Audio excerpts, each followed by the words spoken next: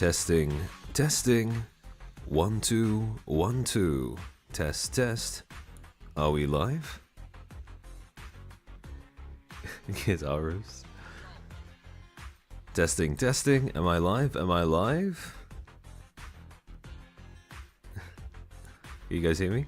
Oh, everyone's reacting to the slides. Hello, hello. You are live. Hey guys.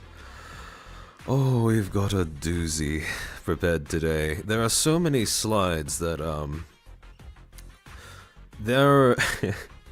this will be an experience for me to go through right alongside of you, but we've broken the record. The previous one, the previous longest, which was the drama stream that I had 2 weeks ago, that was 125.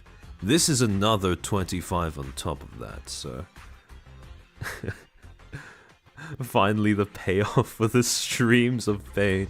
Yeah, actually, I wanted to give a massive shout out to Lumi from Under the Tea, because I could not finish that playthrough myself. Lumi was the one who ended up reaching the promised land, and whose stream I ended up watching along with, so that I could see what the end of the game looked like. And, well, to the surprise of no one, the ending of the game is just as much of a disaster as the beginning and middle. So, yeah. One of these days we hit the slide limit. I'm still waiting for a topic that is bad enough to justify hitting 200. We are 3/4 of the way there already with Dustborn, but we are going to need something truly atrocious in order to hit that peak. This truly is our Dustborn. Yeah. What happened? Again, I'm going to be explaining this at some point later on in the stream, so I don't want to spoil it just yet. I want to keep it as a bit of a surprise, so that we have a bit of anticipation. But yeah, Ubisoft PR or SBI? You are going to see SBI pop up at some point in this presentation. But Ubisoft, honestly, how do I say this? They're not done yet. There is still a disaster cooking in the oven for Ubisoft, and I'm going to be waiting until after that happens before considering if I want to make a stream on that or not. Did you see the did you see Niji's Q1 report? I did. Yeah, needless to say, I don't think the report itself is going to result in anything big, because so far all of the reports have been pretty, how do I say this? Pretty inconsequential in terms of the effect that they've had on the shareholders and their opinion, I would say. Because at the end of the day, Niji's just going to do more buybacks, which is going to curry favor with their shareholders. Well, they're doing dividends now, and they're just going to continue to hide all of the statistics that point to the fact that this is now a corporation, or at least a branch, that is well on its way out. Again, EN is not going to collapse overnight, I don't think. But it is very much in its death throes, because there is no growth, which means there is no future. And unless, again, it all comes down to management needing to drastically pivot the way that it's been doing things. And unfortunately, I just don't see management doing that. So, it made half of what it made last year, yeah. Again, it's rough, but has anyone told Chairman that you can still refund the game? Yeah, the refund request has been submitted, don't worry.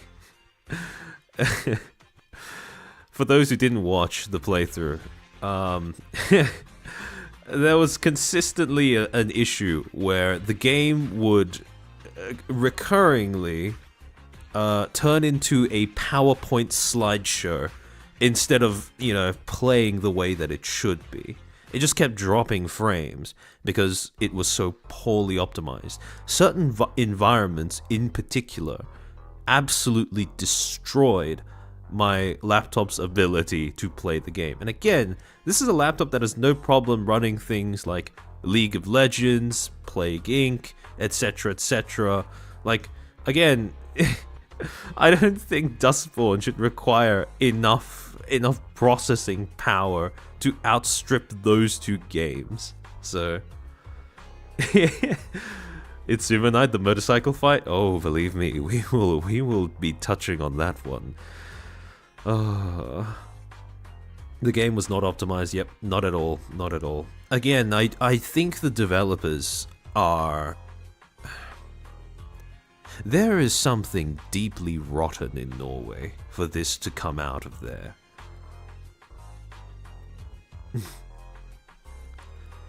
Japanese financial channel says the EN branch won't last till Q3. Again, we'll see. We'll see. People have said that before about Niji, and it's kept going on. But I don't think it has the ability to last long term without severe reform by management. And again, Niji has not displayed the ability to do that. The 150 slides is just 2.5 minutes of Armchair's gameplay. Honestly, might as well have been. I could count the individual frames that played across the screen in some of the sections of my playthrough. So, Plague Inc. is a PowerPoint presentation though, and LOL is very well optimized. That's true, that's true. However, again, they are games that are significantly more, how do I say,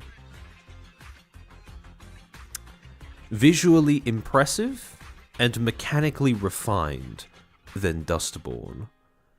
Which means that Dustborn has no excuse to run the way that it does, in my opinion. Bad optimization is basically a way to say, F the poor, we don't want them playing our game. I don't think Dustborn wants anyone playing their game, if I'm being completely honest. Because again, as we're going to get into later on in the stream, this was not a game that was made for players. This was a game that was made for someone else, or something else, entirely. Norway has fallen, billions must Dustborn. Oh, hi, Luby. Welcome to the stream. Thank you for suffering so that the rest of us could see how this game actually ended. People in chat, backseaters and footstools, please give your love and sympathy to Lumi. She is truly God's strongest warrior for soldiering through that game. We should be able to start in about a minute or so. So, let me just switch screens. Hello, there we go. Oh, okay, 150 slides, pretty hard to keep track of, so I will be, to some extent at least, going through this at the same time as you are, but... Livy died for our sins. Yep, indeed she did. Is Dustborn satirical or is it for real? Unfortunately, it is 100% played straight. There is no hint of, intentional irony in the game at all. And the developers have made it very clear that they want this to be taken seriously. Which, again, is a little bit of a problem considering how this game was executed. Alright. Okay, so, we might just make a start. Okay. I need to mentally prepare myself for what I'm about to do. Straight, yeah. Alright, so, before we begin, a few disclaimers.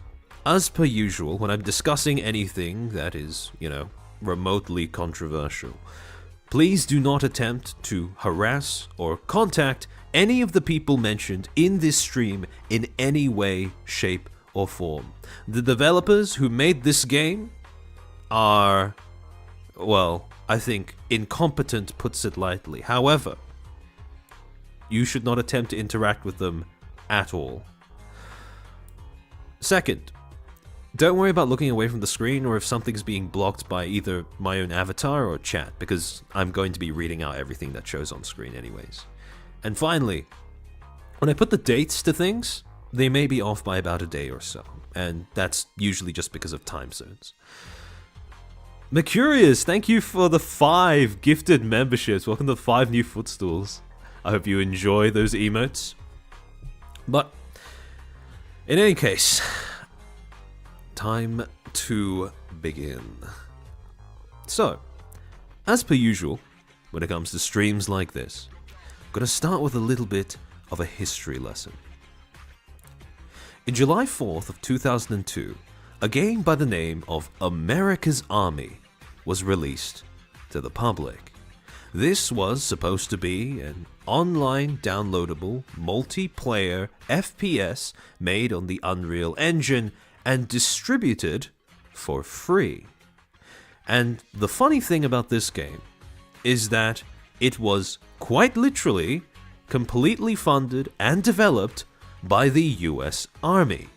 And in subsequent statements to the public and in front of congressional/Senate hearings, it's also been stated that this was a game that was designed to act as a recruitment tool and as a cost-cutting measure. Now, in terms of how it's a cost-cutting measure, this game was essentially made to give people at least a taste of what being in the army was actually like. So, what would happen prior to the release of this game is that the army realized that a lot of people would sign up, but then, over the course of the, I think, 9 weeks of training, quite a few would drop out, and the ones that dropped out cost them over $10,000 per head. I think the number that was given in talks about the subject by army officials was around $15,000 per dropout. So, again, pretty costly, and they basically chalked that up to having an informational deficit. The people who were signing up didn't know what they were signing up to, and as a result, this game was created in part to try and remedy that. And finally, really important to understanding why this game ended up being, well, as you'll see, quite successful, is that it was distributed both via online download and physical discs. And again, like I said before, this game was distributed for free. A lot of people might actually, in this chat, might actually remember this game coming out. You might have been either a kid or a teen at the time that this was released, so you may or may not have memories of this game. In terms of the gameplay, pretty stock standard. Again, nothing revolutionary by today's standards, but it was pretty significant at the time that it came out. You start off, as with most FPS games, with a loadout screen, where you get to, choose your weapon, choose your loadout, etc., etc. Then, from there, you go into basic training. Now, in terms of the way that each individual game was done, you started off with tours, which would define, a certain genre of mission, and then the individual missions that would test different skills or different, different facets of each particular genre of training. So essentially, in this particular, this part of the game, you had the option of completing basic training where you would learn how to shoot your weapons, how to move around, etc., etc. Basically, just all of the controls that you would need in order to play the game, and from there, you could complete other tours in order to unlock other classes. Again, pretty stock standard, nothing too new or different. From there, after you finish training, you get to online play, what they call deployment, where again, you pick a tour, you pick a mission, or you join an online lobby to play with other players. And once you got into a game, again, pretty standard stuff. FPS. You play as, soldiers of the American army. Your enemy is always, framed as a terrorist. Your objectives are pretty simple. Either you secure a hostage or a VIP, or you take over an area, or you eliminate the enemy team. Each person has around 3 shots that they can take before they go down. If your team gets eliminated, you lose the game. Pretty simple stuff. Now, on top of that, the game also had a built-in ranking system, a progression system, and this progression system was based on the US Army values. These 7 values forming the acronym leadership, leadership, and consisting of loyalty, duty, respect, selfless service, honor, integrity, and personal courage. And again, by improving their ratings in these categories, individual players would be able to move up in the ranking system. Again, pretty stock standard stuff. Just your normal garden variety FPS or FPS multiplayer with an army veneer on top. Now, in terms of how this game was made, it was first conceived by a now government official called E. Casey Wardinsky, and it was conceived in 1999, where he pitched it in a room full of, army higher-ups. From there, it entered development just 1 year later, and 2 years after that, America's Army came out. Since this game was released, it has consistently come out with a bunch of sequels that are pretty comparable in terms of quality. Each one consistently improves on the last, I would say. And these sequels, were made continuously over the course of the next decade. America's Army Proving Grounds was in particular I believe a live service game, and its servers only shut down around 2 years ago from today. So again, even though this game is more than 2 decades old, it gave birth to a franchise that lasted about that long. On top of that, the technology... Sorry, give me a second.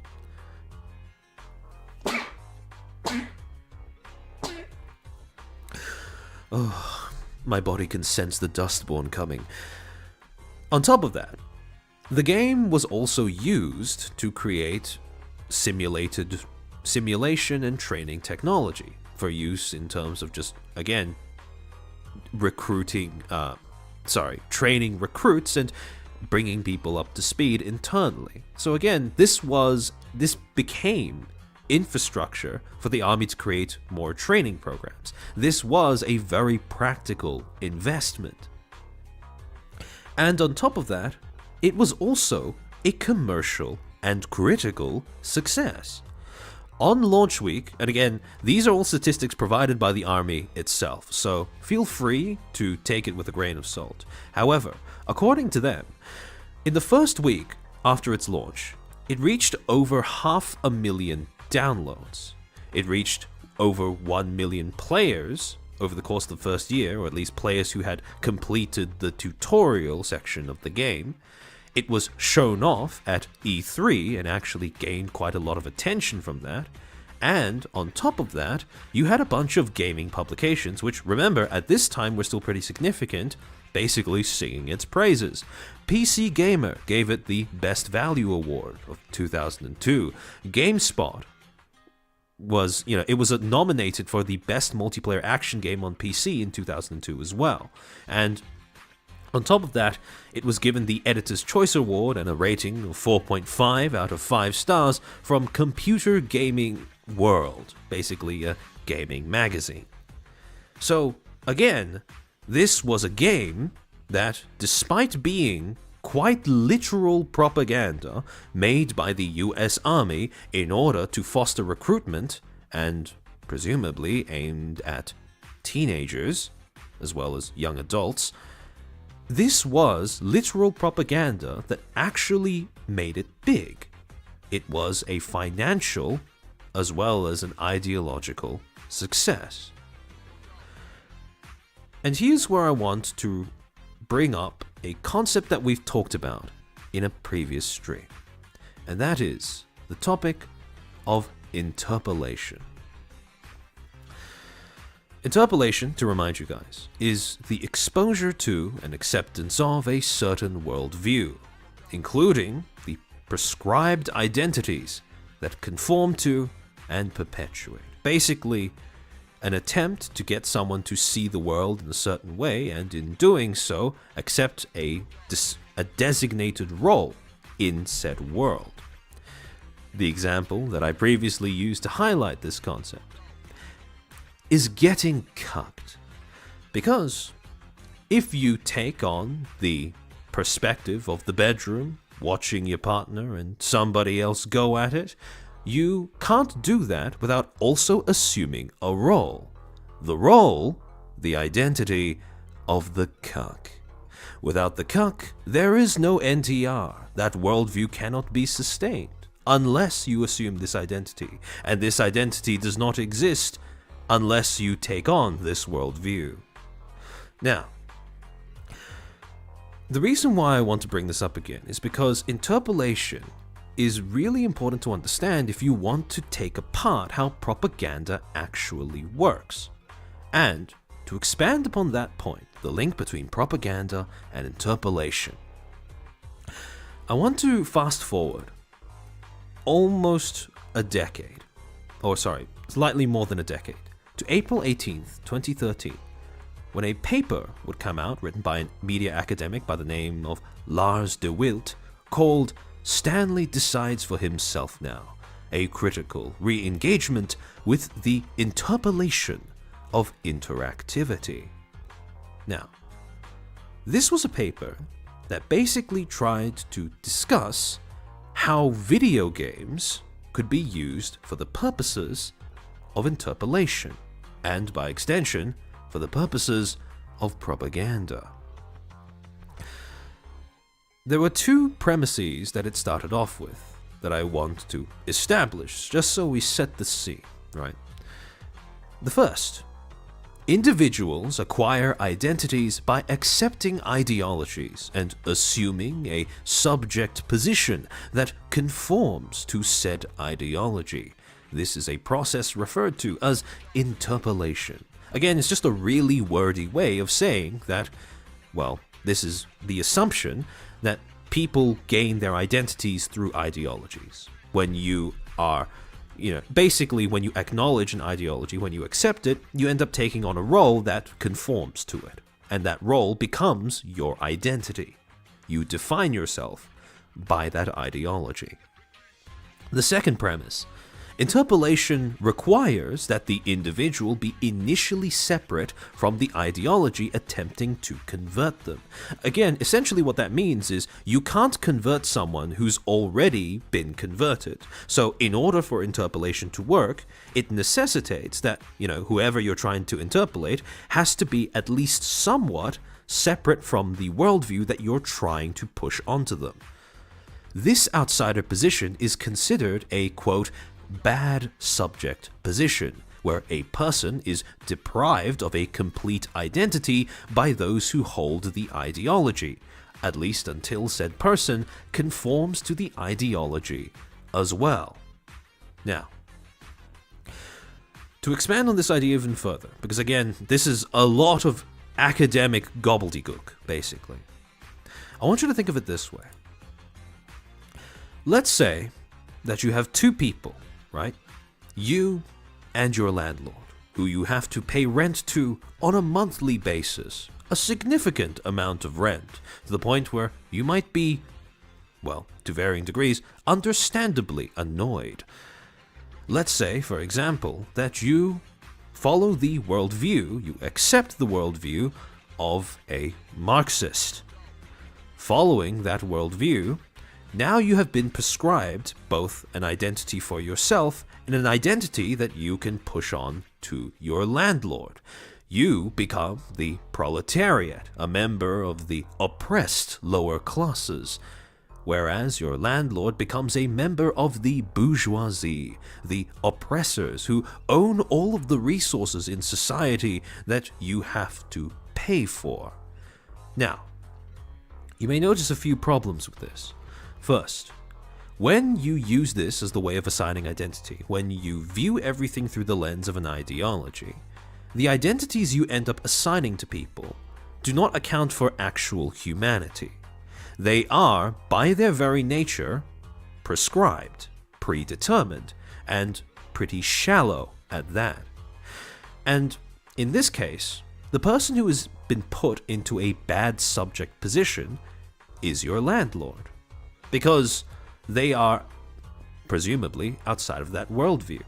And the only way for them to, at least in the eyes of a Marxist, escape that position is to also conform to the same worldview, and in doing so, presumably give up something so that they can be judged by people who already hold that ideology as being, with them. And this is another part of the problem with viewing everything through the lens of an ideology, which is that, again, individual identity is pretty muted, or I should say, almost non-existent. All you have is a group identity, and that is how you end up defining everybody. And in this particular case, you can see how you have essentially, by trying to push an ideology onto somebody else, removed their agency, right? Because, again, the only way that they could justify their own existence, gain a complete identity in your eyes, is to conform to your ideology. This is the whole point of interpellation. Putting somebody else in a position where the only way that they can respond to you is by accepting the premise of the ideology you're trying to push onto them. This is the academic, the political, the ideological equivalent to a child going up to another child on the playground and saying to them, "Hey, stupid." And when the second child responds by asking, "Why did you call me stupid?" the first child replies with, "Oh, you responded to me calling you stupid, therefore you must be stupid." This is the adult version of that. So, how does this apply to video games? Well, according to this paper, games are inherently built to interpellate the player. The world of the game is designed to funnel the player into assuming a predetermined identity. A predetermined identity that fits in the world and presumably fits in the intended worldview of the developer. Now, the player automatically starts off in a bad subject position, because again, they don't have a complete identity. When you enter a game for the first time, you pretty much only have the identity that has been preset for you by the devs, the character that you play as. And again, since you haven't been able to interact with the world at all, that identity is automatically incomplete. And the only way that you complete that identity, the only way that you break out of that mold, is by engaging with the game in the way that the developers intended, by progressing. Next thing is that interactivity, which is the main premise of a game, right? The ability to interact with the world, with the story, to act as a character in a world. This paper makes the point that interactivity does not negate interpellation, but it only serves to further remove the player's agency by nudging the player into identifying with and as the character that has been prescribed in the game. Basically, what this paper is trying to say is that when you give players the ability to interact with things, you're not actually giving them more agency. You're just giving them more tools to make them think the way you want them to think. And finally, this paper makes the argument, or establishes the premise, that all games are inherently rhetorical, that they inherently carry some sort of rhetoric and message and should be thought of as such. Now, when it comes to looking at ideologically charged games like America's Army and, as we'll get to later, Dustborn, this approach can be pretty effective. However, as we'll get into later on in this stream, there are a few pretty obvious problems with viewing all games through this perspective, especially through the perspective of ideologies or attempts to push ideologies. But again, applying this theory to America's Army, essentially what this writer was arguing, and America's Army is explicitly a game that was cited as an example of interpolation in gaming, you are being given a distinct worldview, that of a soldier in the American Army, and as a result, by interacting with the game, by playing, by progressing, you are being nudged to assume the identity of an American soldier. In theory, at least, that would, again, the premise is that by accepting this role in the universe of the game, you would also be more likely to accept the role outside of the universe of the game. Now, I don't think that many people signed on to the American Army as a result of playing America's Army. Maybe some. But again, that is the premise, right? The assumed cause and effect. Now, again, I want to dig into the contrast between interactivity and agency a little bit more, because the paper makes a very explicit distinction between the two. Interactivity is the degree to which a player is able to engage with the elements of the game. Again, it's in the name, right? How many things, how many parts of the game can you actually interact with while you're playing through it? This is separate from agency, which is the degree to which a player is able to choose how they engage with a game. Again, this isn't just what you are able to interact with, but how you are able to interact with it. And again, as an extension of that, whether choosing a different way of interacting with it will actually result in any sort of tangible change in the outcome narrative universe of the game.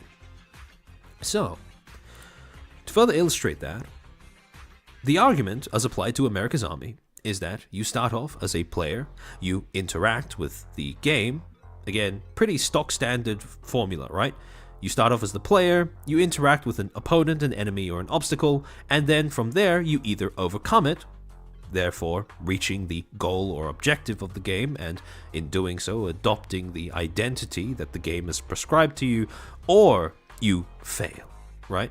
You can choose to be a pacifist in America's Army. You just probably won't win the game.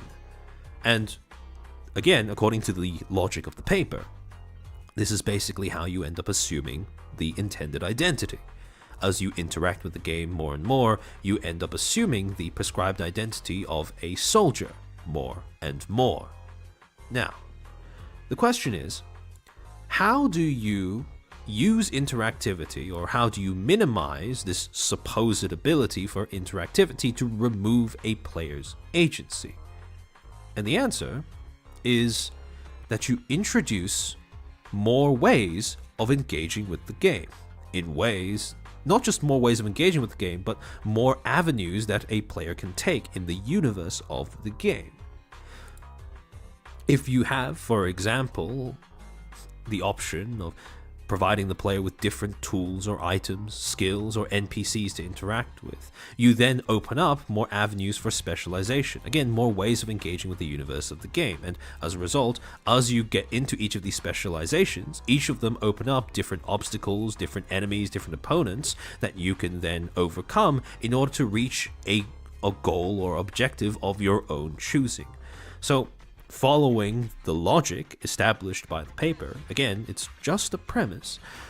Following that premise, games that give you more tools, more different ways of interacting with the universe are less likely to try to interpolate the player, or less effective at interpolating a player. This is the difference between handing your player tools to achieve a single path that you've set out for them versus handing the player tools to achieve or find their own path in the universe of your game, right? And the second game that this paper referenced was the Stanley Parable. Now, for those who don't know what the Stanley Parable is, it's basically a sort of it's basically a story game where you are playing as a protagonist named Stanley, and a narrator basically narrates your journey as you are supposed to interact with the different elements of the game. Now, what makes the Stanley Parable significant, or at least interesting, is the fact that you don't actually have to go along with what the narrator is saying. You have the option of pretty much interacting with the world almost any way you like. You can choose to obey the narrator, you can choose to disobey the narrator, and all of those choices are accounted for. The developer intended for players to essentially choose their own path in the universe that was established for them.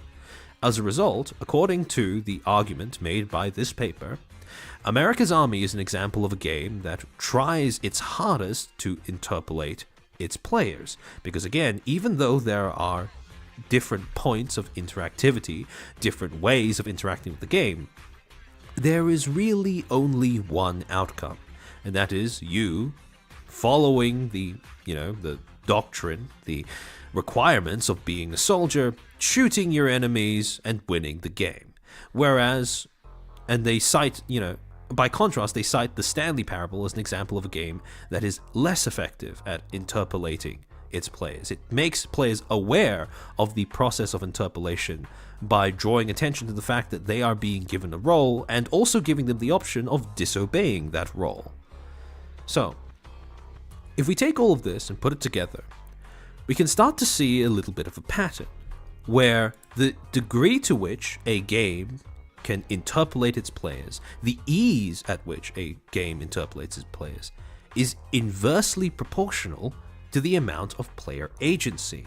And a significant part of player agency is having a world, a universe, and a narrative that has depth, room for the player to express themselves in.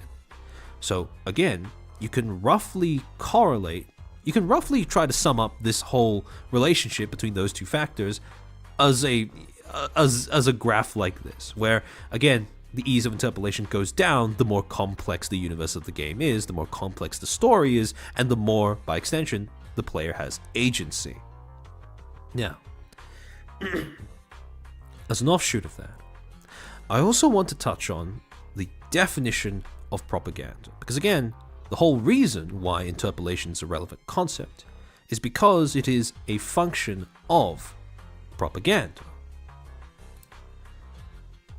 To make sure that we're all on the same page about what propaganda means, because again, it is a word that has been used as somewhat of it has had its meaning somewhat distorted by the fact that people choose to sling it around more often than it deserves to be slung around.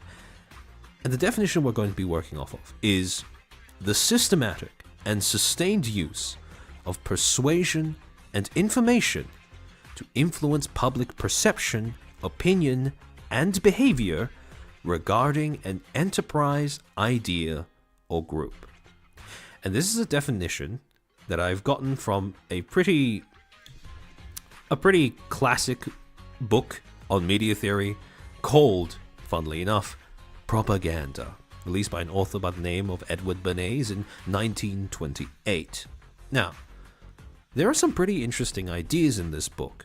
If you want to read it, I thoroughly recommend it, but there is one that I want to pick out and emphasize to you guys.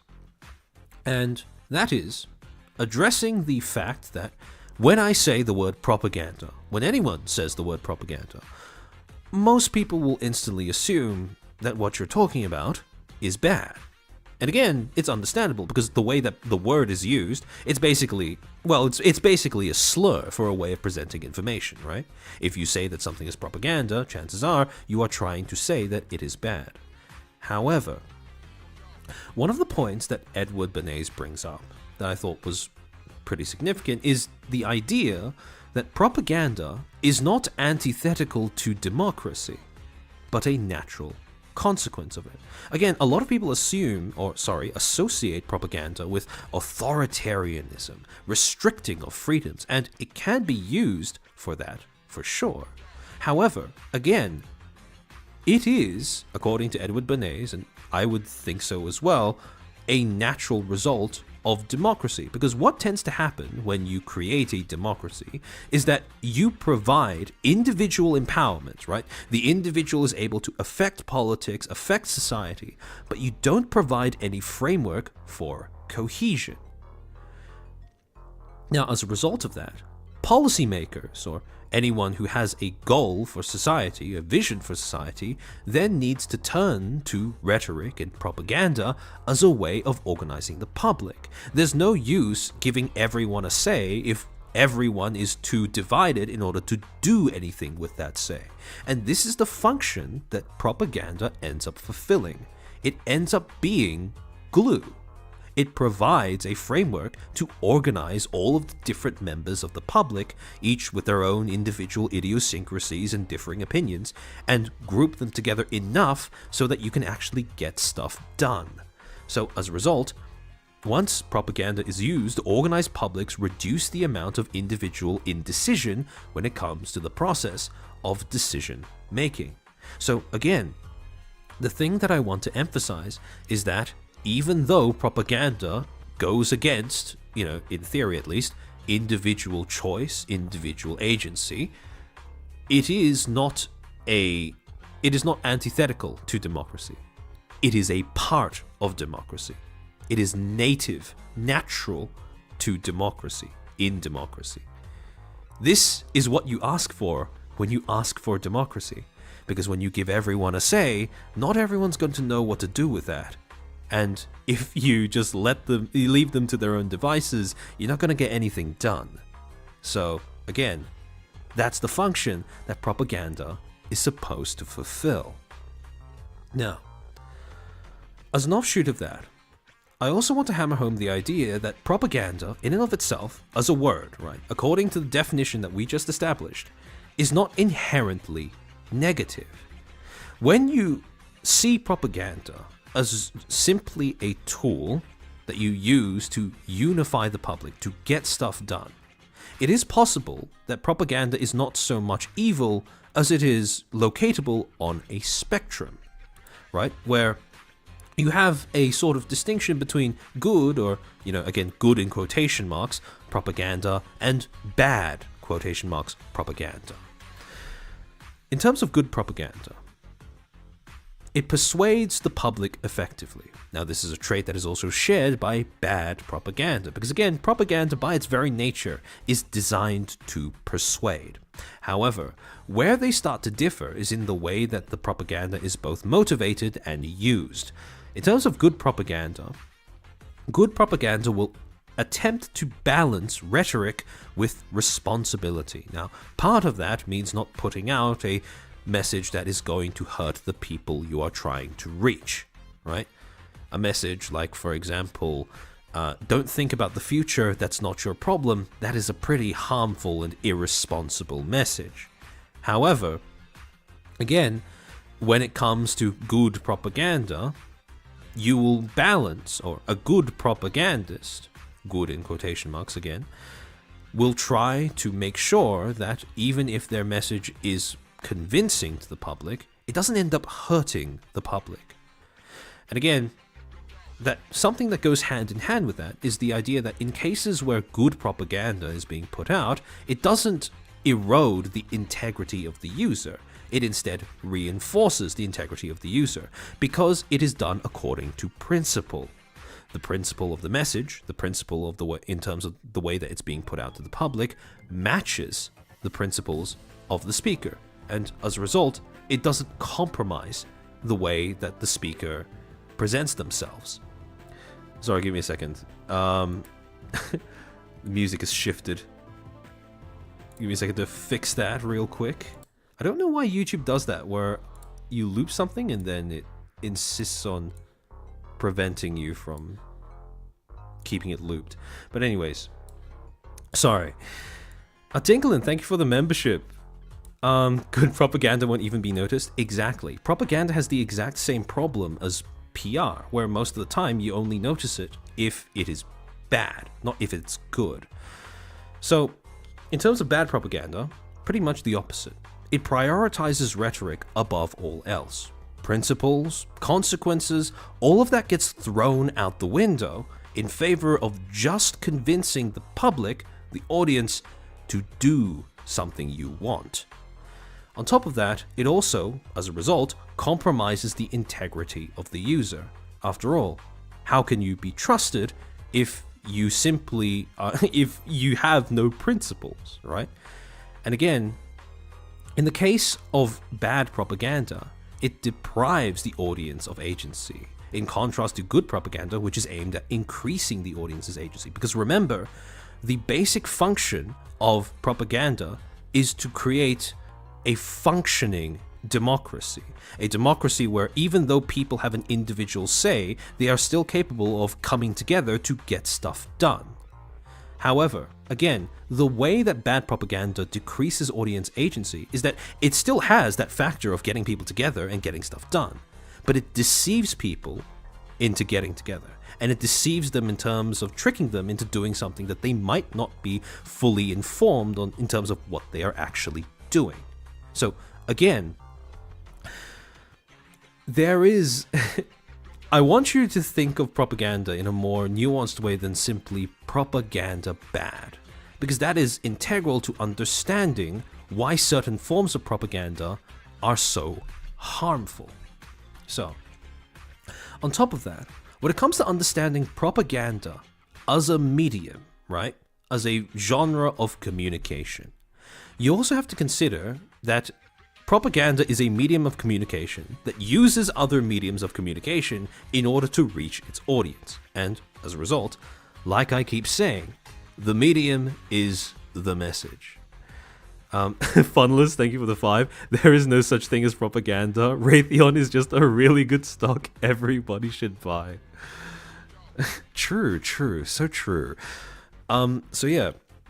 When it comes to propaganda, the two main mediums that it uses to try and reach its audience consist of technology and personality. Now, again, you might not think of personality as a medium, but when you are communicating to somebody else, the personality that you project becomes a part of the way that you're communicating. It becomes a part of the way that they receive whatever message you're trying to say, just as much as the actual words or your tone of voice. When it comes to these different mediums, each of them imparts different associations, mental associations, connotations to the propaganda.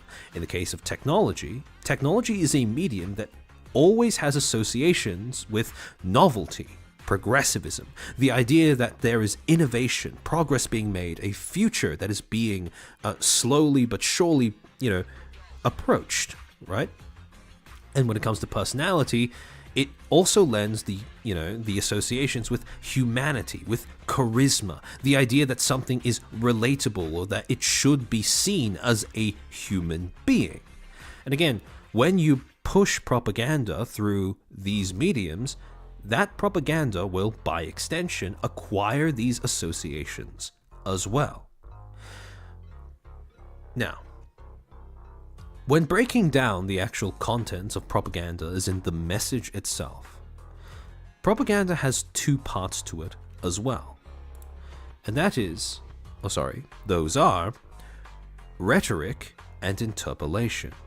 Rhetoric, meaning the actual content and persuasiveness of a message, or in other words, telling your audience what to think, and interpellation, which is the implicit worldview and identities perpetuated by your message, or in other words, how to think. When you look at propaganda, when you want to dissect how it works, you're going to have to look at both of these things. One, the explicit message, the explicit contents of the message, and two, the implicit premises of the message. So, having established how interpellation works in gaming, having established what propaganda is and how it works, I'm proud and pleased to introduce you to a game by the name of Dustborn, released this year on August 20 and developed by Red Thread Games and published by Quantic Dream. Now, the premise of Dustborn, pretty interesting. If you go to the webpage that Red Thread Games has up about their game, you will read the following synopsis. In 2030, 3 decades after the broadcast, you play PAX, ex-con, outcast. You've been hired to transport a mysterious package from Pacifica to Nova Scotia across the justice-controlled American Republic. Now, upon hearing that, your first thought may be, wow, that's a lot of words that I have no idea what they mean. And again, don't worry, we'll get to it later. But to continue, this is not a one-woman job. The fanatical Puritans are on your ass. The authoritarian justice is in your way. You're an outlawed anomal, and you're 4 months pregnant. You need help. You need a crew. Recruit a band of misfits and outcasts with the power of words. Together, you might survive the road trip unless you destroy yourselves first. At the end of the day, there is no hope except for us. So, essentially, the thing that's being established here is that this is supposed to be a game that is built on the premise that words have power, right? The power of words. And I want you to keep that in the back of your mind. The next part of this website introduces the main cast, right? You have your protagonist in the middle, this is Pax, and then you have the rest of your crew. Your crew is your fam. Manage and look after a motley mob of misfits with peculiar powers, compelling stories, and clashing personalities. Only two of those things are true out of the 3. And again, these haven't been named yet, but not to worry, I will name the important ones later. If you scroll down, it goes into more detail explaining some of the more basic premises and mechanics of the game. Wield powerful, weaponized words. Words can hurt. Use weaponized words fueled by disinformation in combat and conversations to fight enemies, manipulate strangers, and motivate friends. Now, essentially, what this is trying to set up is the premise of a world where some people have powers through words, and these powers come from, as the game states, disinformation. And you can use these powers to, quote, fight enemies, quote, manipulate strangers, and, quote, motivate friends. You use this information to motivate your friends. And, to go on, the romance of the road trip. On the road across America, you'll stop at iconic locations in a dozen states, explore strange new places, and take on unexpected assignments. Meet a diverse cast of characters, enlist new members of your crew, and fight your pursuers. Ryohoshi, disinformation is a fancy word for black propaganda too. Yeah, disinformation is a form of bad propaganda by very definition, right? Also, these other things cross a divided states of America. So again, this is set in a hypothetical, apocalyptic version of America. Ruled by the authoritarian justice, from Pacifica to the free nation of Nova Scotia, staying one step ahead of the fanatical Puritans. Again, a lot of gobbledygook, not really a lot of contextualization or explanation as to who these people are or what you'll be doing. Record and remix echoes of the infodemic into new weaponized words, and manipulate, intimidate, and control the people you interact with. Again, pretty sinister premise for a game about disinformation. Manage your relationships through dialogue choices and human interactions in an expressive, branching dialogue system. A story about family, friendship, and hope in the face of overwhelming adversity. A beautiful graphic novel art style that brings stunning 2D illustrations to 3D life. An alternative future neo-Western narrative with unexpected twists and turns, tough choices, and emotional consequences. Emotional is stretching it, but there certainly are consequences to this game. Travel undercover as a folk punk rock band and learn to play a set of original tunes around the campfire before proving yourself in an epic battle of the bands. Robots. Let's never forget about the robots. Now, again, pretty garbled premise, if I'm being completely honest. It's a game about disinformation that is going to contain themes of friendship, love, and family and hope. But at the same time, also how words have power and how you can use them to manipulate and control and intimidate other people. Actually, when you put it like that, that sounds like a pretty interesting game. However, as interesting as you might find that premise, what's even more interesting is what you see when you scroll down to the bottom of that web page. Because at the very bottom of that website, you have the, if this was a paper or a book, I would say bibliography. But in this case, you have the attributions, right? Red Thread Games, who made the game, Quantic Dream, who published the game. And on top of that, a list of people who also helped out, or I should say a list of organizations that also helped out with making the game. The Norwegian Film Institute, Viking Film Center, and a little bit at the bottom saying co-funded by the Creative Europe Media Program of the European Union. Now, when you actually go and look up what connection Dustborn has with these three organizations, you come to some pretty interesting conclusions.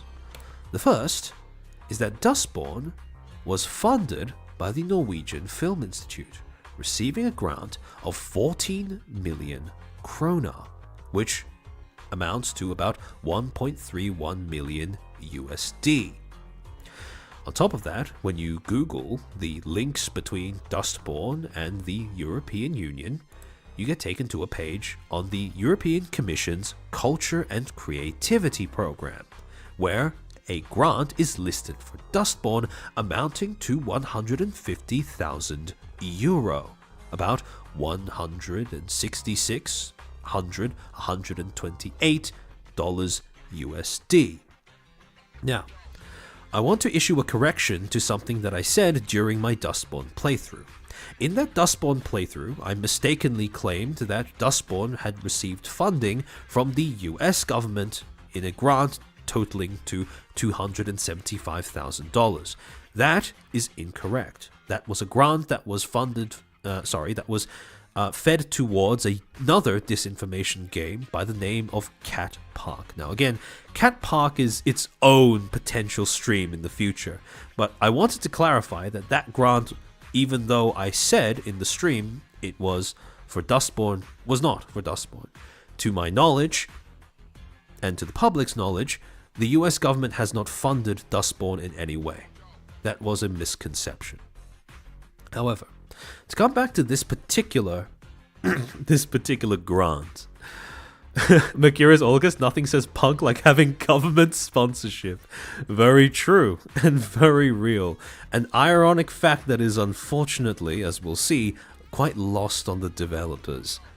Anyways, if we go into the information listed under this Culture and Creativity grant by the European Commission for Dustborn, you get a little bit more information on how Dustborn pitched itself to this commission.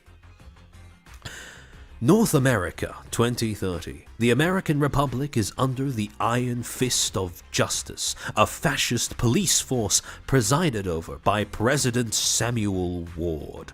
California has gained independence and is now Pacifica, a corporatocracy ruled by the wealthy few. Texas has seceded, rebranding itself as the Libertarian Columbia. This is a world in which words have power. An event known as the broadcast spread viral disinformation and propaganda to hundreds of millions of people. hacked the minds of Americans and gave birth to anomals, humans who use vocalizations in order to manifest their powerful verbal talents. Thematically, Dustborn's story is a story about being different, about being an outcast and outsider, about having to hide who and what you are from the authorities, from society, even from your family. It's also a personal story about how far you may be willing to go to protect yourself and your unborn child's future. Do you betray your friends and your family? If you do, what's left to protect? Last but certainly not least, it's a story about the power of disinformation, propaganda, and language, and about how powerful words can alter our perception of reality, hack minds, and change the world for the worse, but also, perhaps, hopefully, for the better.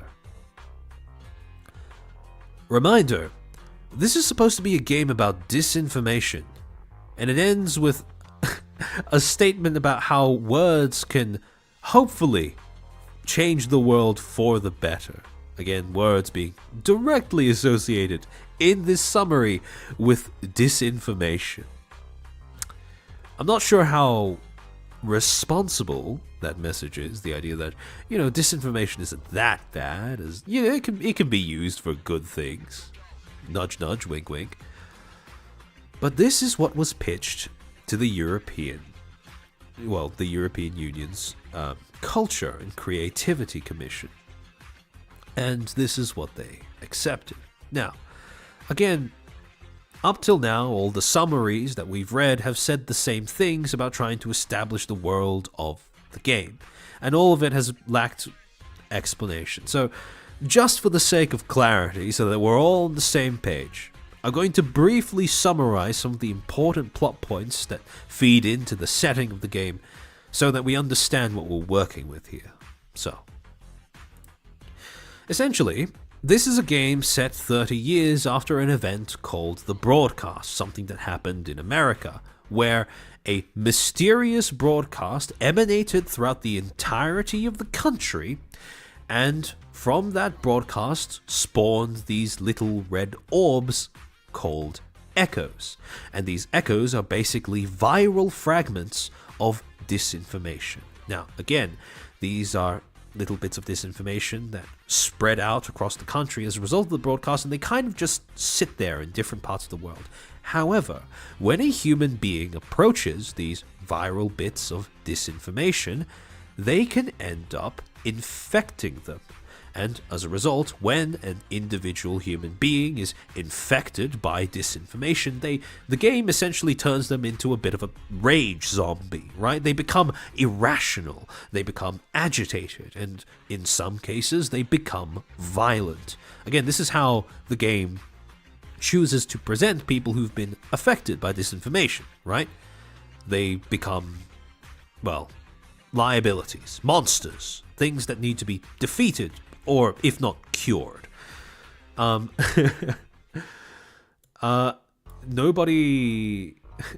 special. Thank you for the 2 examples of what not to do can be helpful, man. Sure.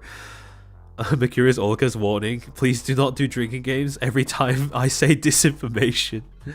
I think that would be quite fun, actually. But anyways, on top of that, this game also attempts to establish the existence of something called the proto-language. Essentially, the proto-language is a language that is able to directly affect someone's emotional state. It is, in the words of the game, the true language. Pure, condensed emotion / psychological influence, right? If you tell someone to do something using the proto-language, they will do it, because you are essentially hacking into their brain. Now, here's the interesting part.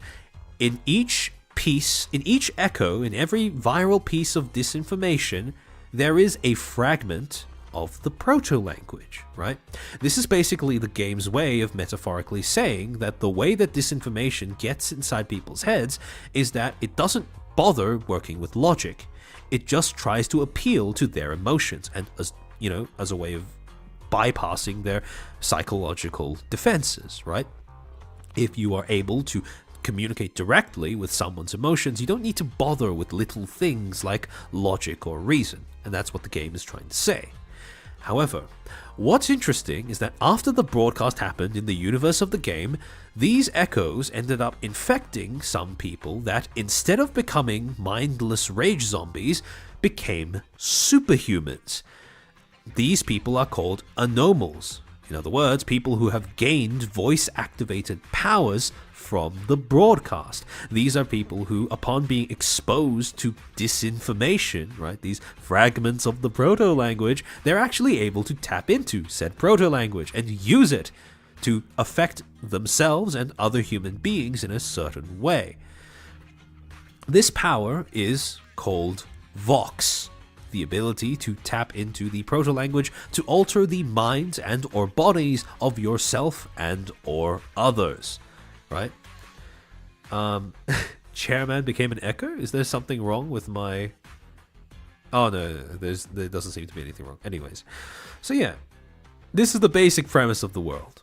Now, generally speaking, the anomals are presented in this world as outcasts, people who are persecuted. However, the game seems to conveniently forget the fact that anomals are actual superhumans, people who have essentially disinformation powers. And when trying to understand how you're supposed to view anomals,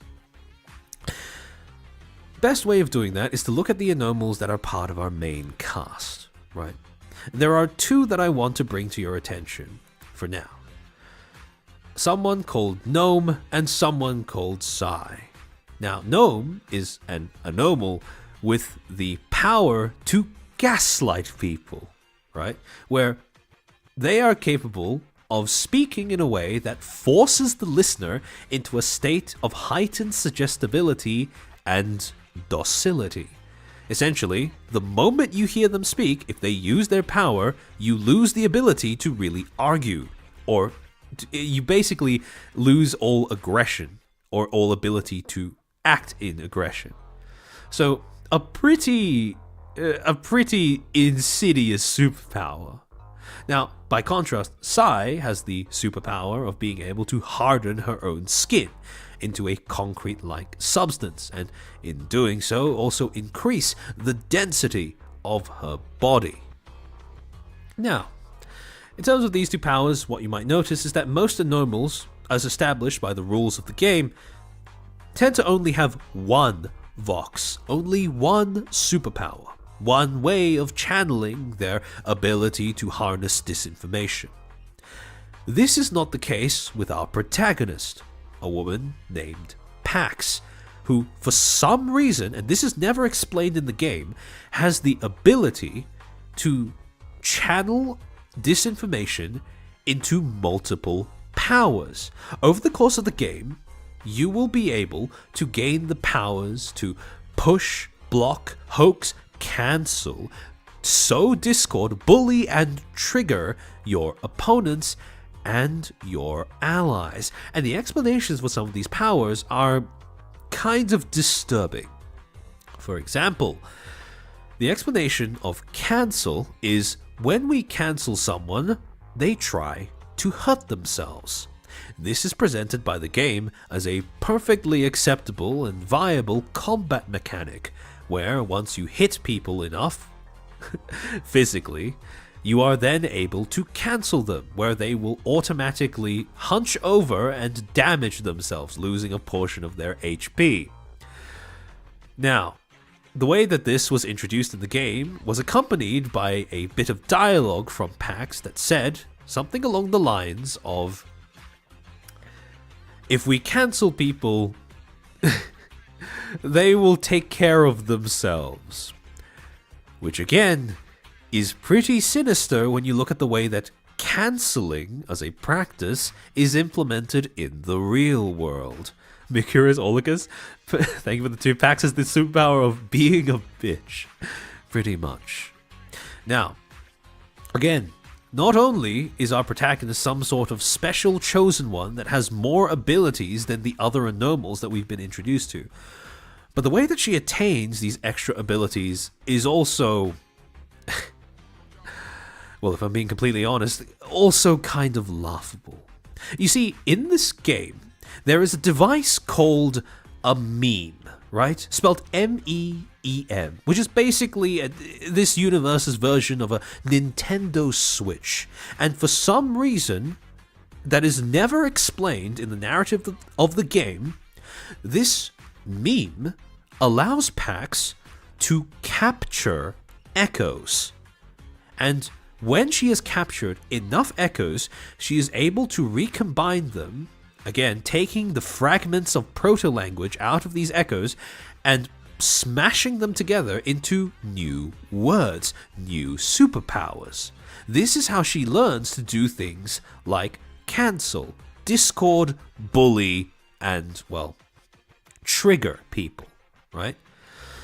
And again, if we interpret this through the lens of a metaphor, the game is basically saying that memes are what allows people to harness disinformation into usable power.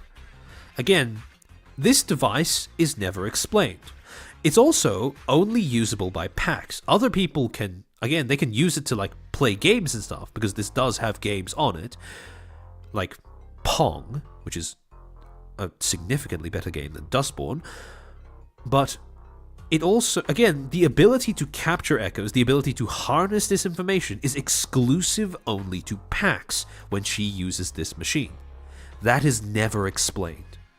The game doesn't bother, the game doesn't try. And towards the end, to this point, till the end of the game, the protagonist is the only one capable of using memes to harness disinformation for power. So, with all of that in mind, in the divided states of America, there are 3 factions that are of significance as well. And again, these factions are relevant to the plot of the game because they determine how, well, they essentially constitute the enemies in this game. The first is Pacifica, which is basically a technocratic authoritarian state, right? It's presided over by a bunch of fanatics who basically worship technology and who are trying to research and control the proto-language as a way of remaking the world in their image, right? This is a group that persecutes anomals because they view them as being dangerous, right? Again, the game wants us to view this as an unsympathetic position, while at the same time showing us that anomals have very, well, in some cases, extremely disturbing powers and are a genuine threat because of them. The second faction that is presented as an enemy to the protagonist is called Justice. Again, this is basically an authoritarian police state that was established, established by, not ruled by, JFK. In this alternate universe, the assassination attempt ended up killing JFK's wife instead of JFK, and he ended up becoming a dictator. This is also a faction that persecutes anomals, because, again, they are threats, and in secret, they are trying to create anomal super soldiers.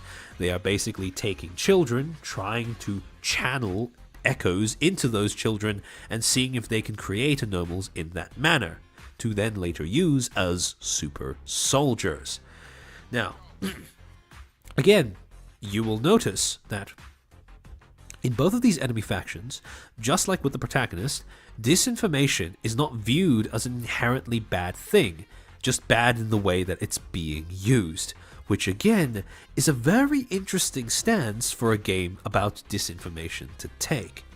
Supposing, of course, that it is supposed to, well, warn against disinformation.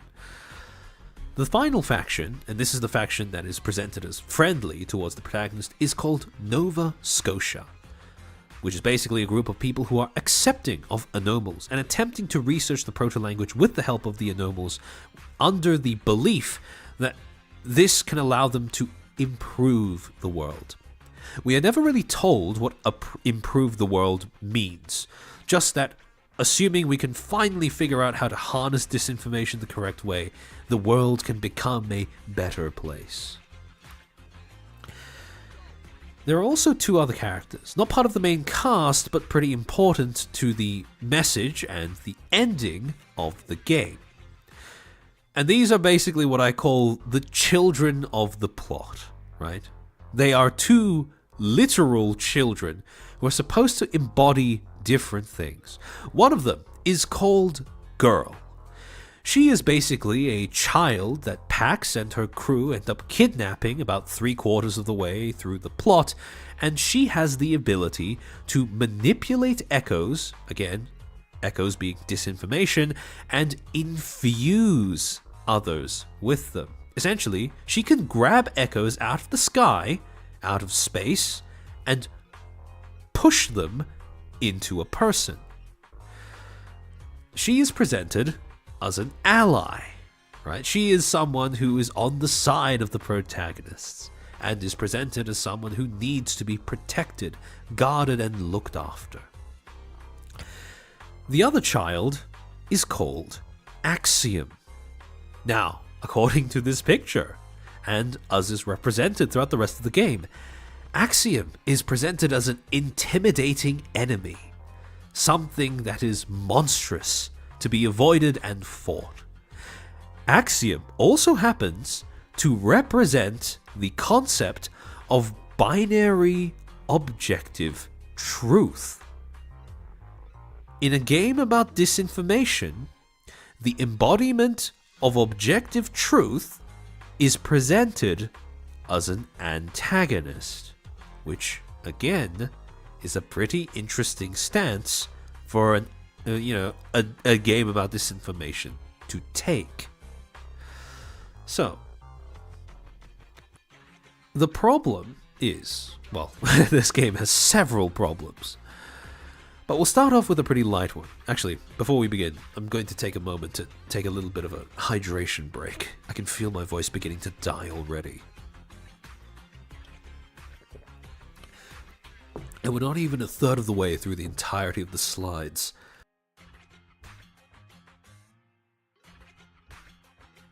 Ugh. Alright, so. Here's the thing. This game, despite its ambitions, despite having a high-minded intention to discuss complex themes around the power of words, the condition of being an outsider, and the nefarious nature of disinformation and propaganda, this is a game that is riddled with problems. The first most obvious one that I want to dissect is the issue of ludonarrative dissonance. Now, ludonarrative dissonance is a term that was pretty overused in game criticism about 1 or 2 decades ago. Around, I would say, a decade ago. Vicurious Orcus, thank you for the membership for 2 months. Everyone get ready for a 7 hours stream.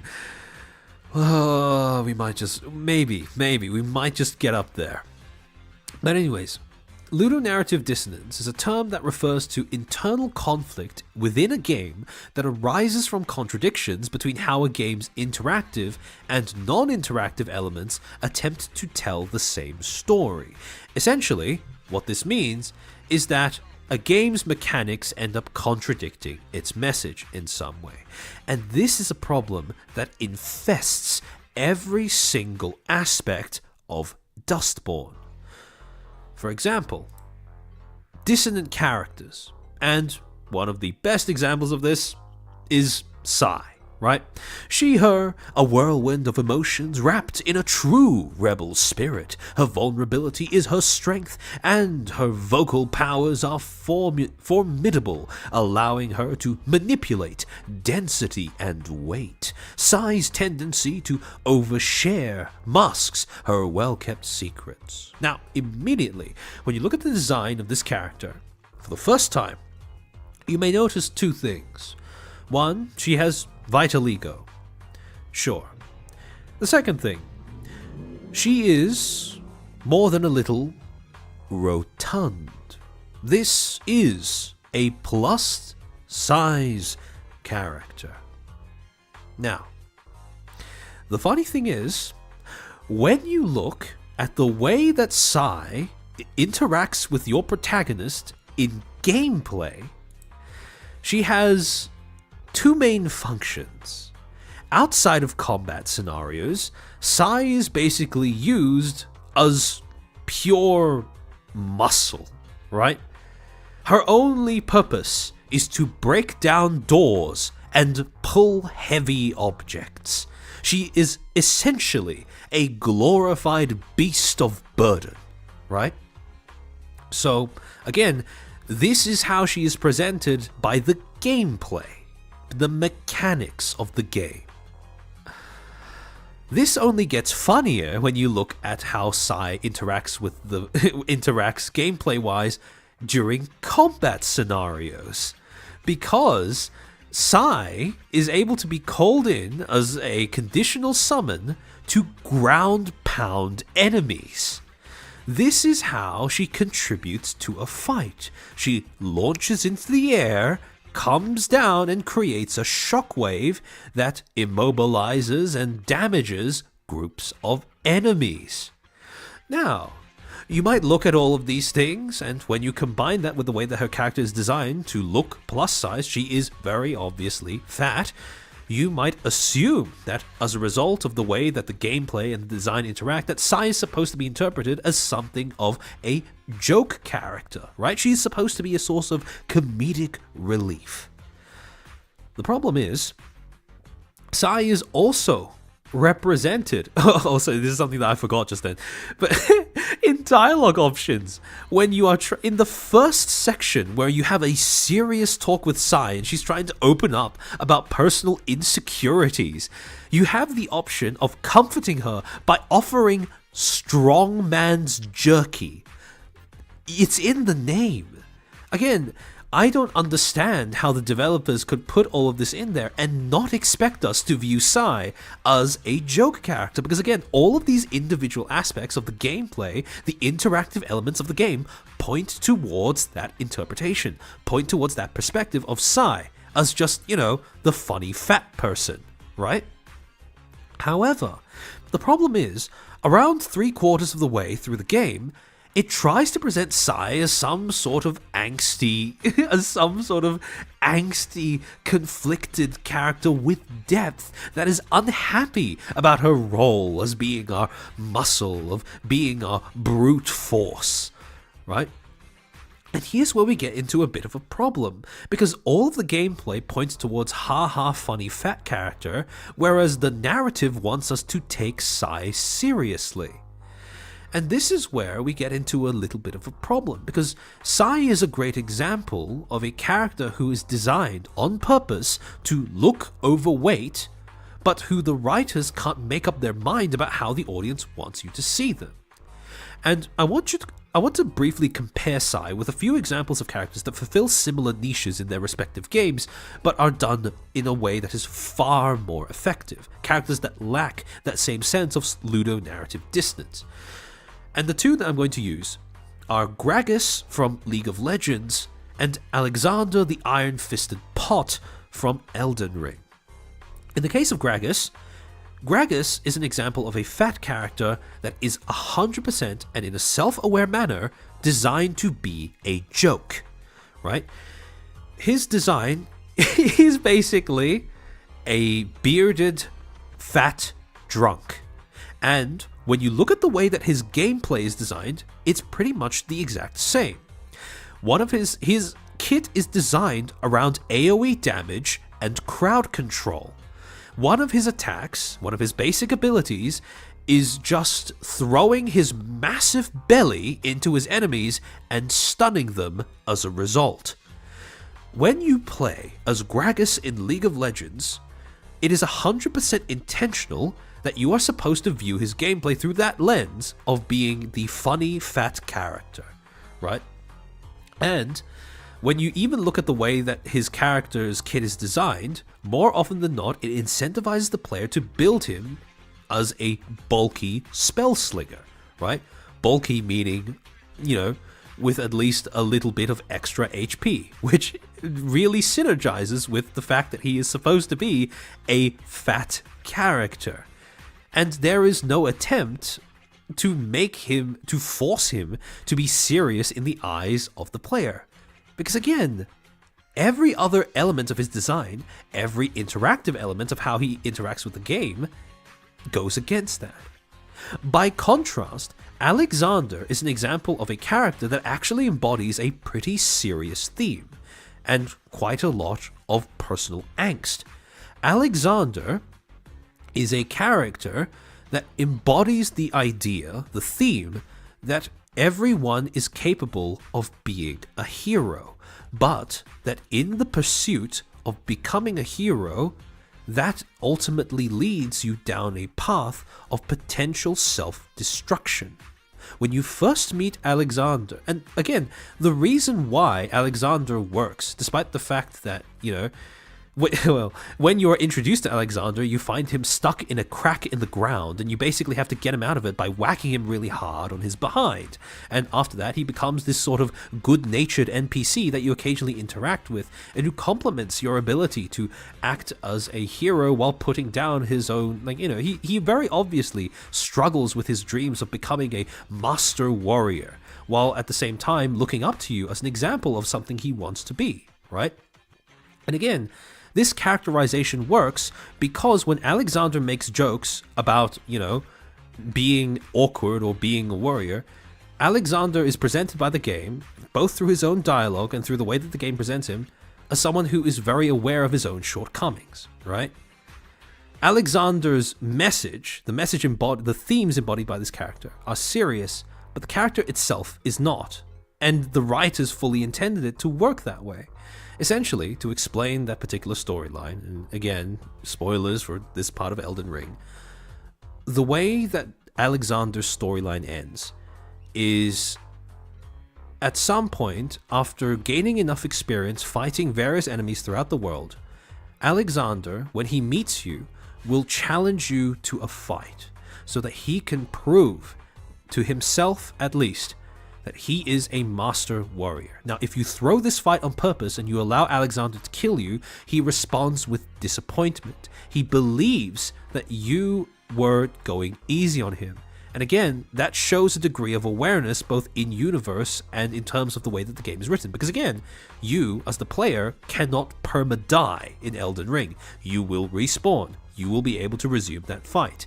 Again, if you have lost to Alexander, chances are, at that stage of the game, you lost on purpose. And Alexander, the way that he is written, is completely aware of that fact. And essentially, the only possible outcome, according to the story, that this fight ends, is that your character ends up slaying Alexander. This pot that wished to become a warrior ultimately ended up achieving his dream at the cost of his own life and at the hands of the person that he looked up to the most. And this is a death, a demise, an end to his character that Alexander fully embraces. This is a fulfilling end to the angst, because he fulfills his dream while the entire time being aware of his role in the story. That being of somewhat comedic relief, but also embodying the sort of more serious themes that are written into his character in a way that is completely convincing, in a way that is completely immersive. In both of these cases, these characters were written with humor, mind you, but also with self-awareness of their humor, right? Gragas was purposefully designed to be a joke character, so was Alexander. However, in both of these cases, the writers that were behind this particular game, the developers, took pains to contextualize a shift in perspective. In the case of Gragas, there is no attempt to even shift the perspective at all, right? Gragas is intended to just stay as a joke character. However, with Alexander, the writers of Elden Ring put in serious work to make sure that the gameplay elements do not contradict the story that they're trying to tell with Alexander. Because aside from that initial interaction where you just you smack him out of the ground where he's stuck, he's basically he can be summoned as an NPC to fight enemies alongside you, and then ultimately he is an NPC that becomes hostile to you, that actually constitutes at least something of a threat that you need to defeat. So again, the mechanics and the writing agree in the case of these two characters, but the writing and the mechanics do not agree when it comes to Sai. And this is a problem that is endemic to a lot of the characters in Dustborn.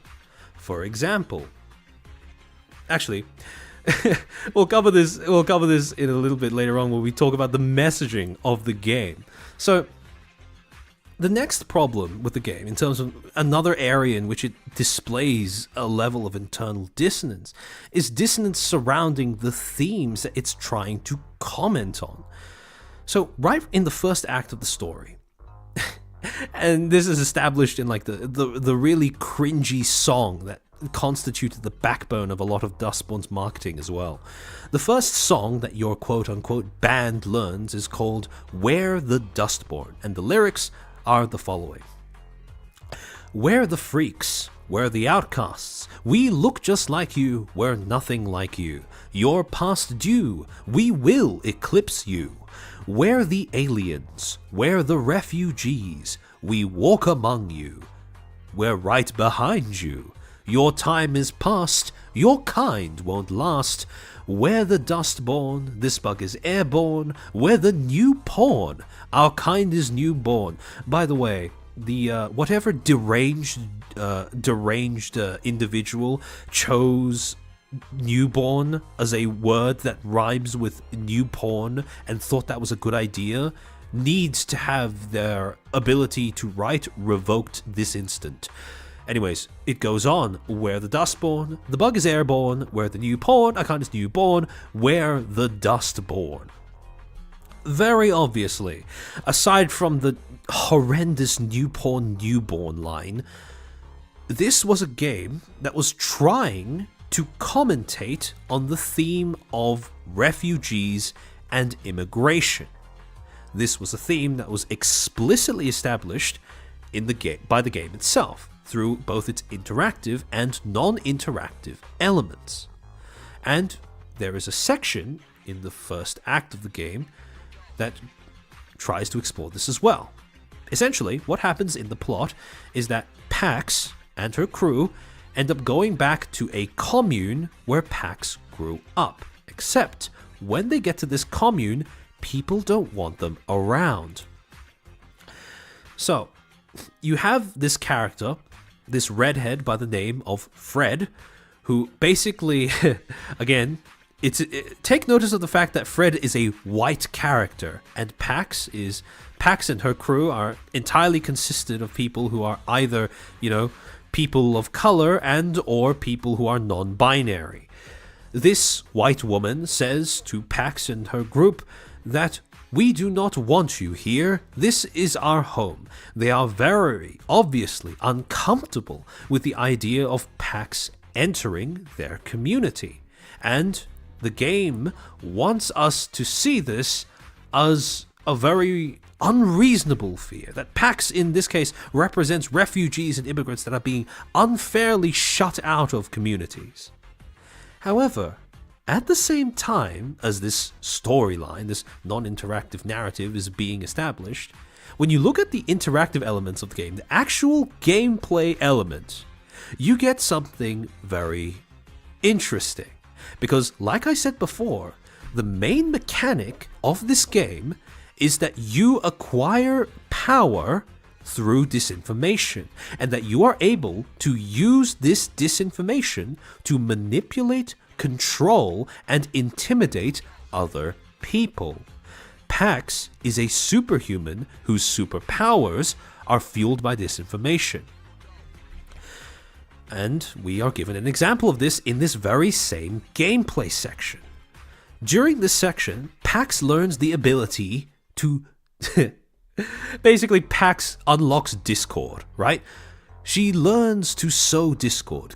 Discord gives us the ability to turn people against each other. This could be useful both when we're talking to people and when we're fighting enemies. So you have two contradicting themes. One being, the themes of refugees and immigrants and how important, quote unquote, it is to accept them. And two being the theme that words are power. The problem is, these themes end up contradicting one another. You can't portray Pax and her group being unwelcome in a community being unreasonable if you also insist on portraying the fact that Pax and her group are consistent of superhumans who can harness disinformation to manipulate and control other people. This community, Fred in particular, are very reasonably afraid of Pax. And in this particular case, in this same section, Pax gains the ability to use this newly acquired Discord, gains the opportunity, to use this new ability on Fred and her community. Because what essentially happens is Fred is attempting to explain to the other members of the community why Pax is a threat, and then Pax interrupts and uses Discord by saying, Fred is your enemy. Essentially isolating Fred from the rest of her community. Because they hear Pax using her words, using her powers, and entirely without any independent thought, they turn against Fred. And as a result, Fred is left alone and isolated after trying to warn her community that the people that are trying to enter are dangerous. And again, the game wants you to think that that premise is unreasonable. But at the same time, the gameplay makes it very obvious that this is a well-founded concern, especially because Pax's own actions show that she is a person that is entirely willing to use her superpowers on other human beings. And by the end of this entire sequence, Fred is left distraught, alone, and isolated in the midst of a community that now hates her for raising what is a very reasonable concern. When you consider that this is how the game works, that this is the world that the game has established, the lyrics of the song, "We walk among you, we're right behind you, your time is past, your kind won't last," you can tell that this was written to sound empowering, but it comes off very sinister when you consider the surrounding context established by the game's own writing and universe. So, we have dissonant characters, dissonant themes, elements of a game that is at war with itself. But that's not where it ends, because remember, this was a game that had a message, right? A message that was supposed to be around, words, propaganda, disinformation. The problem is that even that message is garbled, confused, and at war with itself, because, again, the message you would assume this game has is that disinformation is bad, that disinformation is a threat that needs to be feared. And again, at the same time, in spite of that, the character that is supposed to represent the idea of objective truth is very obviously represented as an enemy. In the climax, the final act of the game, Axiom appears in front of Pax. Axiom ends up obliterating one of Pax's friends right in front of her, and immediately afterwards, Axiom's hands start glowing as it essentially starts walking menacingly towards Pax, right? We are supposed to, as the player, view Axiom as a threat, right? As evil, as an antagonist at the very least. Let me reiterate, the game about disinformation, the threat of disinformation, presents truth as an antagonist. Now, as this is all happening, before Axiom can get its dirty hands onto Pax, the girl intervenes. She stands in between Pax and Axiom, and placing one hand on Pax's stomach over her 4-month-old fetus, girl begins to call in echoes from the surrounding environment. A reminder, echoes are viral fragments of disinformation. And this scene, where girl is manipulating the disinformation to converge on herself and Pax, is presented as, a climax to the game's story. It's presented as something grand and glorious. You have this sort of uplifting music playing throughout this entire sequence as this goes down. And the way that the sequence ends is that girl ends up grabbing all of these, echoes and funneling them all at once into Pax's body. This ends up empowering Pax. She ends up getting a temporary buff from all of this disinformation that is being poured into her, and she channels that disinformation out in a blast as she screams at Axiom, and this blast ends up propelling Axiom into the ocean where it presumably drowns. This game about disinformation ends with the protagonist harnessing disinformation to fight and drown the truth. And it is presented, it's played straight to the audience, and it's presented as something grand, glorious, and worthy of approval. Yeah, Robin Tier, that's a valid point that I forgot to raise before. The game is presented through the perspective of the 4-month-old fetus. So, again, the player is supposed to be the fetus. So, essentially, again, there's no way that you can look at this and think that this is a game that is supposed to warn against disinformation. Because even if that is the premise, right? The premise is that disinformation is bad, that it can infect people and, reduce their, remove their humanity, remove their sanity. But the gameplay, and towards the end, even the story itself, ends up affirming the idea that disinformation is a power that should be used. Yeah, Ken Kaneki, the fact that the EU is okay with this is actually terrifying. Exactly, right? This is a game about killing the truth with disinformation, all while glorious music plays in the background. And here's something I really want to hammer home, right? It is entirely possible to have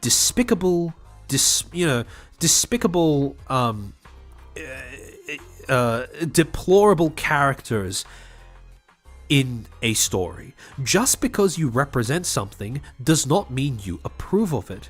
However, that being said, if you represent a character doing something heinous in your piece of media, and nothing in that media contradicts or pushes back against them in some way, whether that be other characters, whether that be the universe of the narrative itself, if nothing pushes back against them, you might as well be condoning it in your story. You might as well be promoting it.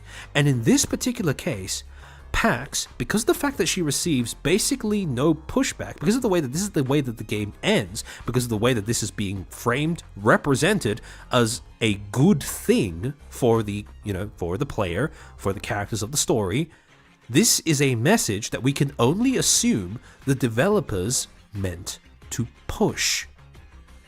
And so, This leaves us at a rather disturbing conclusion, because when you take all of these things and put them together, you realize that the message of this game isn't actually that disinformation is bad.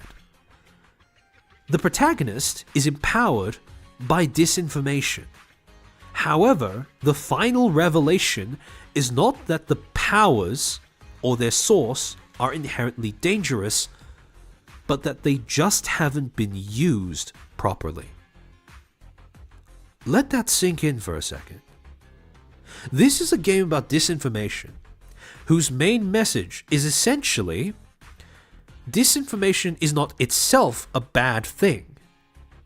It's fine to use so long as you use it properly. And you may then ask, what does it mean to use disinformation properly? And the game has a character that explicitly tries to answer that question. Around 3/4 of the way through, we meet a character, a small dwarfish man called Sol. Now, Sol is an anomal whose superpower is the ability to heal people by reading aloud poetry.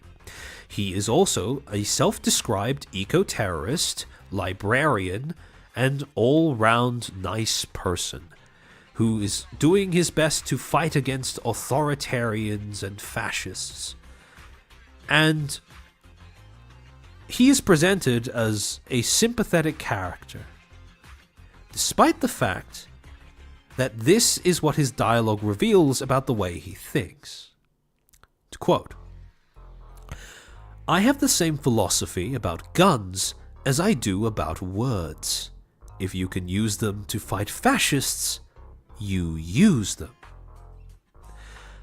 I was just saying to your sister, to win this fight, we need to use words, language, information, and otherwise. When I could no longer hold a gun or throw a grenade, this was how I could play a part. And honestly, it's the winning strategy." In a game about disinformation and propaganda, the message embodied, the message explicitly expressed by the characters that are presented as sympathetic to the player, is not that propaganda is not that disinformation is bad. Is not the fact that propaganda can be harmful. It is that it's perfectly fine to use both of those things, as long as you're using them against bad people. No guidelines, no stipulations on who exactly bad people are. You just get fed a title: fascists, authoritarians. Disinformation is fine so long as you're using it against bad people. Again, just the fact that someone wrote this in a game that was supposed to be about disinformation, and they wrote, we need to use words, language, information, dis and otherwise, is wild to me. Because this is a message that is not about disinformation being a bad thing. This is a message about winning. There is no principle behind this message. This is not about refraining from doing things because they're inherently bad. This is about, this is essentially establishing the idea that everything is okay, the means justify the ends, so long as you're using it for a good enough reason, and so long as the people who are on the receiving end are bad enough people. So when you take all of these things and you condense them down, you get a very interesting question, which is, what are we, as the player, supposed to identify as? Because again, this is a game that has all the hallmarks of being a propaganda game. This is a propaganda game who is attempting to, at least, according to its own claims, warn its player against the mechanics of propaganda, at the same time as pushing a message that propaganda, disinformation are both fine as long as the right person is using it for the right reasons. So again, what are we supposed to identify as? Because, like we established before, in games that are as ideologically charged as Dustborn, there is always an angle. The player is being interpellated, or at least there is an attempt to interpolate the player. And the answer to that question of who is the player supposed to identify as is also kind of disturbing when you consider the fact that this was a state-sponsored, government-sponsored game that asks the player to identify as the propagandist. Pax is someone who is empowered by disinformation, who uses it to control, manipulate, and intimidate everyone around her, friend or foe, and the game never pushes back on that in any way, shape, or form. In fact, the game, which at this point has never been claimed, the developers have never claimed that it's supposed to be satire or anything along those lines. It's played completely straight. The game presents this as a good thing. The game condones this. The game wants the player to see themselves in the shoes of a propagandist, which is wild, because in contrast to being a game that warns readers against propaganda, it becomes a way of excusing propaganda instead, of excusing disinformation. And as a result, the worldview that we're being pushed is the idea that propaganda is just a tool. Again, I can get behind that message. But on top of that, disinformation is simply a source of power, nothing else. And again, as both a person and a media student, that is not a message that I can get behind. The idea that disinformation is perfectly fine to use. There's nothing wrong with it. It's, who cares about ethics as long as the people on the receiving end are bad? As long as you are good, it's perfectly fine to use disinformation. And the identity that we are being asked to assume when accepting this worldview is that of the propagandist, right? The idea that everything is on the table, so long as you have the right mission statement, and so long as you as a person are the correct kind of person to tap into that power. This is a propaganda game that promotes the worst kind of propaganda imaginable. And this was funded by the EU and the Norwegian Film Institute. Norwegian Film Institute, which is essentially funded by taxpayer dollar, the government. So, even though it's not directly state-sponsored if you look at it from that perspective, it is most definitely state-endorsed because of the fact that it is, funded by the EU and the Norwegian Film Institute. This is the message that these government bodies decided was worth funding and putting out to the public. So, this is a pretty disturbing revelation, and I'm going to be using the word disturbing a lot over the course of this stream. However, that being said, right, it is still a game, which means that it still needs to be played in order for its message to have any chance of working. So, let's see how the game played. Yeah. The number of players that play, according to Steam charts at least, during any moment of the day tends to hover at around 10, 11, maybe 12 at most. The 24-hour peak tends to stay at around 30. Sorry, give me a second to switch the music back again. And the all-time peak was 76. Right now, if I look at my CCV, it is more than 4 times the size of this game, which cost a total of around 1.5 million USD to make. My CCV is more than 4 times the size of their CCP.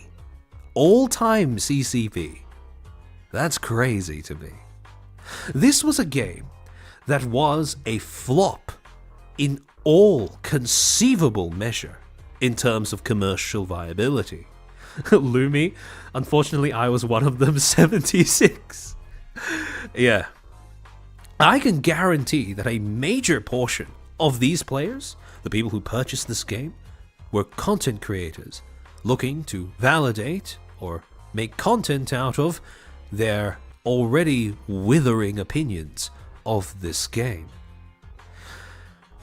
And the thing is, when you think about Dustborn as a propaganda game, it gets even funnier, because when you compare their stats on Steam charts to the Steam chart stats for America's Army, Proving Grounds, a game that was made in 2013, so more than a decade ago, and shut down 2 years ago, America's Army blows Dustborn out of the fucking water. An all-time peak of 3,040 players, 24-hour peak of 175, and an hour peak of 37 players. 3 times the number of players that are playing Dustborn at any one time throughout the day. So, the question then becomes, if both of these are propaganda games, why is it that this one worked and this one failed? And to answer that question, we need to revisit the paper that we looked at right at the beginning of this stream. Because remember when I said that there was a problem with viewing games as vehicles for ideology? One of the largest issues is that when you look at papers that try to evaluate games from that perspective, when you look at people trying to evaluate games from that perspective, by the very premise of that analysis, they are utterly incapable of evaluating any aspects of a game that has to do with its actual gameplay. Because sure, you can look at a game's ability to, push rhetoric, to interpellate its players, but that does not give you a game. That just gives you propaganda. In order to make a game, all of these other aspects, mechanics, narrative depth, unique designs, voice acting, replayability, compelling characterization, UI design, tonal consistency, all of these elements that make the actual game are completely excluded from the discussion. And that is the pitfall that both this paper trying to evaluate the role of games as the role of games as vehicles of ideology and Dustborn happen to fall into. Is that Rima? Horse mention on stream. Funless, thank you for the 5. USA #1, baby. We have better propagandists. That is certainly one of the takeaways you could take away from this. Witness, sorry, let me grab your name in full. Witness Void Fox, thank you for the 5. EU-funded game developers crazy enough to launch a game at the same time as Black Myth Wukong, expect not to be overshadowed. Oh, believe me, Black Myth Wukong will come up in a little bit later on in the stream. But again, when you look at the way that Dustborn is being made, you can very obviously tell that all of the elements that made the actual game, the gameplay, were underbaked and neglected compared to all of the ideological aspects of the game. And again, the problem, even that is, a problem that exists even in the paper itself, despite the fact that I do think that a lot of the things that it advocates for in terms of how to evaluate, a game's attempts to interpolate its players, right? All of those things I do think are helpful, but they are a very restrictive way, a very tunnel-visioned way of looking at games. Because one of the problems with this premise that all games are designed to do is interpolate players and that is the only inevitable outcome, is that it ignores the fact that when players engage with a game, the agency that they have within the universe of the game while they're playing the game as the character in the game is not the only form of agency available to the player. Because you also have to think about the amount of agency that the player has just as a person playing the game, like outside of the universe of the game. So when you think about the way, when you try to apply this way of looking at, interpellation, how a game attempts to propagandize, convert a player to its ideology, right? You fall into this trap of thinking that the way that a player must engage with the game is to agree with all of the premises that accompany the game, right? That in choosing to interact with the game at all, they end up being helplessly swept up in all of the sort of ideological premises that underlie the game, right? This is how game journalists play the games, right? Just going along with the message, not really questioning anything. Like, all the yes packs, you go, girl. That's so deep. Damn, justice is just like modern day America. Die, fascist. Finally, queer representation. Remember, IGN gave Dustborn a 7 out of 10. A score that you would have to be both blind and deaf and possibly mentally handicapped in order to give in good faith. So, this is how people assume that players play the game. If you view all of gaming through the lens of ideology, through the lens of interpellation, and you assume that players instantly lose their agency when they're trying to engage with the game, right? This is the kind of assumption that you're making about how people play the game. The problem is, this is how most people are actually playing the game. Where instead of just going along with everything, even as their character, even as in the universe of the game, they have to go along with everything the developers programmed in.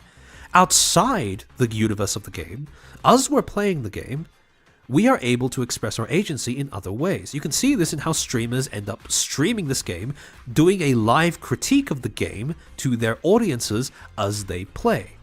Again, by the very nature of studies like this, they can only consider the effects of a game on the player in an isolated instance, right? The player is alone by themselves playing a game. They are not able to account for things like the player using the game as content to entertain a wider audience.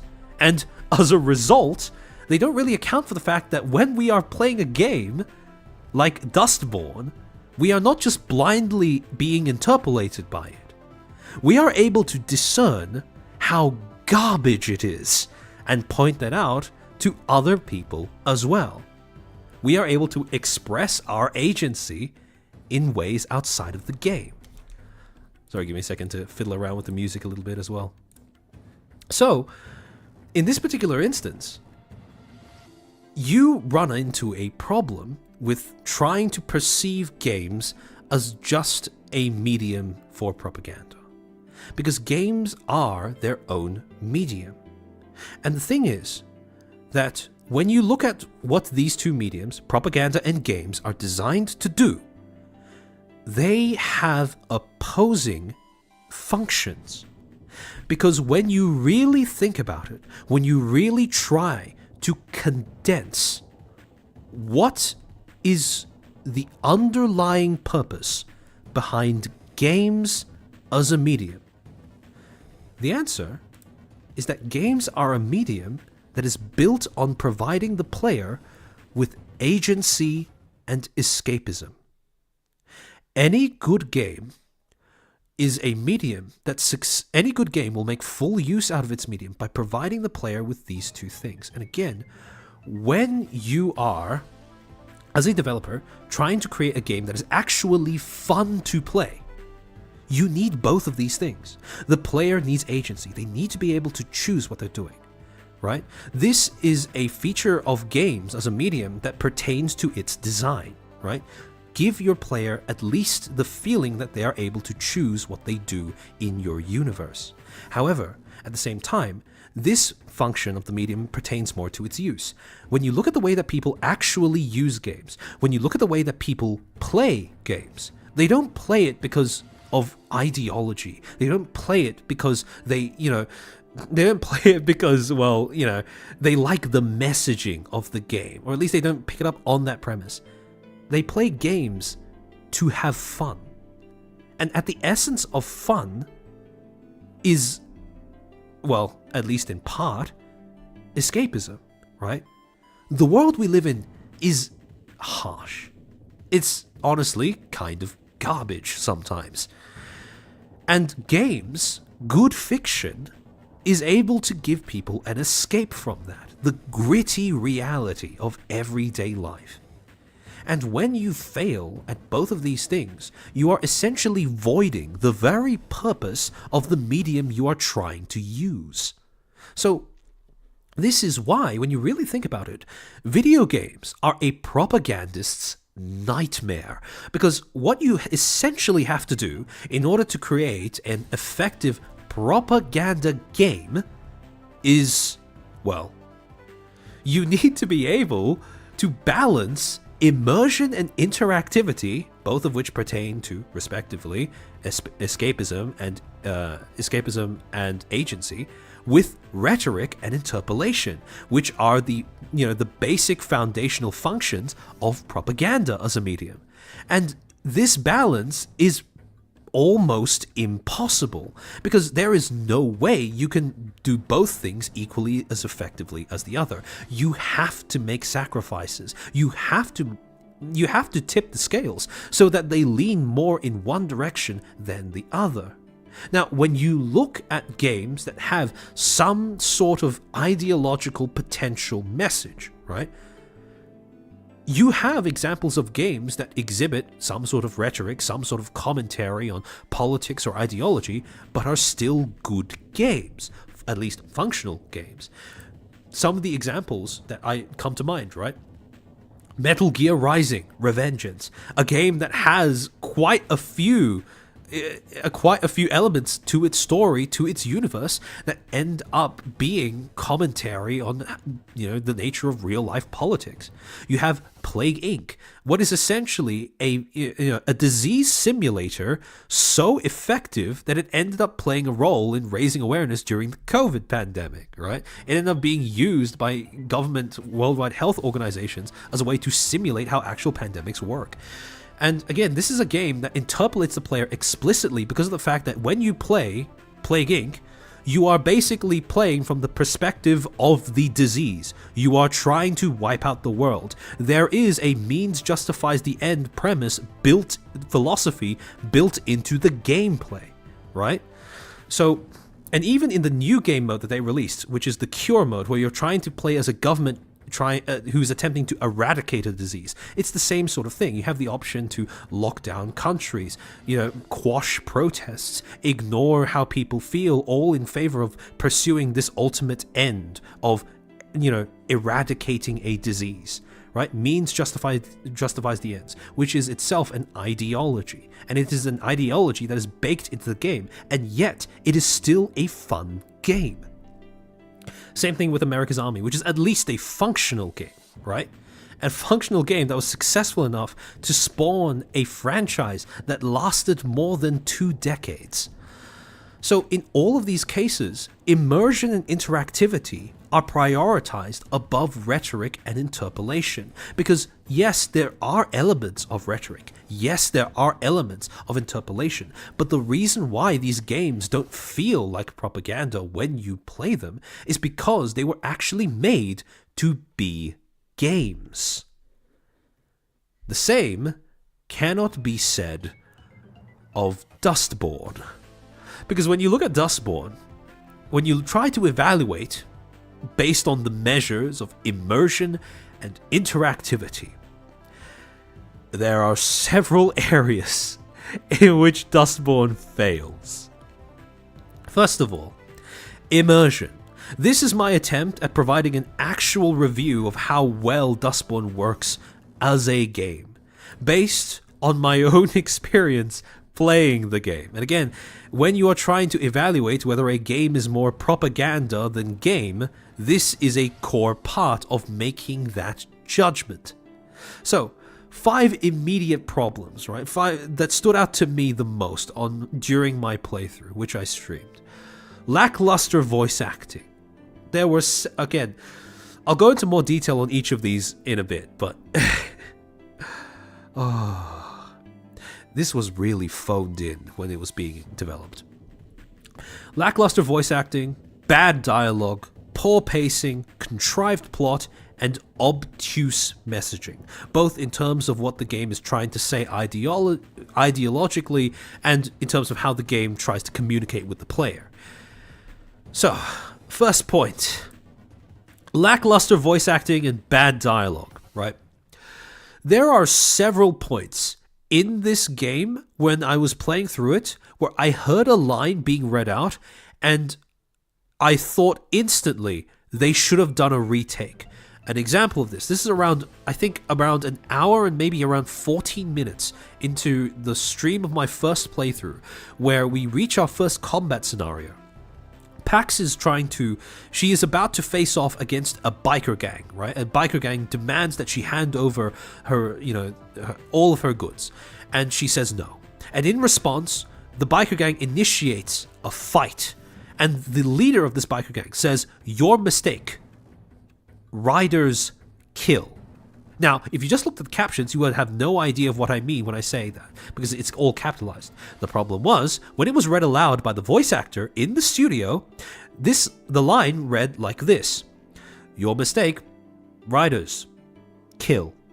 Completely flat delivery. And this is not something that's unique to this particular voice actor either, because Pax's voice actor, and many other voice actors as well, are pretty flat in tone as well. The whole game is pretty much devoid of emotion.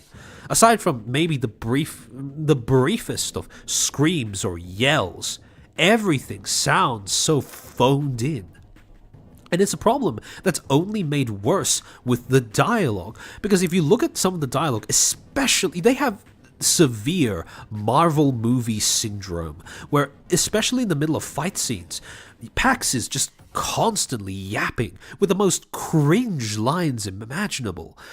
For example, while she's going at it, while she's, taking people to task with her baseball bat, she whips out the line, "Do you like my bat?" To which a biker responds, I don't, you're hitting me with it."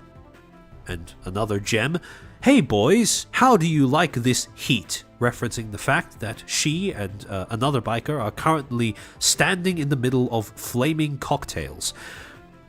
And then the biker says, "I don't mind because it's dry heat." To which Pax responds, "The heat of our combat moves, you idiot. Oh, I'm less happy with that heat. Also, don't call me an idiot." Who the fuck was this game written for? This reads like something that you would see on Play School or a children's show, if it weren't for the fact that, there is swearing in the game and they make sex jokes. This could have very well just been a game made for kids. And to be completely honest, I think there's a non-zero chance that this was. But again, that's more of a personal hunch that I'll get into later than an actual hard fact. Next point. Contrived plot. Poor pacing. There are so many instances in this game where your opponents will do things that are abysmally stupid just so that the plot can happen.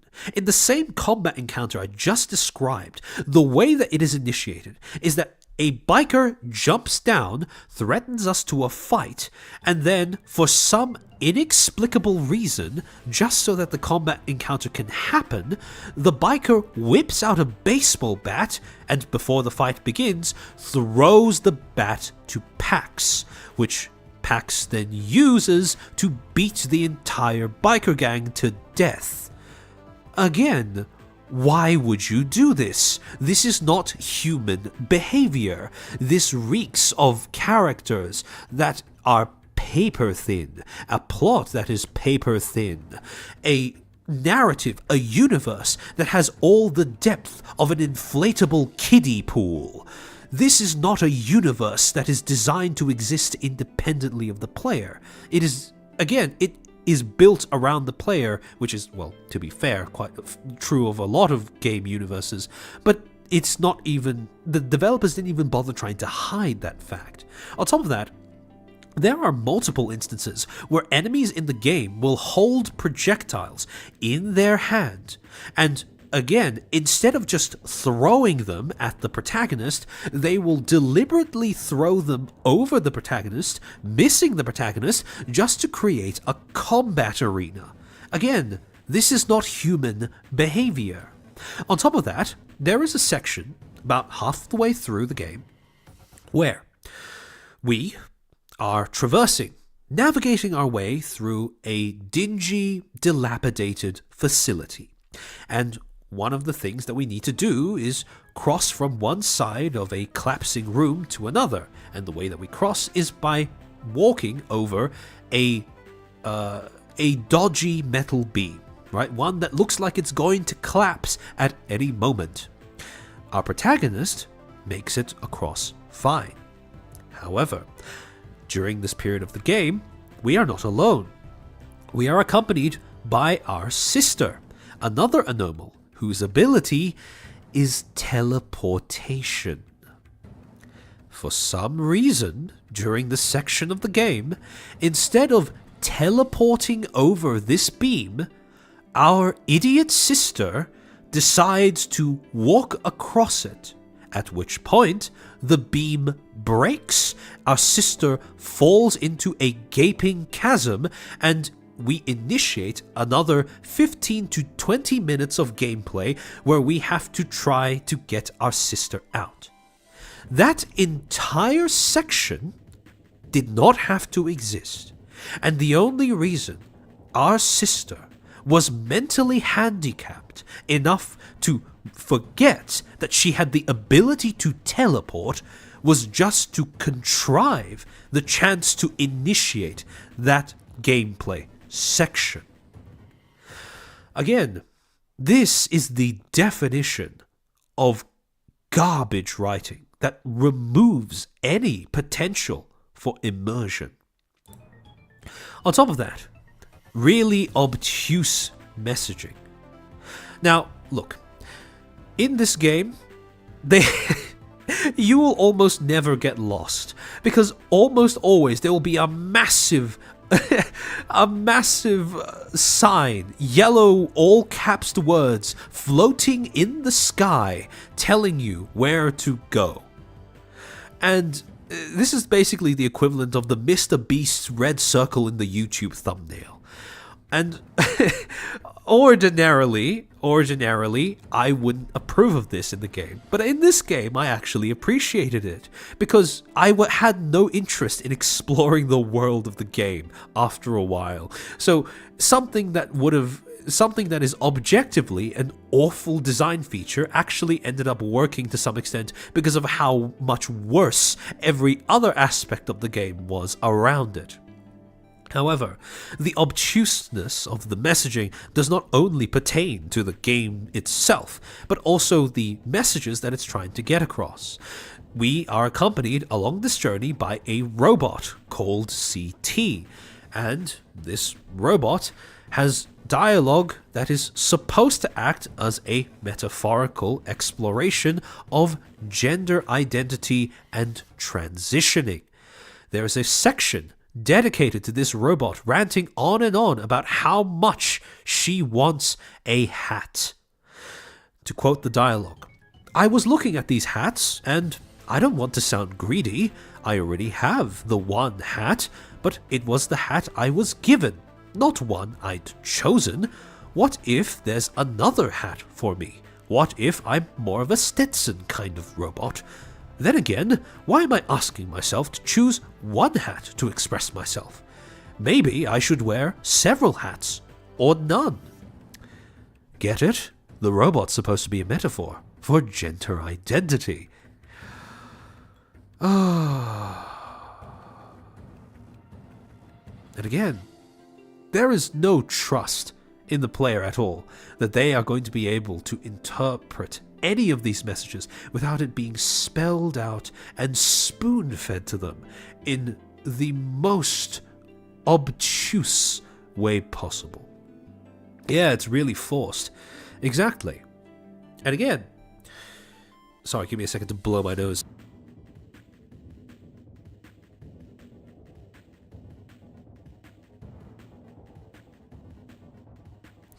If you want to have a discussion in your game about gender, gender identity, transitioning, or anything along those lines, that is perfectly fine.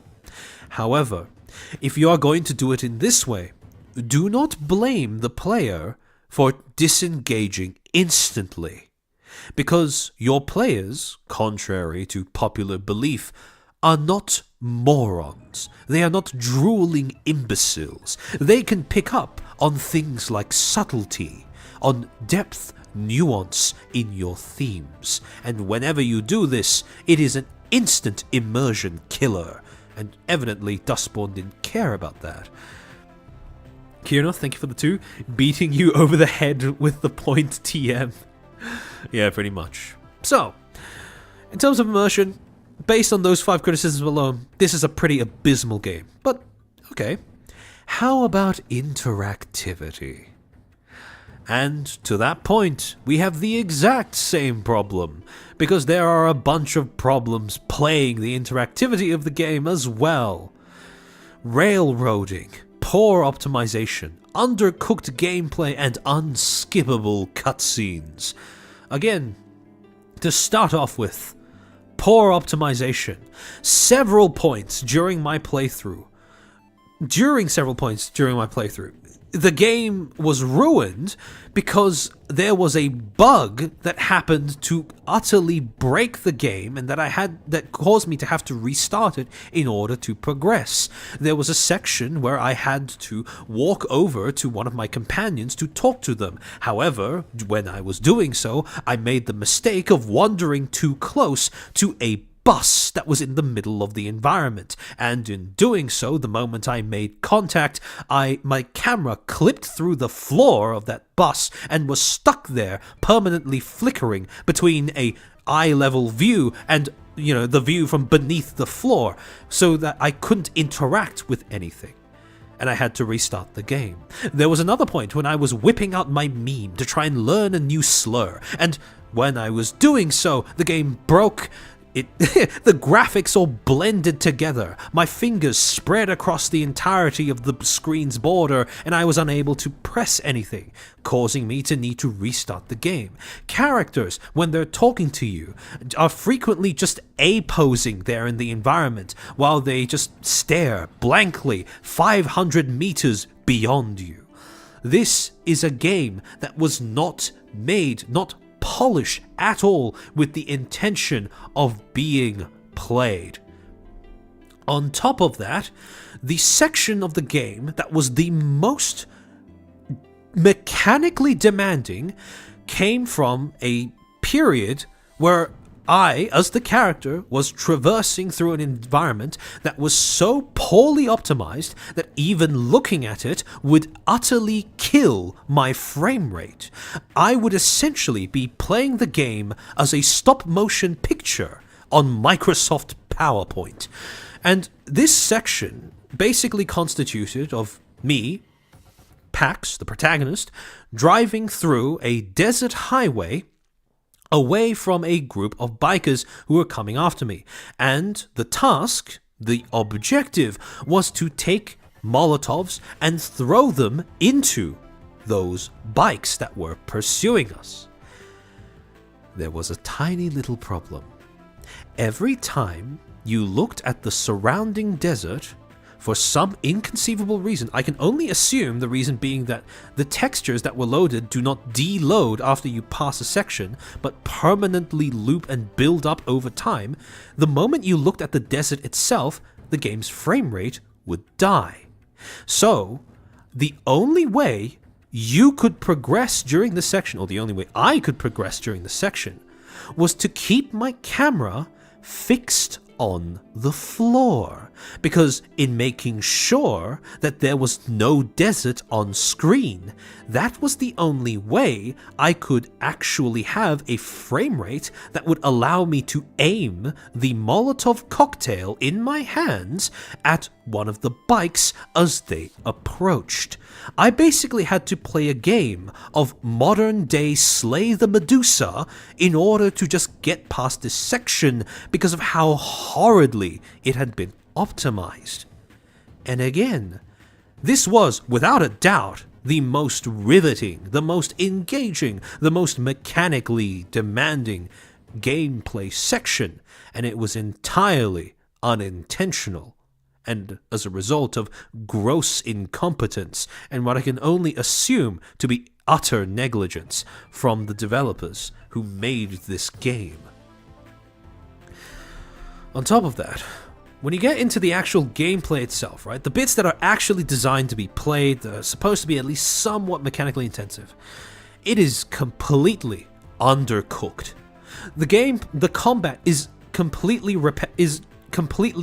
without stake, right? Because you have essentially infinite HP by virtue of the fact that if you die, you are instantly revived, and you can revive during a combat encounter an infinite number of times.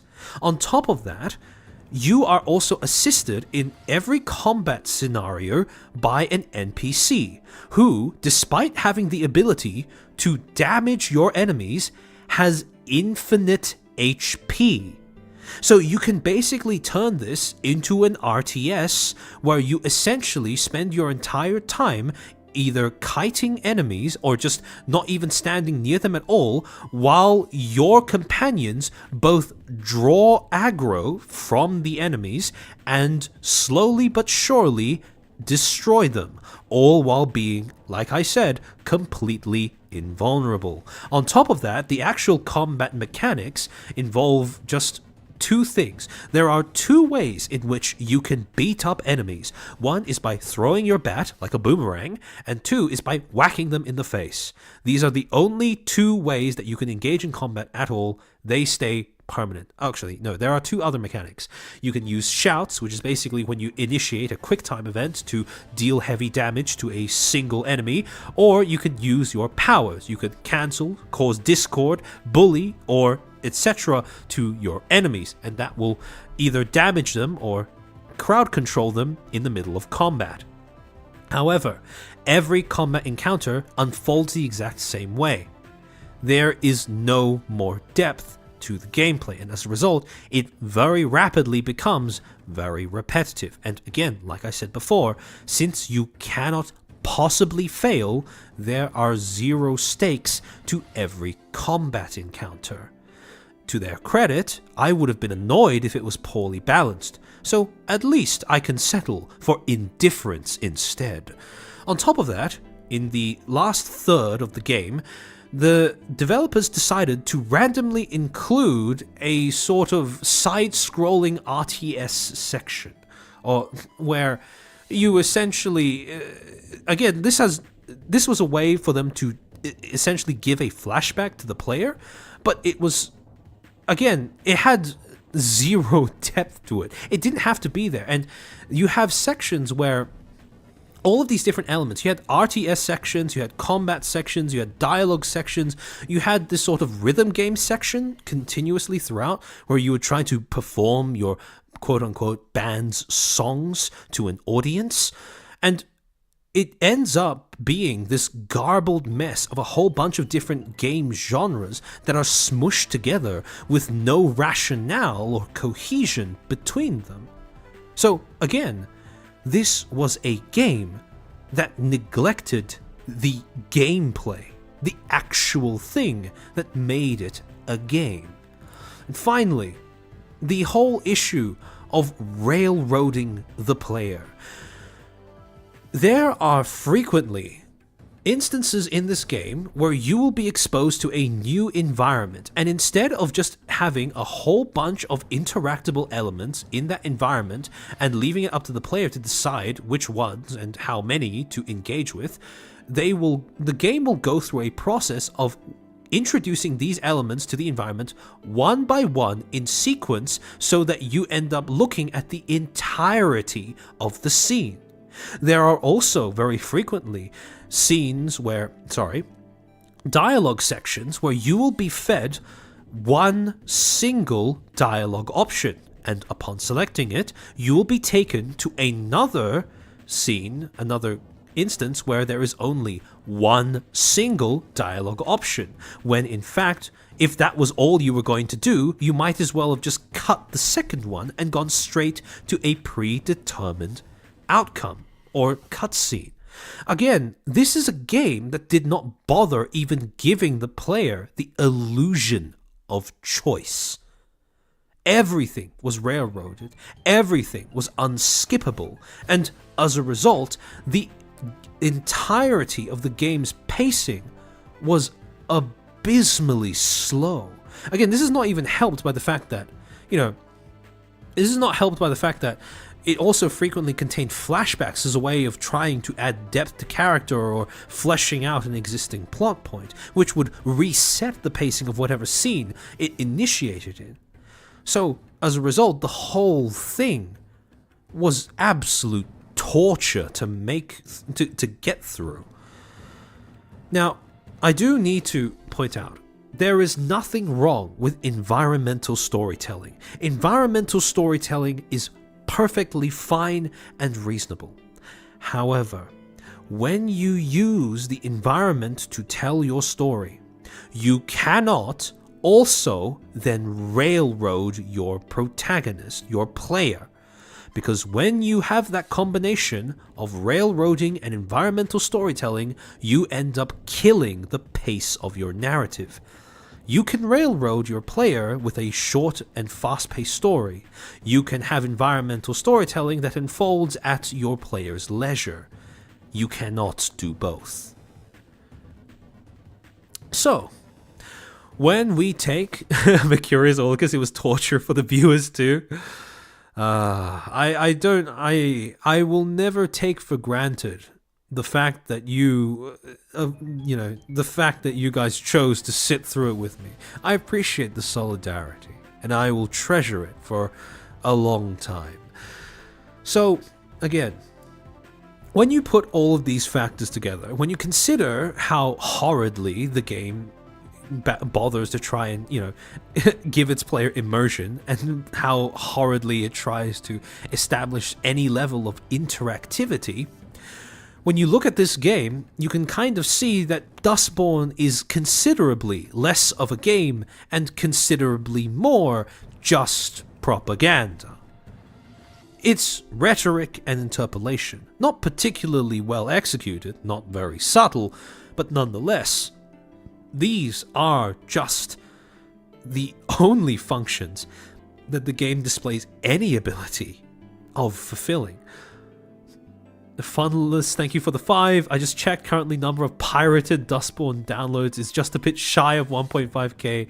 Even being free, people don't want to try this trash. And again, when you look at this balance between the two genres that Dustborn is trying to fulfill, you can understand why. Because again, like I said, nobody wants to play a bad game, and Dustborn did not bother to make a game even. So, riveting gameplay, exactly. So, when you look at all of this, right?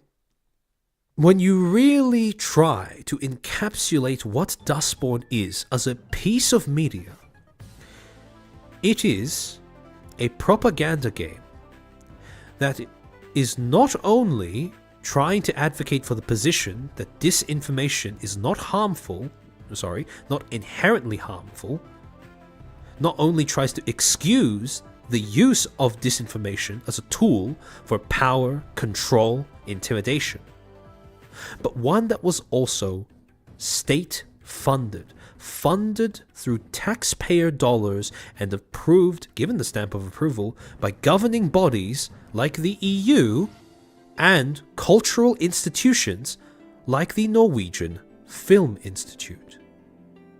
So, when confronted with such an abomination,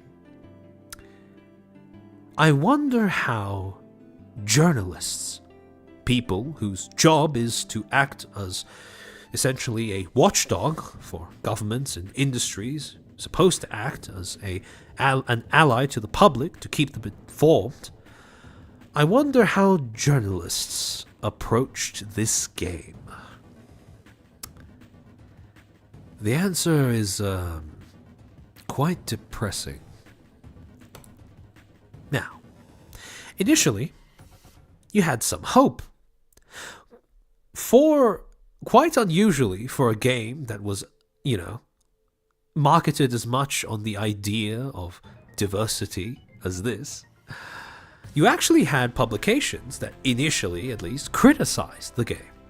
Dustborn is a hammer, not a scalpel. Dustborn Review, words hurt. Red Thread Games' Telltale-like adventure introduces an interesting world, but its cast of misfits can't match it with their own intrigue. Dustborn Review, supernatural world trip across an alternative America.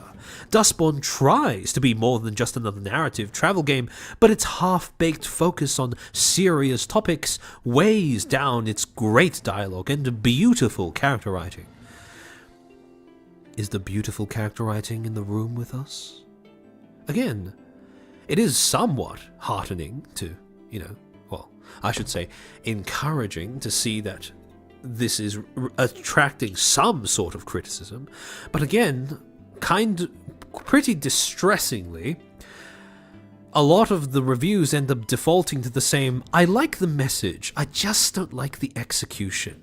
And we've already covered how the message of this game is disinformation is fine so long as you're the right person to use it. To go on. Sorry, give me a second to take another hydration break. There's a bit of water ASMR for you guys for free. PAX just makes everything terrible.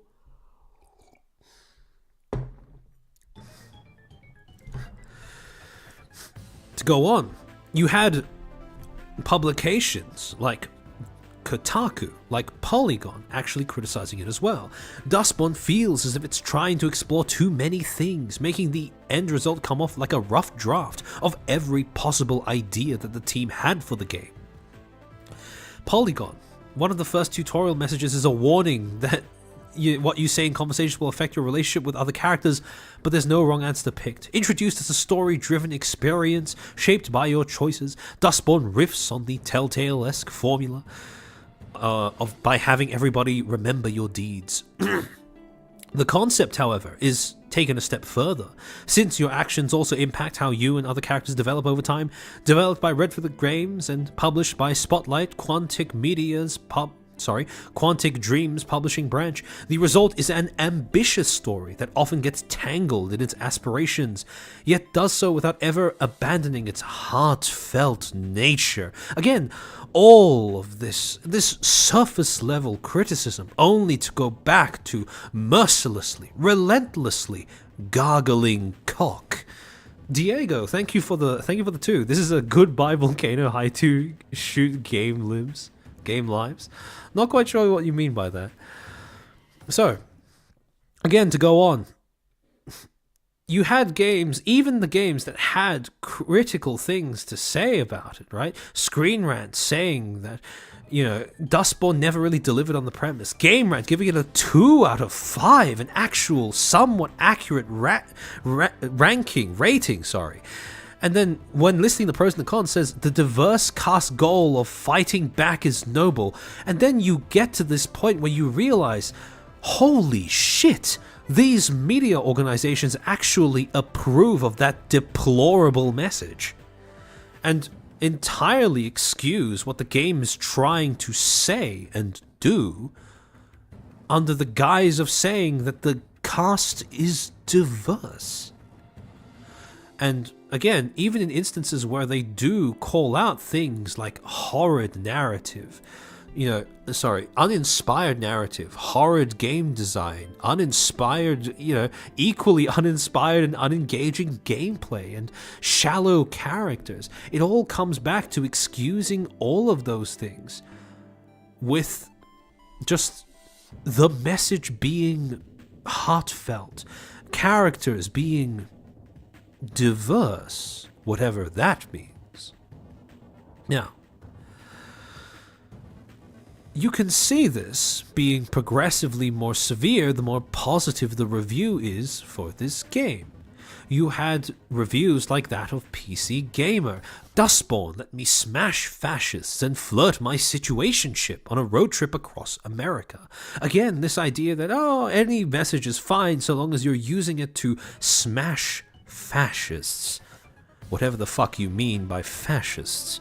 Then you had Checkpoint Gaming. There's value in Dustborn simply because it's trying something different in the queer space, even if it's imperfect. Again, if you are a queer person, if you want representation, you deserve better than fucking Dustborn.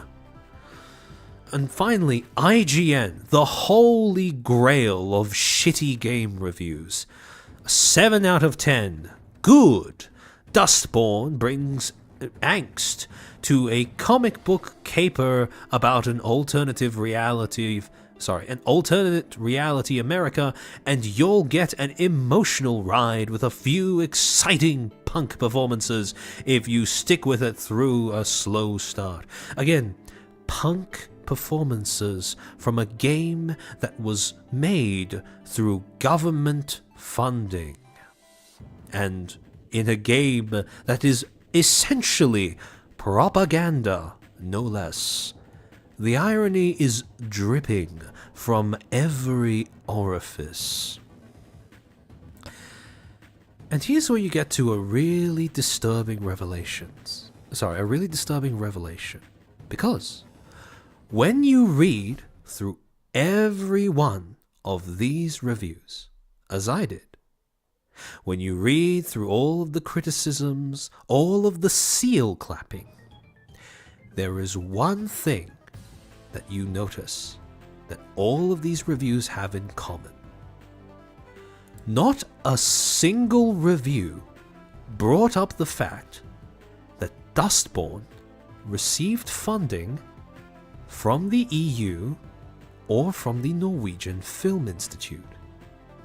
This is publicly available information, right at the bottom of the game's own webpage. This would probably be a really relevant point when trying to evaluate the quote-unquote message of the game. If you are going to act as an industry and or government watchdog, and you can't even be bothered to report on the fact that the work, the media you are reviewing, has government involvement made in it, government involvement in its making, I should say, what use is your publication?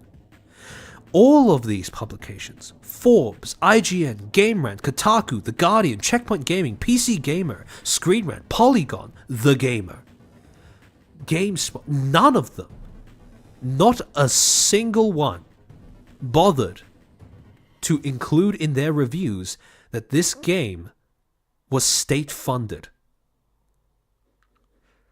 Insane. So, since these publications won't do their job for us,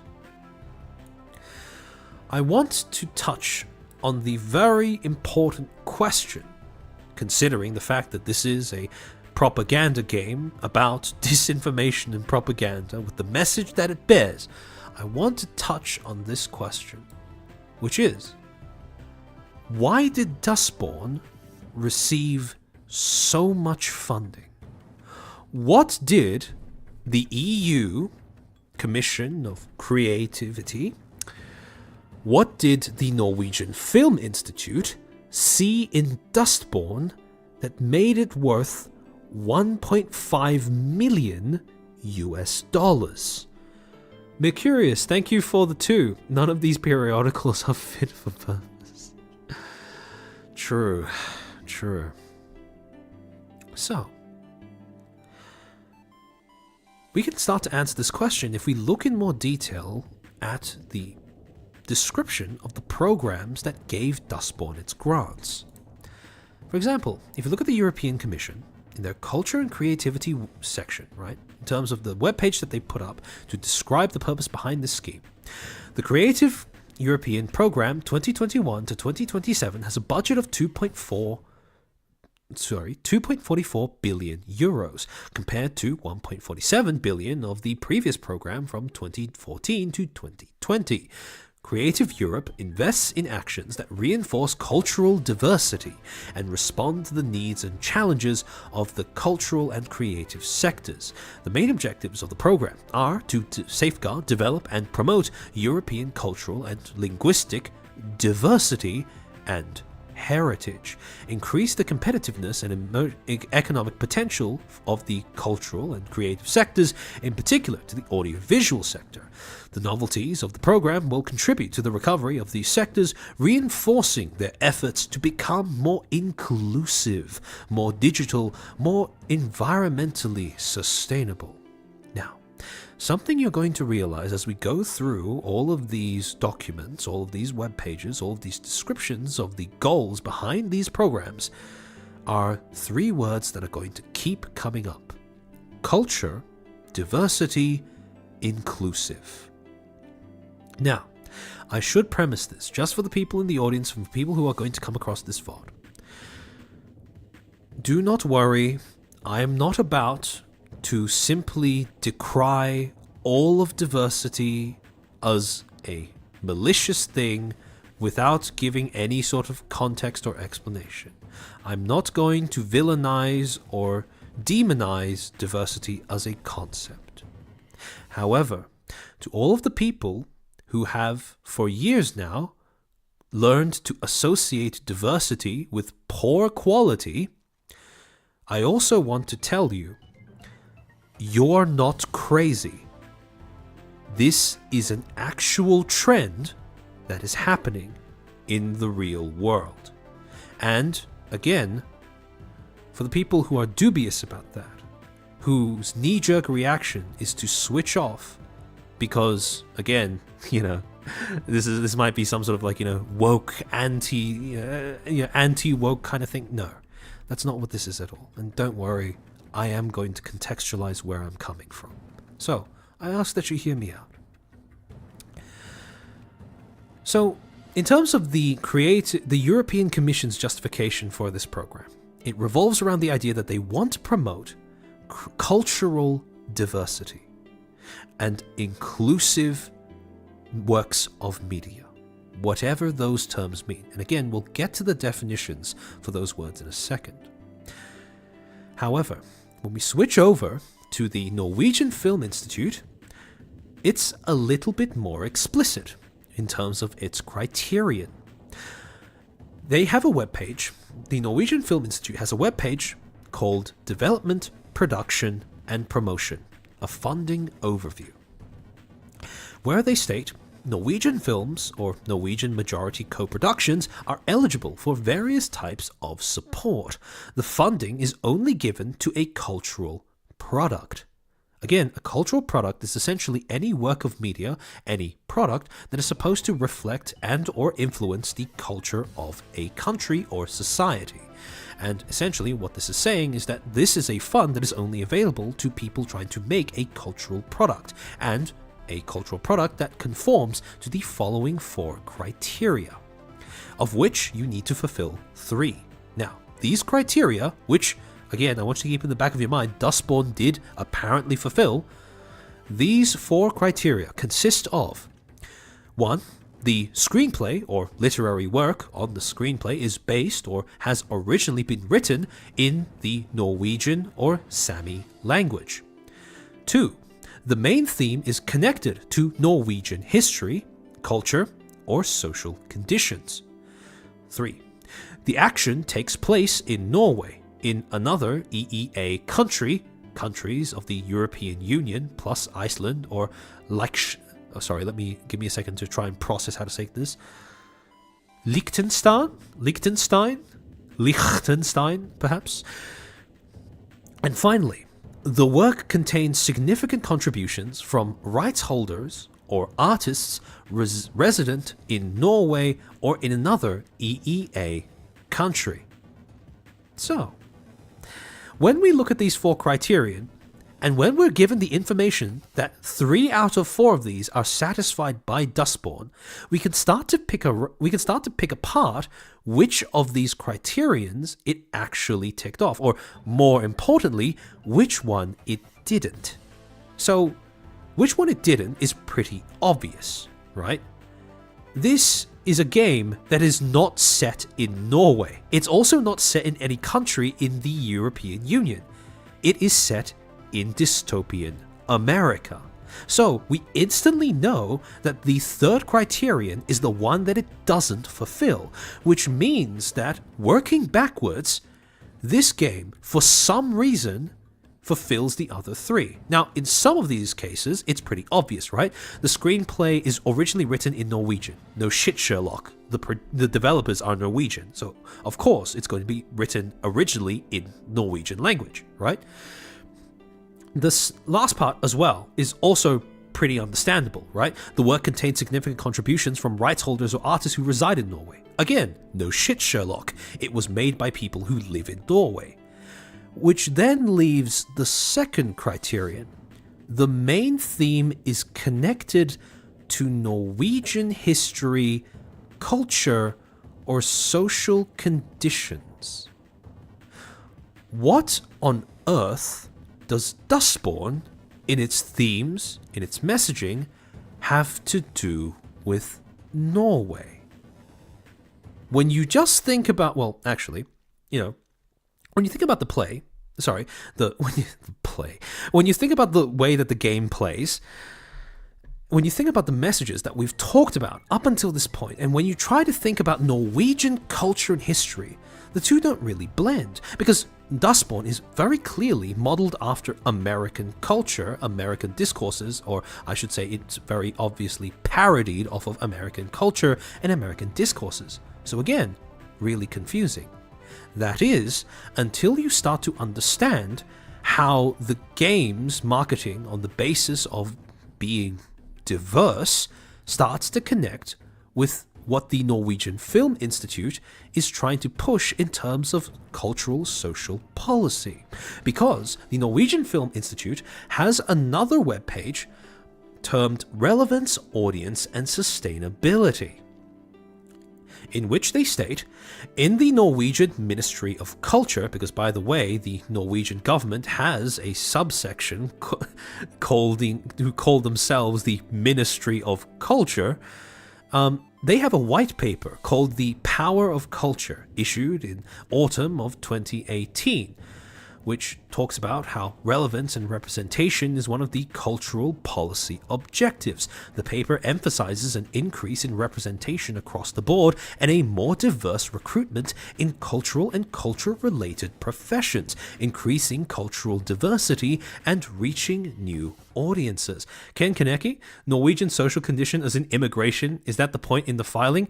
Yes, that's the thing, right? And we'll get to it. So again, attached to this is a reference to the white paper, which I ended up looking up, and you can find it yourselves if you just Google The Power of Culture Norwegian White Paper. And there is a section in this paper that is particularly illuminating when it comes to understanding how the Norwegian government, or how this particular branch of the Norwegian government, wants to think of culture and cultural diversity. In this section, right, to read aloud, there is a page that is under the subheading of Objective, Relevance and Representation, where it states, and this will take a while to read out, so buckle in, the concept of diversity covers dimensions like social and cultural background, gender, functional ability, religion, sexual orientation, and age, in order to engage broader sections of the population. There must be representation in every part of the cultural sector, as well as relevant high-quality cultural offering. Conditions must be created to facilitate diversity of creativity, content, and users by ensuring that a range of different voices are able to express themselves. This may result in higher quality, diverse content and provide cultural offerings for all parts of the public.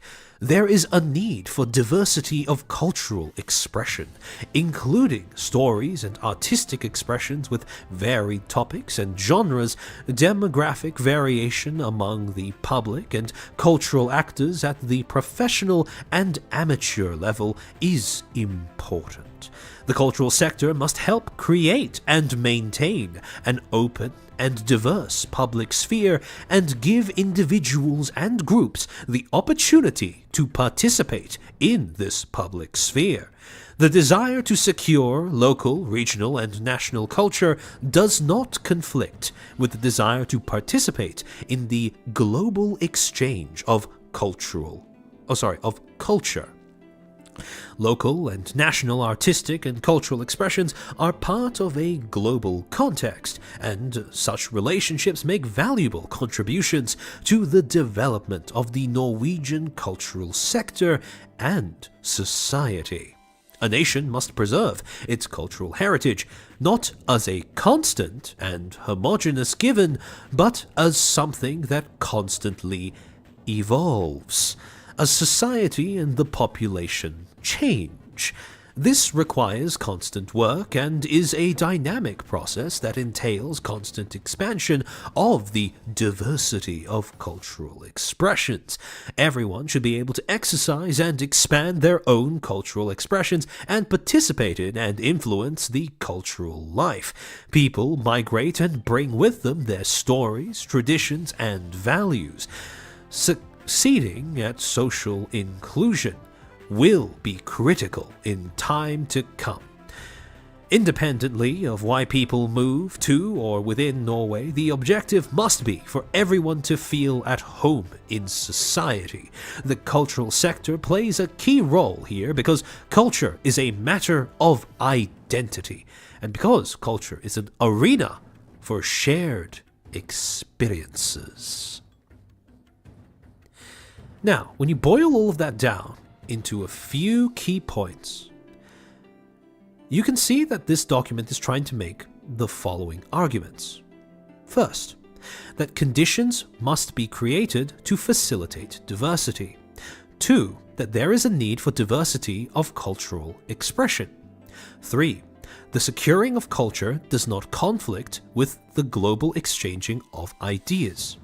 4, culture is not, quote, constant and homogeneous, end quote, but something that evolves as society and the population change, whatever the fuck that means. And finally, everyone should be able to participate in and influence culture.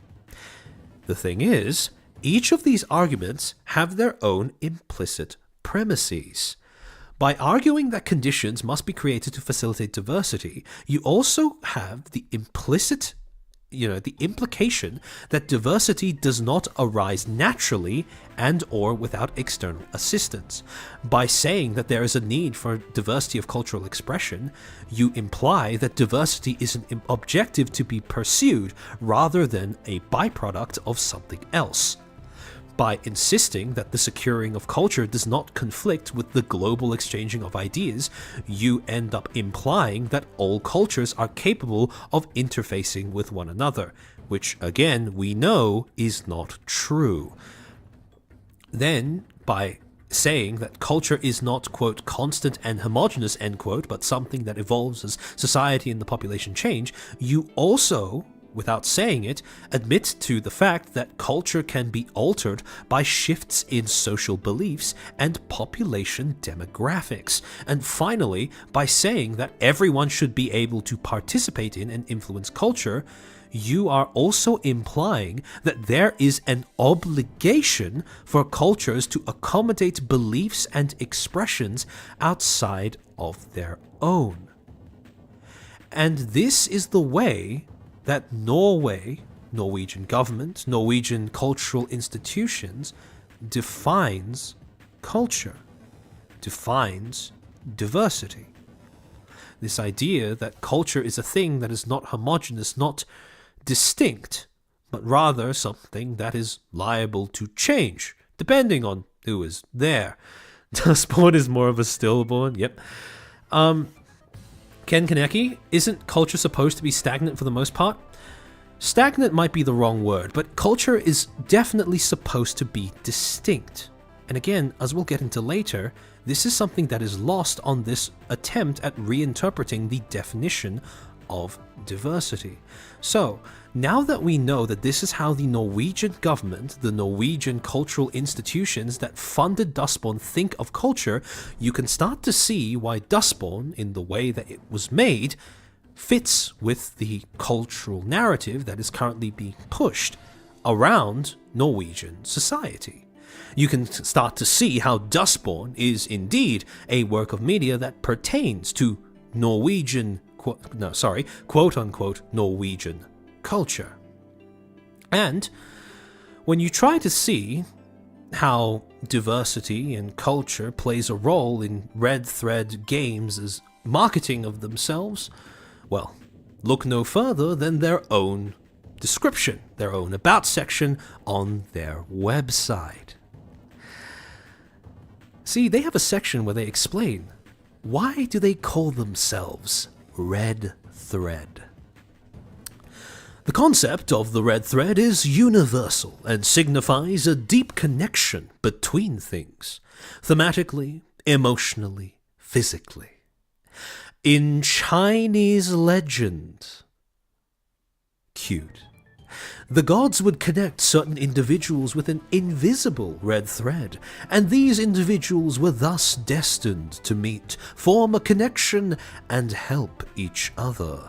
Our games are all about that strange, ethereal bond between living things and the drama and game mechanics that emerges from the red threads that connect us all, regardless of differences and distances. Yeah, they're borrowing from a mythological concept in Chinese, they're borrowing from a concept in Chinese mythology, which, like I said, is pretty cute. However, in the interest of culturally enriching both Red Thread Games and you guys, I'm going to introduce you to another Chinese phrase, another Chinese idiom,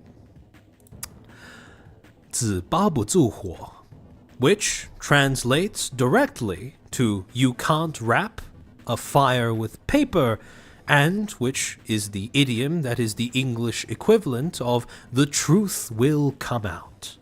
Essentially, this was a phrase that was coined because, obviously, if you want to try to hide the light of a fire, you can't really smother it using paper. The paper will burn. And again, as was explained, this is a Chinese idiom about how useless it is to try and hide the truth with superficial displays of deflection and distraction. Now, Dustborn, to nobody's surprise if you've been paying attention throughout the entirety of this stream, is a fucking dumpster fire. Riddled with all of these problems, an apparent encouragement of pathological traits, a lack of a viable target demographic, unclear messaging and excessive moralizing, lack of player agency, lackluster narrative and stilted dialogue, over-reliance on tropes and stereotypes, laughable game mechanics, lack of overarching creative vision, and aversion to critique and player feedback. And I want you to keep in the back of your mind this metaphor, this borrowing of a concept from Chinese culture, yeah? The idea that Dustborn is currently a raging fire. Now, I want to revisit a concept that we talked about in the last, 3 streams ago. The concept of semiotics. Again, to remind you guys, semiotics is the study of signs and how they're used to convey meaning. And basically, one of the core premises of semiotics is that every sign can be broken down into 2 main components from which it derives its meaning. The first is the signified meaning. When you're looking at a stop sign, for example, the signifying meanings are stop and danger. And also, the second part of it is a signifier, the actual visual stimuli, or the metaphor, or the conceptual thing that ends up representing these associations you want the viewer to have. In this case, the literal words of the stop sign correspond with the signified meaning of stop, and the red color corresponds with the signified meaning of danger, right? So again, whenever you're looking at a sign, this is how signs work. On top of that, another thing that I explained is how you can use signs in marketing, specifically through a process that I called semiotic transfer. Essentially, you start off with a product that doesn't have a brand. It doesn't have any mental associations that people will attach to it. However, what you then do in order to give yourself a brand image, in order to build mental associations in the minds of your prospective consumers, is you take an existing signifier. Someone or something that has the mental associations that you want your product to have, and then you essentially place them next to one another. You put them in close proximity to one another enough times in front of the public so that the public starts to associate one with the other. And in doing so, what ends up happening more often than not is that the product will end up soaking up, absorbing the associated meanings that this original signifier had, until finally you get a sign that has now, you get instead of just a product, you now have a sign, a brand in and of itself. Now, here's the interesting thing. Red Thread Games is attempting to do just this, to market their absolute dumpster fire of a game, using diversity. They are trying to wrap the dumpster fire, they are trying to smother the dumpster fire of, what they've made under the paper-thin excuse of diversity. The thing is, diversity, as a concept, originally at least, had a lot of really positive associations with it. Attached to it, sorry. It had mental associations with the idea of compassion, inclusivity and acceptance, social responsibility, being natural, progressivism, social responsibility I put twice because I was so cooked when I made these slides, adaptability, and cultural sensitivity and enrichment. However, again, like I said, 纸包不住火, this doesn't work. Because what Red Thread Games thought would happen is this, that the positive mental associations would overwhelm the inherent negative associations that come with making a shitty game. However, remember what I said before about semiotic transfer, about taking a product that doesn't have a brand image and trying to attach other mental associations to it? See, there is a condition to that working, and the condition is that the product does not already have a brand. The problem here, and this is a thing that is common across not just Dustborn, but a lot of the games that tout themselves, that market themselves based on how diverse and inclusive they are. They are games that start with a pre-established brand identity, that brand being an incompetently made game. And over time, what has happened is that instead of the positive associations attached to diversity putting out the fire that is the negative aspects of the negative aspects of the game end up overwhelming the positive associations that people used to have when it comes to the concept of diversity. The paper has burned. It's just ashes, and the fire rages on. At this particular point, the disguise of diversity as a way of covering up the blatant problems that plague these games has completely disintegrated. And it's disintegrated to the point where now, when people see diversity being used in a game's marketing, it's become a where there's smoke, there's fire type situation. You can really tell that I'm trying to get as much use out of this metaphor as possible. But again, you can't even blame people for making this association anymore, because it's so common and it's such a well-documented and at this point overused strategy as a way of trying to detract from games that are quite literally complete, or I shouldn't say literally, that are complete dumpster fires. So again, even if people feel like it's unreasonable to complain about diversity, even if you cringe when people, say that things they don't like are woke, it is an objective fact that diversity is currently being used as, is currently being disintegrated at the altar of trying to market garbage products. And here's where I want to talk about diversity a little bit more, because again, diversity is a really charged word, right?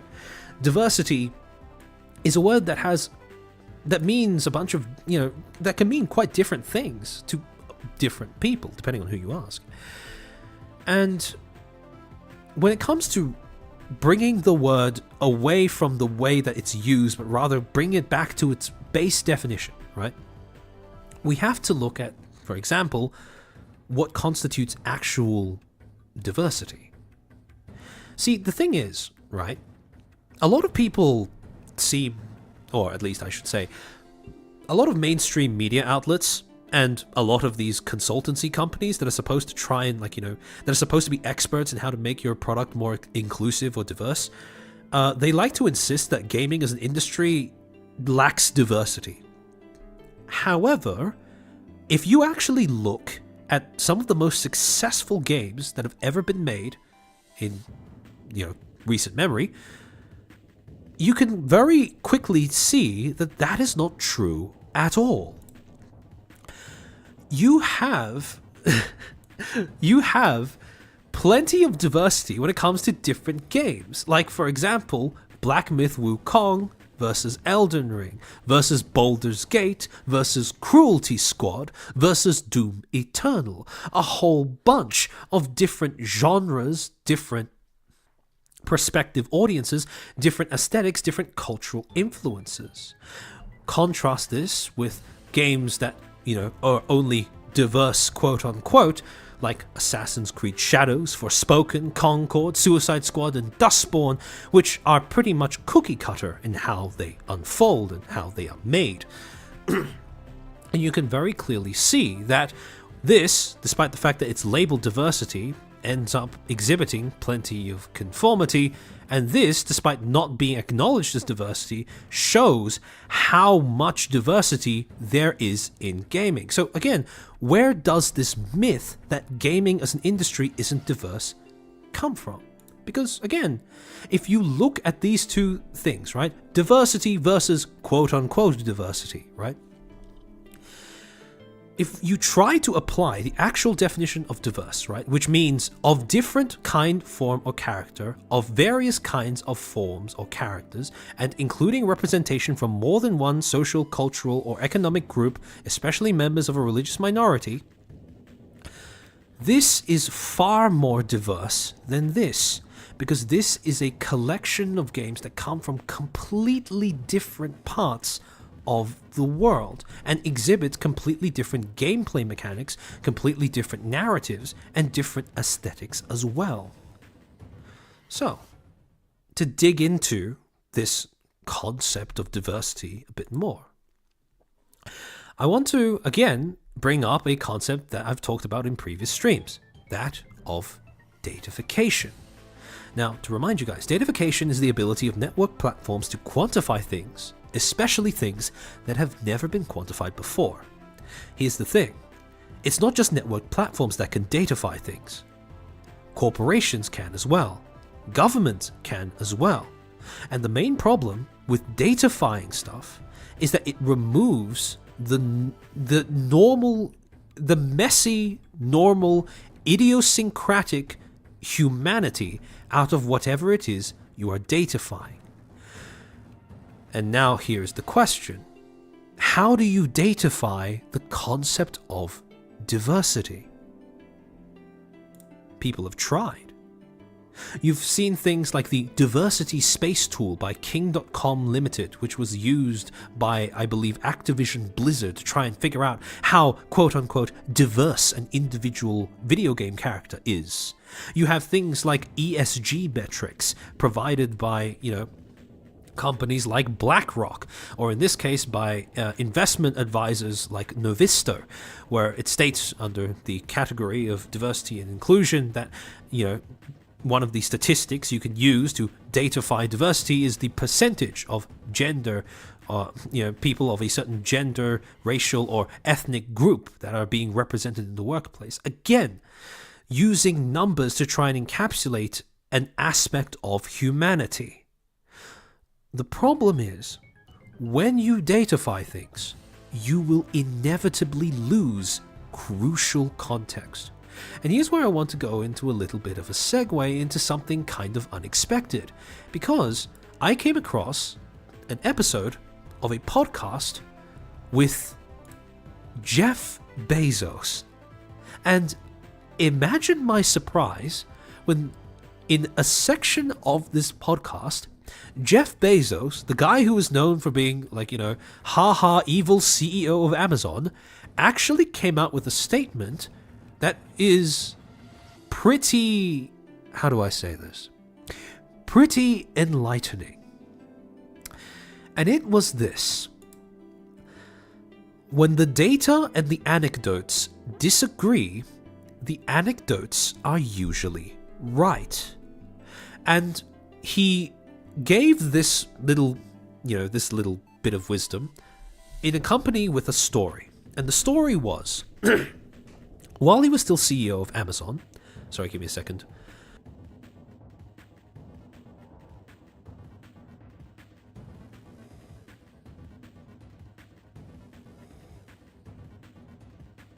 I can feel my throat beginning to die. Anyways, he told a story where, while he was still CEO of Amazon, he was sitting in a meeting where he asked about the wait times that customers were having when they called up customer service. Because anecdotally, there were a lot of reviews that stated from customers that they were having to wait too long in order to get through to customer service. However, when he pitched this question to the presenter in this meeting, he was provided with a whole bunch of different statistics to prove, supposedly, that each customer who called customer service only had to wait 1 minute. So, as a way of testing to see if that data was accurate, he decided then and there to call customer service in the middle of that meeting. According to Jeff Bezos, he had to wait for over 10 minutes to get put through to customer service. And again, the point that he was trying to make is that data is not an infallible metric, and it can be manipulated to obscure the truth. And on top of that, data is not a sufficient substitute for experience. And here's where I want to get into. Again, if you're going to talk about datafying diversity, you're going to have to first figure out what kinds of data you're using, how that data is collected. And when it comes to collecting data, right, there are two main forms of data that you can collect. First, you have quantitative data. This is the kind of, this is the thing that most people imagine when you bring up the word data. This is just like numbers and statistics, right? Quantitative data consists of, for example, ESG scores, other numerical diversity indicators. Also includes things like audience demographics and survey and census data. Again, all of these things that can be boiled down into just numbers and stats. Qualitative data is a bit more finicky because they involve things like trying to measure thought and opinion. When you're trying to gather qualitative data, this will be things like focus groups, consumer interviews, reviews and testimonials, and social media sentiment analysis. Now, social media sentiment analysis is basically when you take all the posts that people are making on social media, you filter through the words and try to group those words in terms of which ones are more emotionally charged towards being positive, which ones are more emotionally charged towards being negative, and trying to see, based on how many words are being used in regards to a certain subject, how positively or negatively that subject is seen or perceived or regarded by the users of whatever social media platform you got that data from. Now, here's the thing. This focus groups and consumer interviews, this is hard to do. Reviews and testimonials are also a drag to get through. So what will often happen is that companies, because of the fact that they are trying to streamline or because of the fact that they are just straight lazy, they will often end up leaning on things like social media sentiment analysis and quantitative data. Now, when you try to apply this way of measuring, when you try to apply these ways of measuring data to the datification of diversity, you get a few problems. And I've tried to boil down the ways in which corporations have come to misconceptualize what diversity is into 4 main points. 4 main problems that lead to the conceptual obfuscation of what diversity means. Because again, remember, diversity means representative of a bunch of different things, right? Diversity revolves around distinctiveness, and that is not the way that it's being used now. These 4 problems are, first, the use of social media for sentiment analysis by these corporations. 2, myopic and punitive metrics for measuring diversity. 3, conflation of diversity with individual traits. And 4, misconception of the relationship between diversity and niches. To start off with, the first one. It is a massive problem that a huge part of trying to datify diversity comes from measuring sentiment analysis as well as demographics based on social media. Now, social media can be a really appealing source of data because, again, these are platforms built to harvest all the data of every user all the time, right? So there is a wealth of data. The problem is the way that it's collected does not account for the way that people actually use those platforms. I've already talked ad nauseum about all the things that make social platforms an awful place for gauging how people actually think and act. Again, to reiterate, first thing, this study, the penis paper that I keep referencing, right? Outgroup animosity drives engagement on social media. First, again, the idea that when people talk to one another on social media, they don't tend to identify themselves as individuals. They tend to default to identifying themselves according to group identities. You can see why this starts to become a problem for diversity, because then people make the mistake of assuming that the concept of diversity is inherently linked to group identity. It is not. Then you have the whole problem of the fact that these are platforms that encourage ways of interacting that are averse to nuance, because the fact that you simply don't have the length you need to work with in order to get across a nuanced opinion on anything. Then finally, you have the fact that these are public platforms, right? Where people are performative in the way that they express themselves. Sorry, give me a second.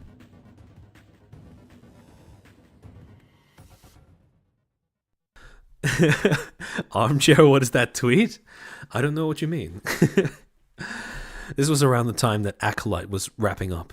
Anyways, you have the fact that this is a public platform, meaning that the way that people express themselves is going to be inherently performative, which also means that you can't trust people to express the same opinions, the same behaviors that they would express in private if they were just by themselves. And as a result, social media is an awful metric for trying to interpret how people act in real life.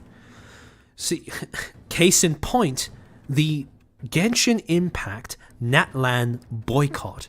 a boycott so infamously ineffective and yet so perfect for encapsulating all of those reasons why social media is a horrid indicator of how people actually think, believe, and things and act, right? Again, this was categorically an example of, an example of an oversimplified, essentially caricature of what diversity is as a concept, where people were unironically whipping out melanin color skin charts in order to talk about how a certain character was not representative enough of a certain culture or race, completely ignoring the nuance of the difference between being inspired by a culture and appropriating a culture, completely ignoring the difference between fiction and reality, and on top of that, a quintessential example of performative activism that in no way that displayed in no way any correlation between the opinions expressed online and the actions of the players or the users offline. Again, if you want an example of why social media should never be used as an example of what people actually want, use this. Second problem: myopic and punitive metrics for diversity. This is especially relevant because of the way that Black Myth Wukong was treated by Western media outlets. Now, I have a personal gripe with this one because, people who've watched my streams for a while would know that I'm Chinese. But the story of Wukong, of the Monkey King, is especially meaningful to me because I grew up on these stories.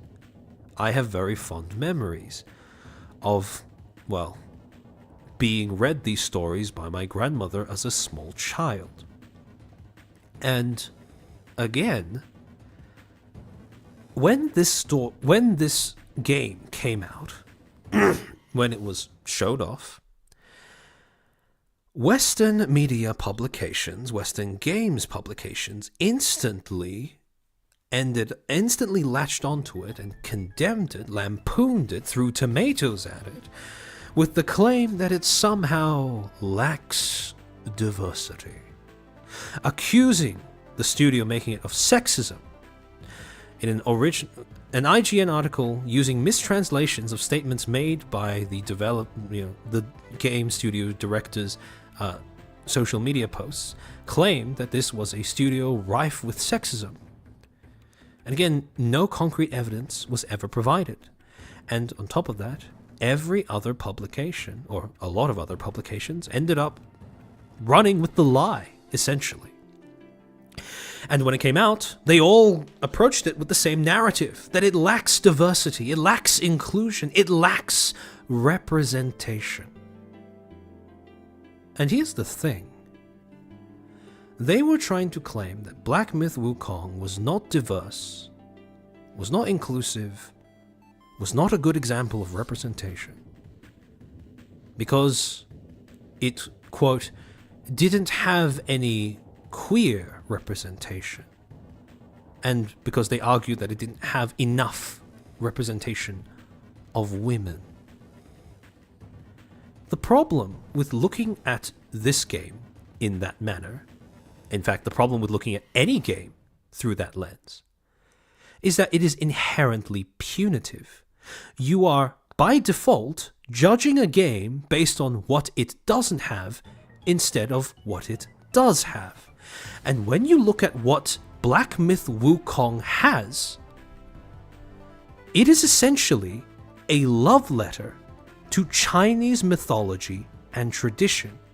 A love letter that tries to make all of these stories, these superstitions, these tales, these myths, these characters accessible to a Western audience in a way that is not tainted by the pissing contest, the eternal pissing contest that the US and CCP governments are constantly engaged in.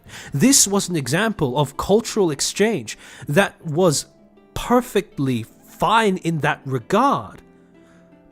And these publications piss that away for the sake of advocating for some sort of punitive, myopic interpretation of representation. I haven't seen this much. I hadn't seen this much xenophobia in Western media since fucking Pearl Harbor. And to be honest, again, the reason why people end up doing things can often end up being quite banal, or I should say banal and insignificant, and it's no different for me. The way that Black Myth Wukong was treated by Western media was my Pearl Harbor. That was when I decided that this stream needed to be made. That this topic of diversity, this banshee-like screeching about diversity and inclusion based off of an entirely faulty way of measuring it, needs to be put to bed. Because, aside from the fact that it is a punitive way of measuring diversity, it's also intensely myopic, because gaming is not a national industry. Gaming is a global one. And if you look at gaming and you don't see diversity, you are looking at the wrong thing. You are trying to find diversity in a context that is far too narrow. Because when you look at games, when you look at true diversity in gaming, you start to realize that you have a bunch of different games that, when you look at them together, show how diverse the industry is. Black Myth Wukong, a love letter to Chinese culture, combined with the Souls-like genre. Elden Ring, a product of the Japanese gaming company. Also, based off of themes of, working hard in the face of adversity. Themes that are pretty significant in Japanese culture as well. You have Baldur's Gate, that was made by a German company and exhibits an, European fantasy aesthetic. Cruelty Squad, made by Finnish people. Insane Finnish people. Well, I should say Finnish person. Insane Finnish person. Doom Eternal, essentially a story about one guy who saves the universe by fighting all of hell. Fiercely individualistic in terms of its themes, in a way that is an exact reflection of American culture's obsession with individuality and individual agency. Again, you don't get diversity if you look at one of these games and decide, oh, okay, it doesn't include this, this, and this. You can only see diversity if you zoom out enough to register the fact that all of these games are doing different things, catering to different audiences, and as a result being representative of different groups of people. Not every game has to represent everyone. And if you're looking for diversity according to that metric, you will never find it. So again, this is where I want to get into the distinction between a diverse array of media and so-called diverse media. These games, as a whole, looking at them as a collection, this is real diversity. This is a variety of different viewpoints, cultures, ideologies being represented. This is the same cookie-cutter doctrine, same cookie-cutter writing, same cookie-cutter Mary Sue's, John Doe's, fucking... What is the male equivalent of a Mary Sue? I forget. But anyways, this same cookie-cutter protagonists, characters, as all of the others. And yet, these are the games that call themselves diverse. These are the games that games media and games publications praise as being diverse, all while shitting on things like this. To be fair. Oh yeah, Gary Stews, exactly. Mary Sue's and Gary Stews, all cut from the same cloth. And yet, these are the games that get away with it, that get condoned, praised, promoted. And these, well, some of them are critically acclaimed. Baldur's Gate is, Doom Eternal was, Elden Ring was, Cruelty Squad actually was as well. Funnily enough, it was just Black Myth Wukong. But in any case, people don't often, well, I shouldn't say people. Games publications don't often acknowledge that Doom Eternal is, again, there is no such thing as a game individually, or these games are not per se individually diverse, but they create natural diversity when you put them all together. And that is exactly how the games industry works. It is a global industry. If you want to look for diversity in that industry, you have to zoom out a little bit more. You can't just look at each individual game and treat it as if it has a text box, a checklist to tick off in terms of, diverse representation. And this links in with the next problem that is currently contaminating the way that corporations and publications and institutions alike view diversity as a concept. And that is the fact that they don't seem to understand that diversity is a contextual trait, not an individual trait. The idea that an individual can be inherently diverse is absurd, just as absurd as trying to say that someone can be more equal than another, because equality and diversity are both traits that are traits that are bestowed on the individual as a result of their environment and context, not because the individual themselves are inherently that way. So again, diversity does not come from the idea that one individual belongs to a whole bunch of different groups. It comes from the fact that an individual is in an environment, a context, where there are lots of other individuals who are different from said individual that inhabit it as well. Again, like I said, diversity cannot be measured on an individual scale. Diversity is a contextual trait. Which is why it's so absurd to claim that a game is or is not diverse.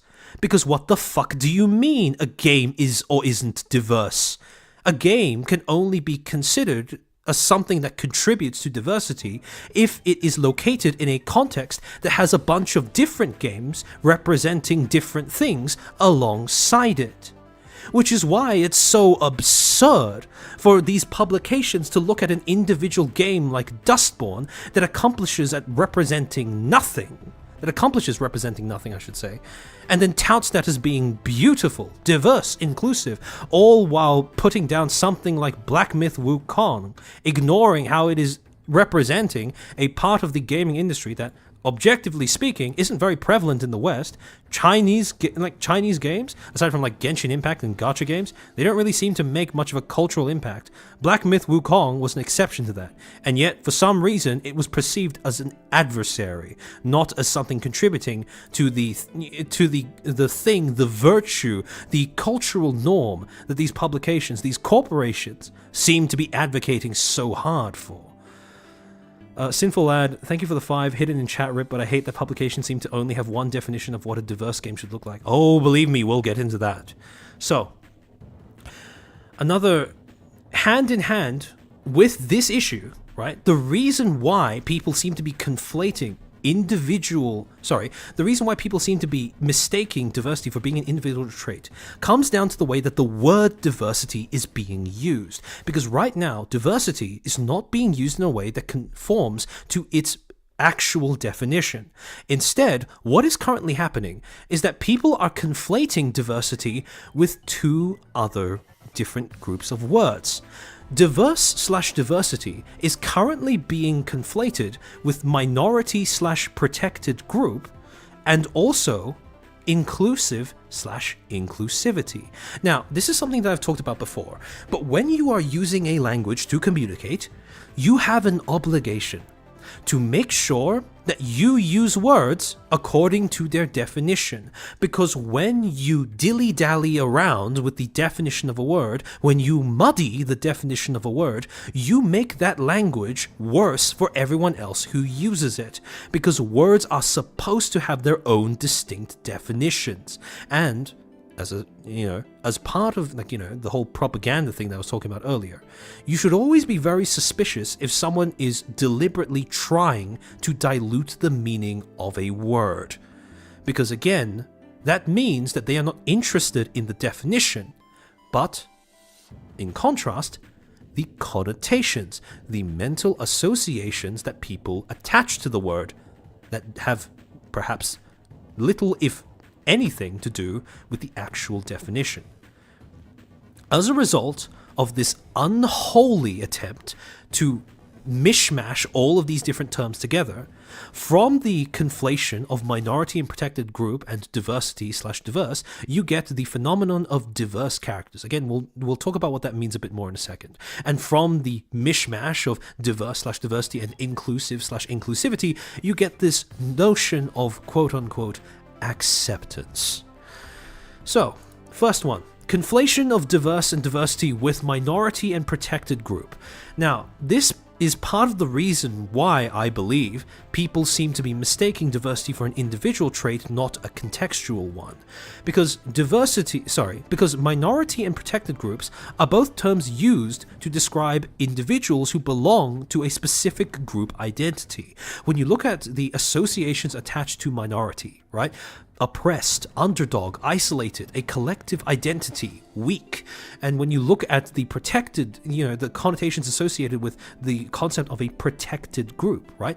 The idea that the people in it lack agency, that they deserve aid, that they have, that they require compassion, they are unfairly targeted, that there is some idea that you need membership in order to belong to a protected group.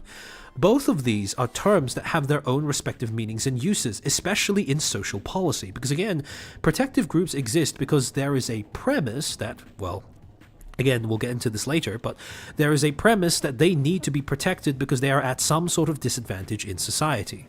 However, again, by conflating diversity, which has its own definitions of being collective, multifaceted, distinctive, and adaptable, right? By conflating these terms together, what is essentially happening is that you are diluting the definition of diversity to being something, instead of being a contextual trait, it's now turned into an individual one, where in this attempt to transfer the connotations associated with minority and protected group over to the words diverse and diversity, what you create is the modern day phenomenon of the diverse character, right?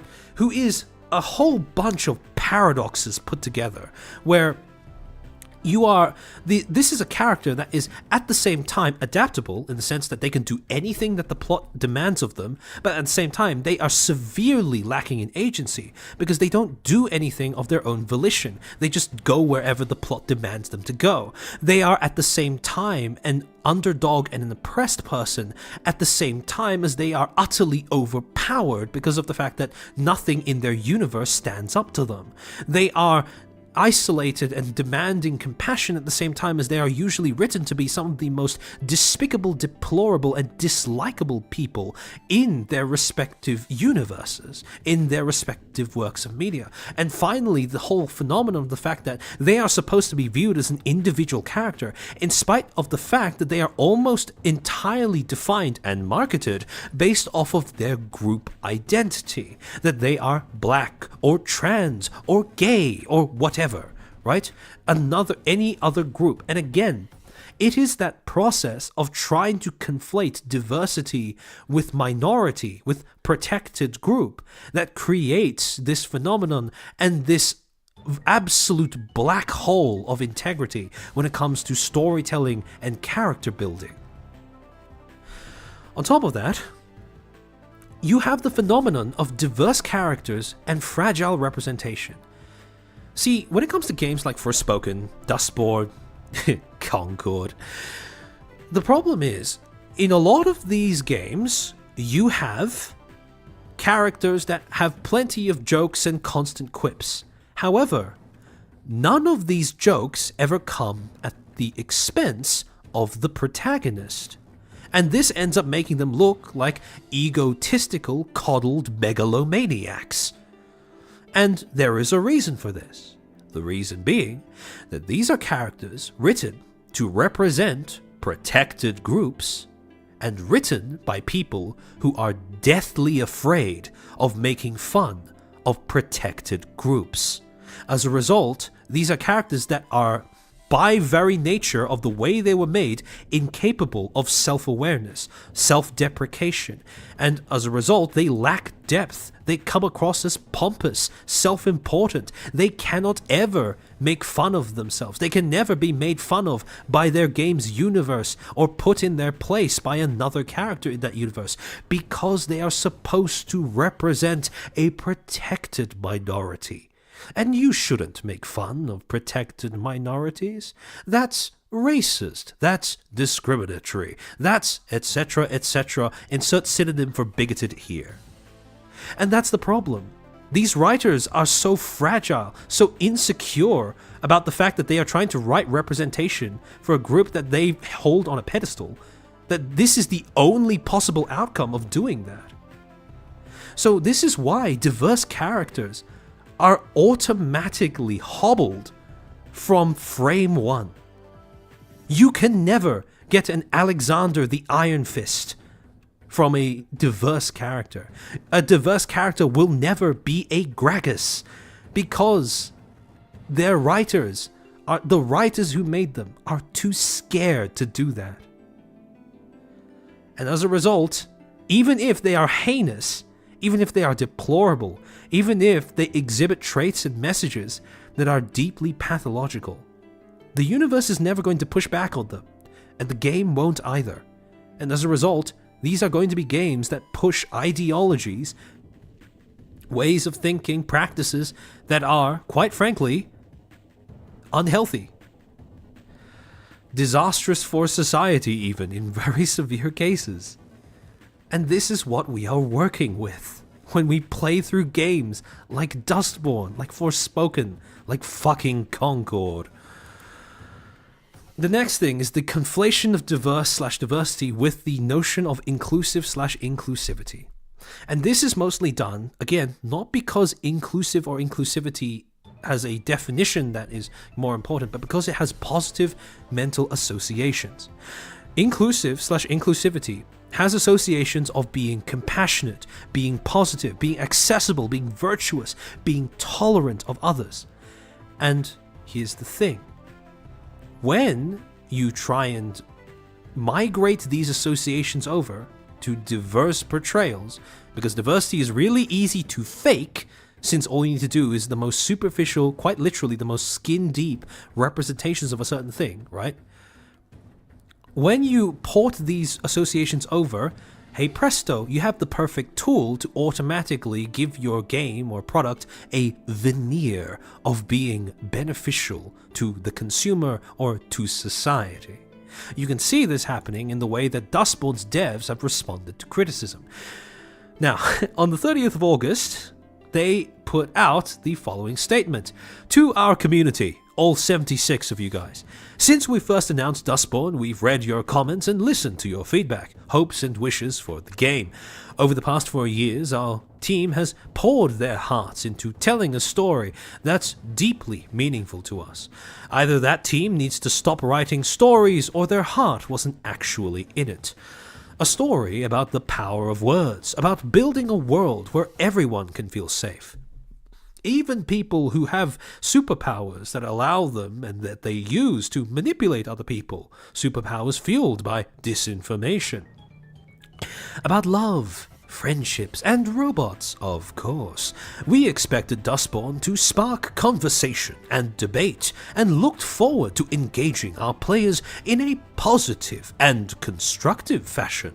Unfortunately, that conversation has been drowned out by a tidal wave of hate and abuse. We welcome thoughtful feedback and respectful criticism. We embrace discussion and debate, but we have zero tolerance for hate speech, harassment, and threats of any kind. Those who engage in such behavior will be removed from our community. To everyone else, thank you for coming on this journey with us. Your support means everything, and your constructive feedback continues to push us to learn and evolve. Together, let's continue building a world where everyone can feel valued and empowered to share their stories. Signed, Red Thread Games. Again, The benefit of having associations of compassion, virtue attached to you is that that automatically gives you an upper hand when it comes to condemning people criticizing you as being hateful, abusive, and bigoted. That is the problem. They are trying to protect themselves, shield themselves from criticism with a paper-thin shell of connotation and association. Now, I want to dig a bit deeper into the concept of inclusivity, because that is yet another term that is equally relevant to the topic because of the fact of, because of how much it's been conflated with diversity, like in terms of just the words and the concepts, but also because I do think that inclusivity is also being somewhat warped by the way that corporations and institutions use it. So, when you look at inclusivity, right, it is a concept that comes up naturally in society. And in society, broadly speaking, there are two main use cases for inclusivity. The first is when there is a lack of agency, where an individual in society or in a particular context has had their agency or a part of their agency removed or inhibited in some way, and they have a desire to be included, which inclusivity is supposed to address, supposed to facilitate. The second use case is when inclusivity is used as a reward or an acknowledgement of merit. For example, women have the right to vote, and it makes sense because women contribute to society. They are, roughly speaking, again, this is not like an accurate statistical measurement, but roughly speaking, they make up half of all of human society, right? And in quite a few industries, women are more than half of the people in them. So it makes sense that women have a say when it comes to how society works. Now, here's the thing. Inclusivity on the basis of merit is normal. Because, for example, women voting makes sense. An insurance company wanting to be included in the decision of whether to go ahead with a medical procedure, that's a bit more dodgy. Because at the same time, you can still argue that is inclusion. That's just not inclusion on the basis of merit. And that is why it's so important to understand the role of merit in justifying inclusion. Again, I can't really hammer it home with a dichotomy any more clear than that, right? So, to expand on this a little bit more, lack of agency, right? The problem with the way that lack of agency works is because usually when it happens is that it requires a combination of an individual trait and an environmental disadvantage. What I mean by that is, for example, and I chose this symbol deliberately, right? The disability access symbol deliberately. Let's say, for example, that you are wheelchair bound. However, you can say that you are disabled. However, if the entirety of all the places you ever visit in life do not have any stairs, are perfectly accessible via ramp and elevator, you basically have all of your agency still intact. You have an individual trait that removes some function, but you haven't lost any agency because the environment around you doesn't deprive you of that. However, conversely, let's assume that everyone, every building in the world are only, every multi-level building in the world are only, all the levels are only connected via stairs. Ramps and elevators don't exist. However, no one is wheelchair bound. As a result, you also have no lack of agency, because even though the environment might be considered disadvantaging to some, no one there has any individual trait that, again, removes their agency. So, when you are looking at inclusivity, the thing that inclusivity is supposed to address, you need a combination of both of these things. And again, I want to really hammer home, I termed this environmental disadvantage on purpose because disadvantage does not mean malice. Just because an environment is disadvantageous to you does not mean it is deliberately set up to malign you. And this is something that I want to get across really clearly because, again, this is hard to account for. If you want to be inclusive, you have to accept that certain environments are unchangeably, unalterably, unquestionably going to be disadvantageous to certain groups of people.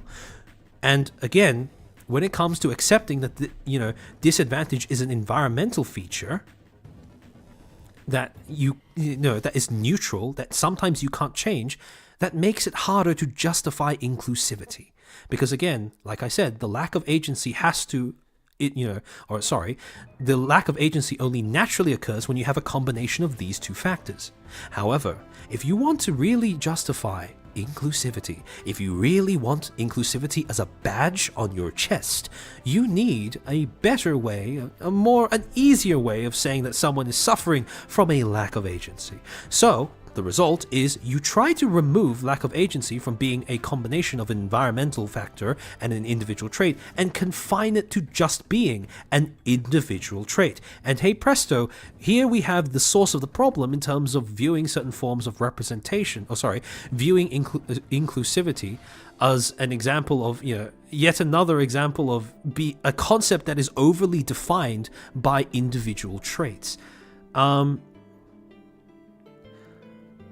Corks, thank you for the 5. Just a heads up, YouTube is bombarding you with in-stream ads for some reason. They're probably triggered by the message. I might have... So for the last stream I did, I set the VOD to have high ad frequency, and I reused the settings for this stream, so I might have accidentally left it on for this. So if you're watching ads, I apologize in advance. But hopefully you have something that can remove those ads from your browser. But anyways, in this case, the question then becomes, how do you take an environmental disadvantage and make it simple enough to justify inclusivity with no regard to context? And the answer is, you humanize the environment. Instead of an environmental disadvantage, you change it to being an environmental intolerance, a problem that can be tied back to not an environmental factor or an intrinsic environmental factor, one that cannot be argued with or changed, but a problem with the other people in that environment. This is why you get things like sensitivity training. This is why you get things like, inclusivity groups and stuff like that. Because the premise is that the lack of inclusivity, I should say, is not as a result of anything environmental. It's not natural. It must be because of something wrong with the people in that environment, right? And as a result, when you do this, when you move from an environmental disadvantage to an environmental intolerance, you are then able to trace the lack of agency to just being an individual thing. Because again, if the environment is intolerant, if it's full of bigots and bullies, then you can easily tell when someone needs to be included or not, based on simply if they exhibit a specific trait. You don't need to worry about, again, things like merit, things like if they even have a desire to be included in that environment. You just need to look at the traits. Again, when you're looking at traits like this, it doesn't really work. And this only gets worse when you start considering, like, quote unquote, traits that this only gets worse when you look at traits that deserve to be quote unquote included that aren't disabilities, because disabilities are fairly easy to make this argument for, because generally speaking, there is a lot of overlap in terms of how disabilities affect the people with them. If you are wheelchair bound, if you have lupus, if you have a spinal injury, in all of those cases, you can pretty easily chalk it all up to loss of leg function. And as a result, it makes it easier to create measures to address that inclusivity. You can't do the same thing for if you're transgender or if you're black, because being black is not a disability. Unless, of course, the environment you're trying to access is a KKK rally. So again, when you're looking at those other traits that deserve to be included, right? You're based on things like gender identity, sexuality, race, religion, etc., etc. It becomes a lot harder to justify inclusion based purely off of this combination of environmental disadvantage and individual trait. And it becomes a lot easier to then default to saying that an environment is just intolerant of a specific group and then justifying inclusivity, inclusion that way. Kierna, thank you for becoming a member. Welcome to the Footstools. So, again, what has ended up happening with this way of dumbing down lack of agency that is supposed to be addressed by inclusivity is you now have a corporate prescribed version of that, where the use cases for inclusivity are no longer have anything to do with merit, right? They're just based on the idea of addressing a lack of agency that has been dumbed down, and by taking the desire to be included as, instead of being a part of one of the other, part of something that's attached to the other use cases, turning that into a use case in and of itself. Because these notions of inclusivity operate from the implicit premise, that everyone will always want to be included in everything. And as a result, what you get is this sort of weird amalgamation, this chimeric abomination of universal acceptance, where everyone needs to be included in everything. Now, in theory, that sounds fine, right? However, in practice, not so much, especially when the goal is to make an effective product.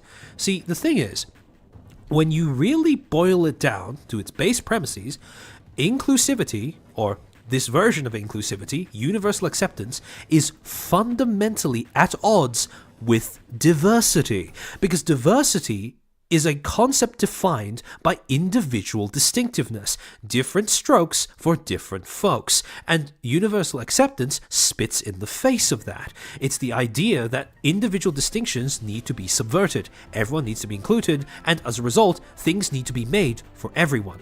Problem? When you make something for everyone, it is, and again, this is a cliche at this point, but it's true.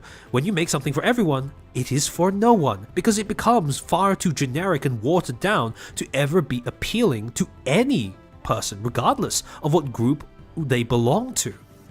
Yeah, corporations want a monolith, exactly, because, again, monoliths are easy to market to. Monoliths are easy to predict. Diversity of thought makes you very difficult to predict and control.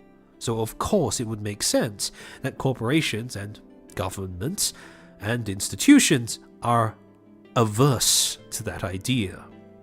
And that's also why I do suspect that this is why the watering down of diversity as a concept is so popular. Because diversity, the definition of the word, is fiddly and awkward. It allows for people to express themselves in ways that are idiosyncratic, that are unpredictable, that are difficult to corral into neat groups that can be marketed to and controlled. But diversity and the connotations associated with it, now those are things that you would actually want, right?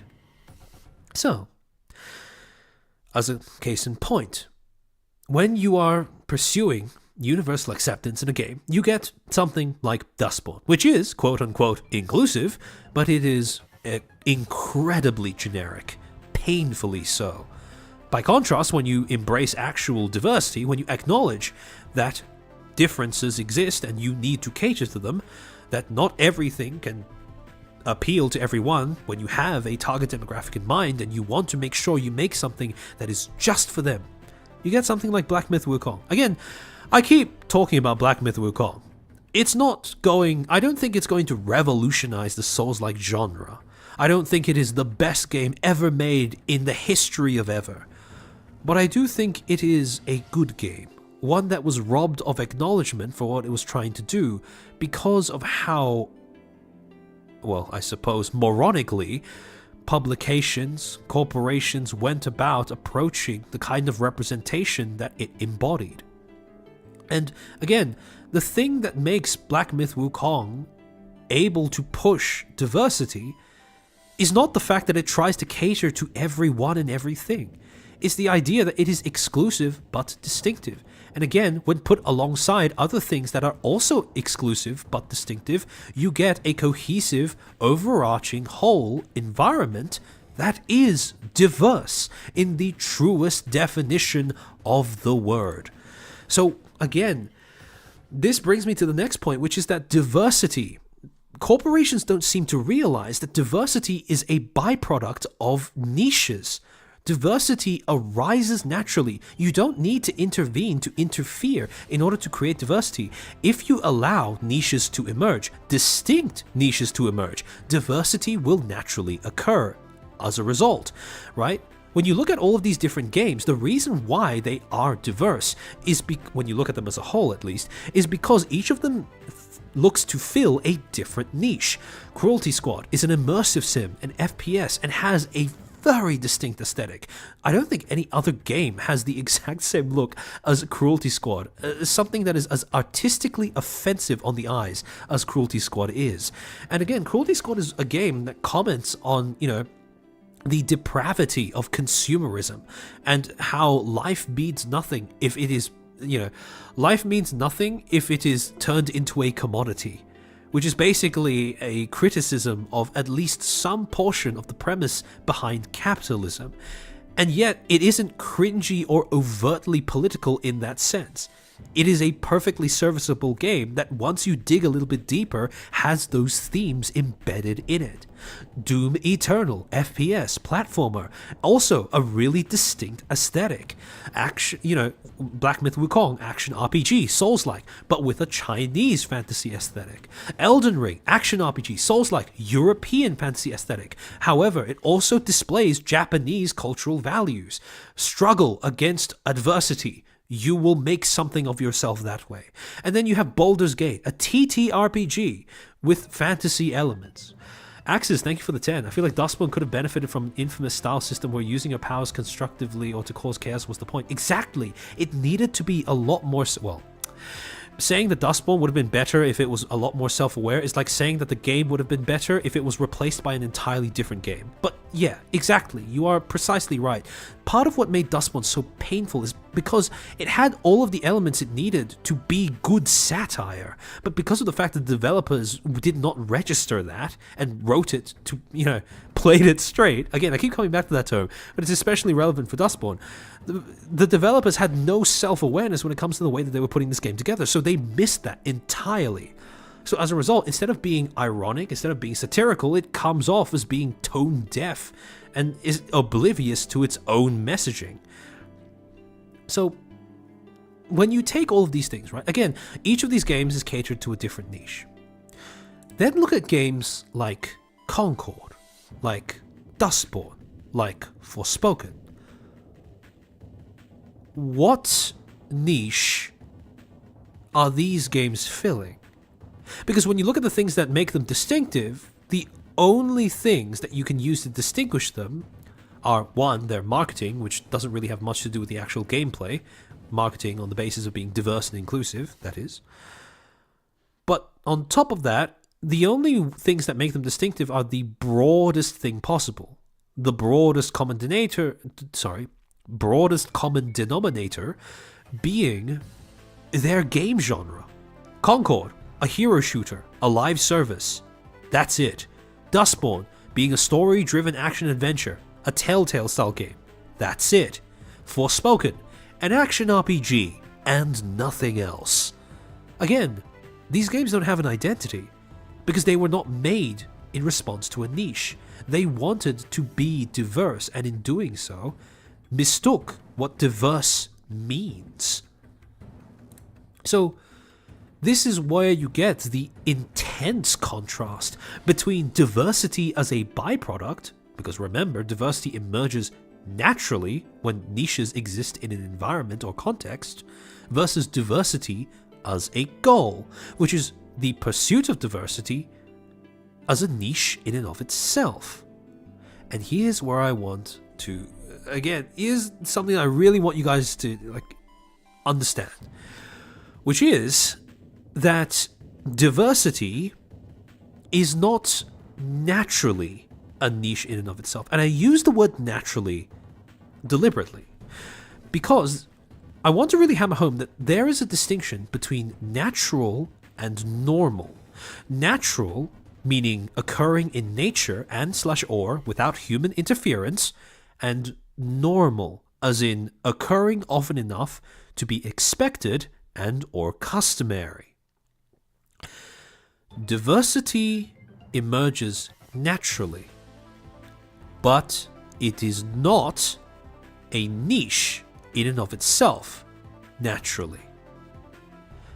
What is currently happening is that there is an attempt, or at least there appears to be an attempt, across a whole variety of different corporate sectors, levels of government and institutions, to create or to normalize diversity as a niche in and of itself.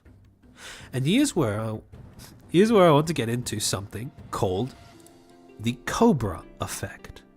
Now, the Cobra Effect is basically a reference to the belief that a Cobra Effect is basically a term that is supposed to describe what happens when an incentive has an unintended or undesirable result that runs contrary to the intentions of its designers. And this came from an anecdotal story about colonial India, or when India was still a British colony. Essentially, the way that the story goes is that the British government in Delhi decided that there were too many cobras in the area. So they put out a bounty. People would be paid for bringing in the head of a cobra, and they would be paid per head. The more snakes you killed, the more heads you brought in, the more you would be paid.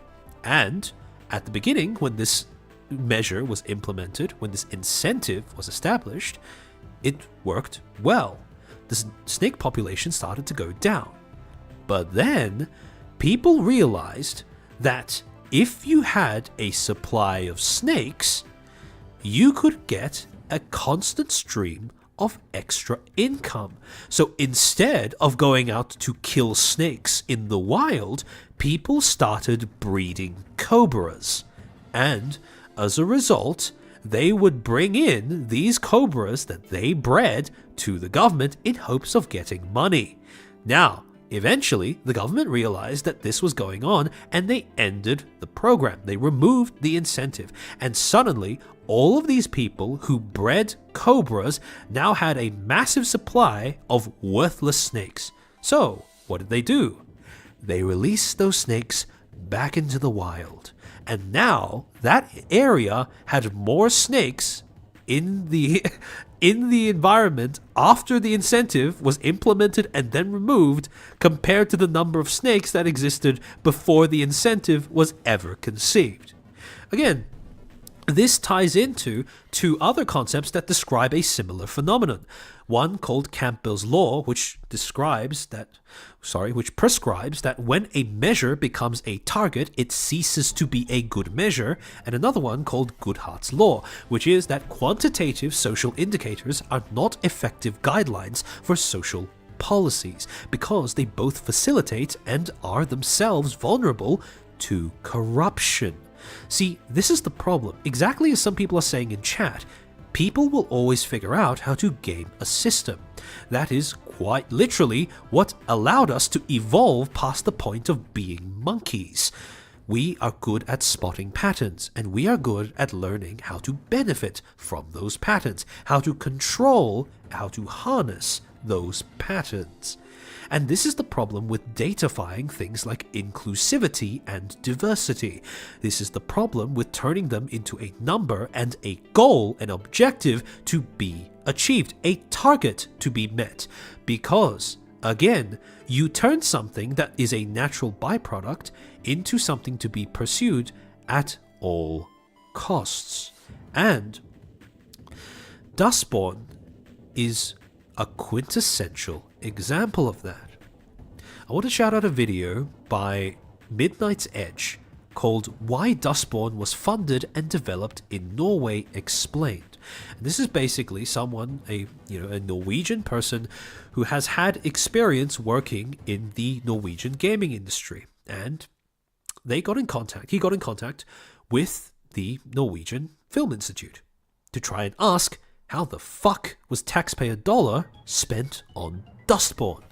Few things in this video that I want to bring to your attention. First, he states that he corresponded with the head of the video game section of the Norwegian Film Institute and confirmed that grant applications are vetted by a games advisor and an external panel of quote-unquote experienced Nordic game developers. This advisor and panel deemed Dustborn to have sufficient artistic quality and market potential to justify funding. Let me reiterate. Whoever's in charge of deciding what does and doesn't get grants at the Norwegian Film Institute thought that Dustborn was artistic and profitable enough to justify 14 million kroner.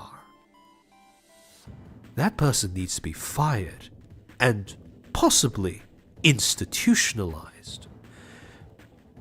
Third, Norway has an abundance of independent studios that rely on government grants via the Norwegian Film Institute to stay viable. This is a massive problem that is only exacerbated by the way that the institute funds these things, where instead of funding entire studios and trying to grow them to the point where they can become financially independent and commercially viable without government assistance, they instead only fund individual projects. Now, what that does is it disincentivizes the studios from considering long-term commercial viability. In other words, the main source of income for these studios are not consumers. It's government grants.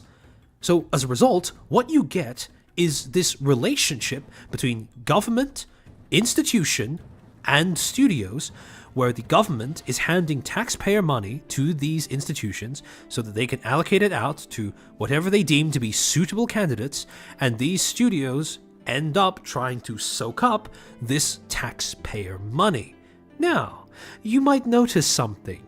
In no point in this transaction is the consumer actually involved, and that is the problem. Because when you disincentivize trying to pursue commercial viability, financial independence from government assistance, what you essentially get is that instead of looking towards the consumers, the publishers and game studios start catering to the tastes and wants of the cultural institution handing out the grants.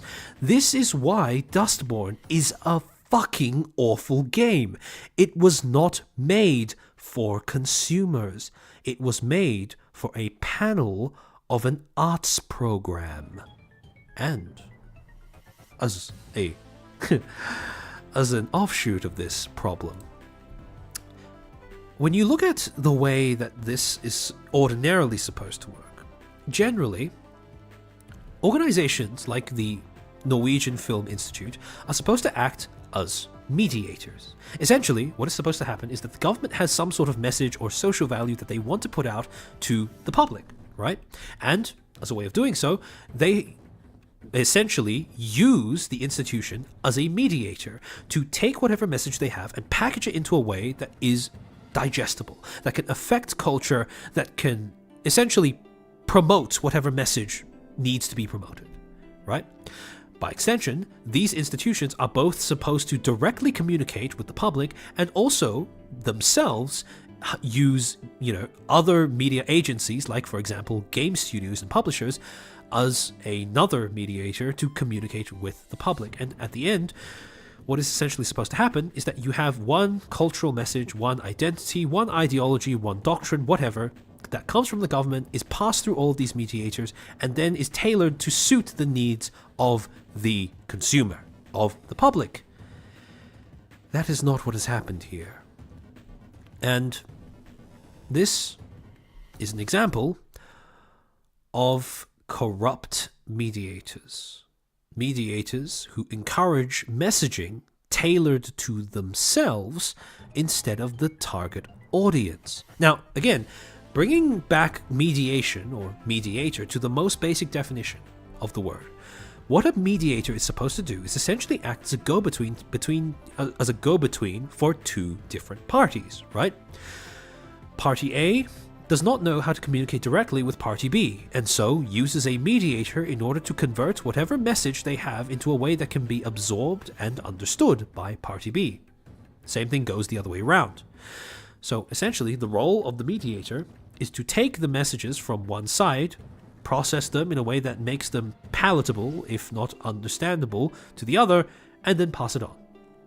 The ultimate aim of healthy mediation is not to sustain this relationship, but to facilitate a situation where the mediator themselves is no longer needed, where hopefully you've mediated the relationship enough to the point where each party is capable of empathizing, sympathizing, or at the very least communicating with the other, so that now they can talk directly.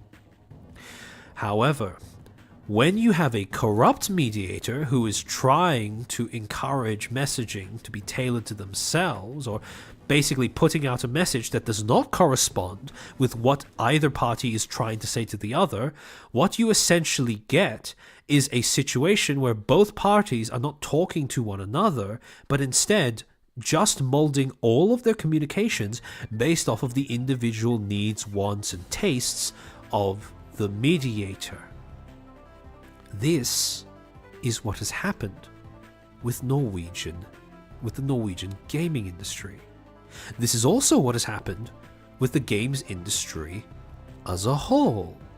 Because when you look at this attempt to build a niche for quote-unquote diverse content, this is a niche that is inherently anti-consumer.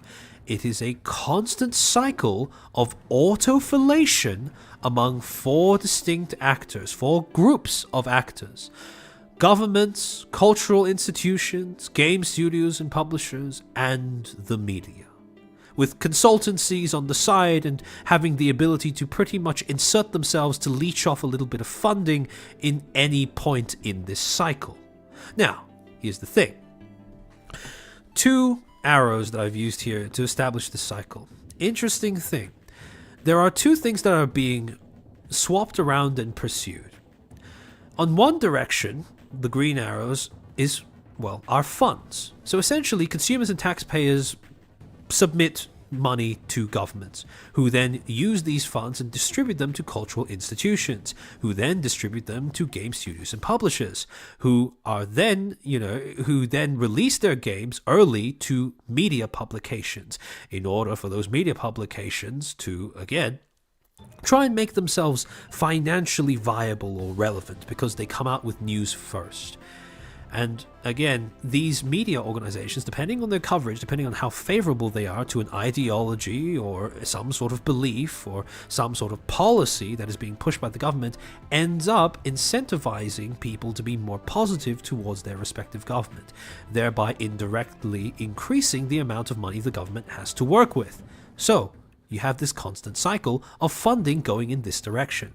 However, when you look at the other cycle that is constantly happening, this pursuit of endorsement, oddly enough, it goes in the opposite direction.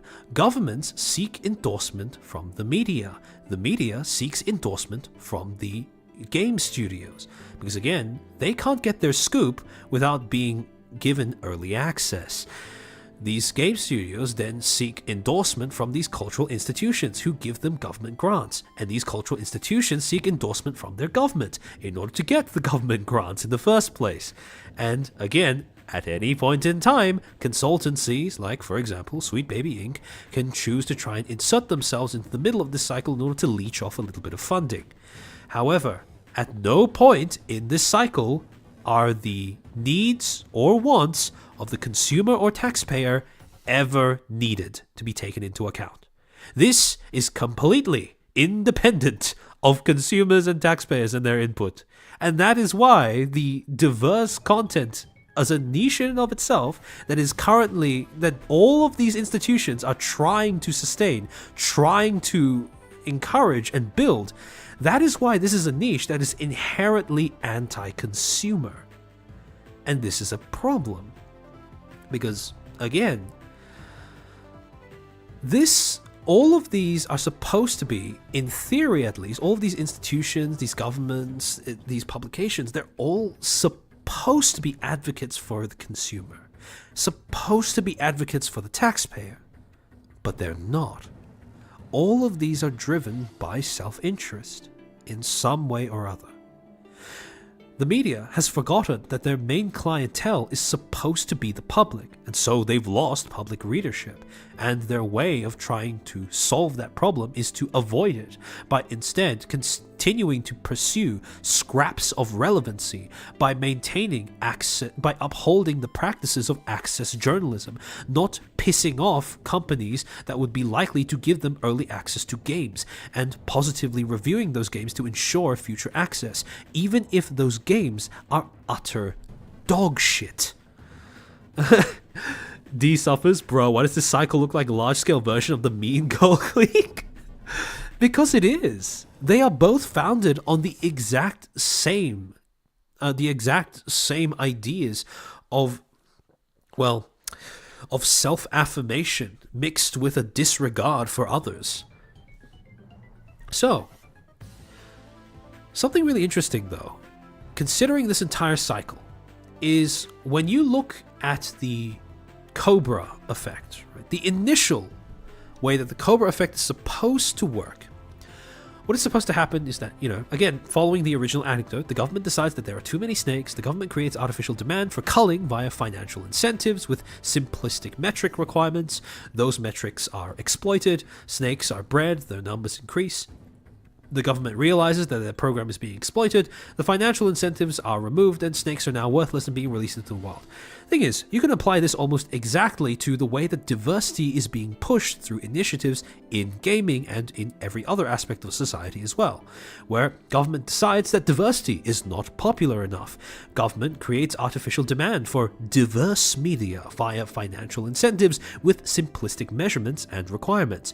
People learn to exploit the simplistic measurements and requirements, ignoring the initial intention behind the program. Again, these devs, these publishers, they don't care about actual representation. They don't even understand what diversity really is. All they understand is we need to meet this metric, we need to tick off these boxes, we need to cover these hex codes, and that's pretty much it. Markets are flooded with poorly constructed, diverse media. Government realizes their program is being exploited, financial incentives are being removed, and audiences have learned to associate diversity with poor quality. Diversity is now more unpopular. You can see that this is very much the case. However, as I went through this particular cycle, you may notice that this isn't actually what's happening. Instead, for some reason, we've skipped 2 steps. We've gone straight from this, markets are flooded with poorly constructed diverse media, to audiences have learned to associate diversity with poor quality. The government has not removed, or governments, institutions, these corporations and agencies that have the funding necessary to incentivize quote-unquote diverse media, to create a niche for diversity, those financial incentives are not being removed. And from that, we could work backwards. If the incentives aren't being removed, then logically, you would arrive at the conclusion that the program that the governments either don't register that their program is being exploited, or, and this is something that is a bit more sinister, that the programs are working exactly as intended. There are 2 inescapable truths about diversity initiatives as they currently exist. The first is that attempts to create a niche for diverse media in gaming have eroded public perception for both the concept of diversity and the industry as a whole. You cannot argue with that fact. For reasons that I've already explained earlier on in this stream, when people see a game marketing itself on the basis of diversity, they automatically and justifiably associate that game with poor quality.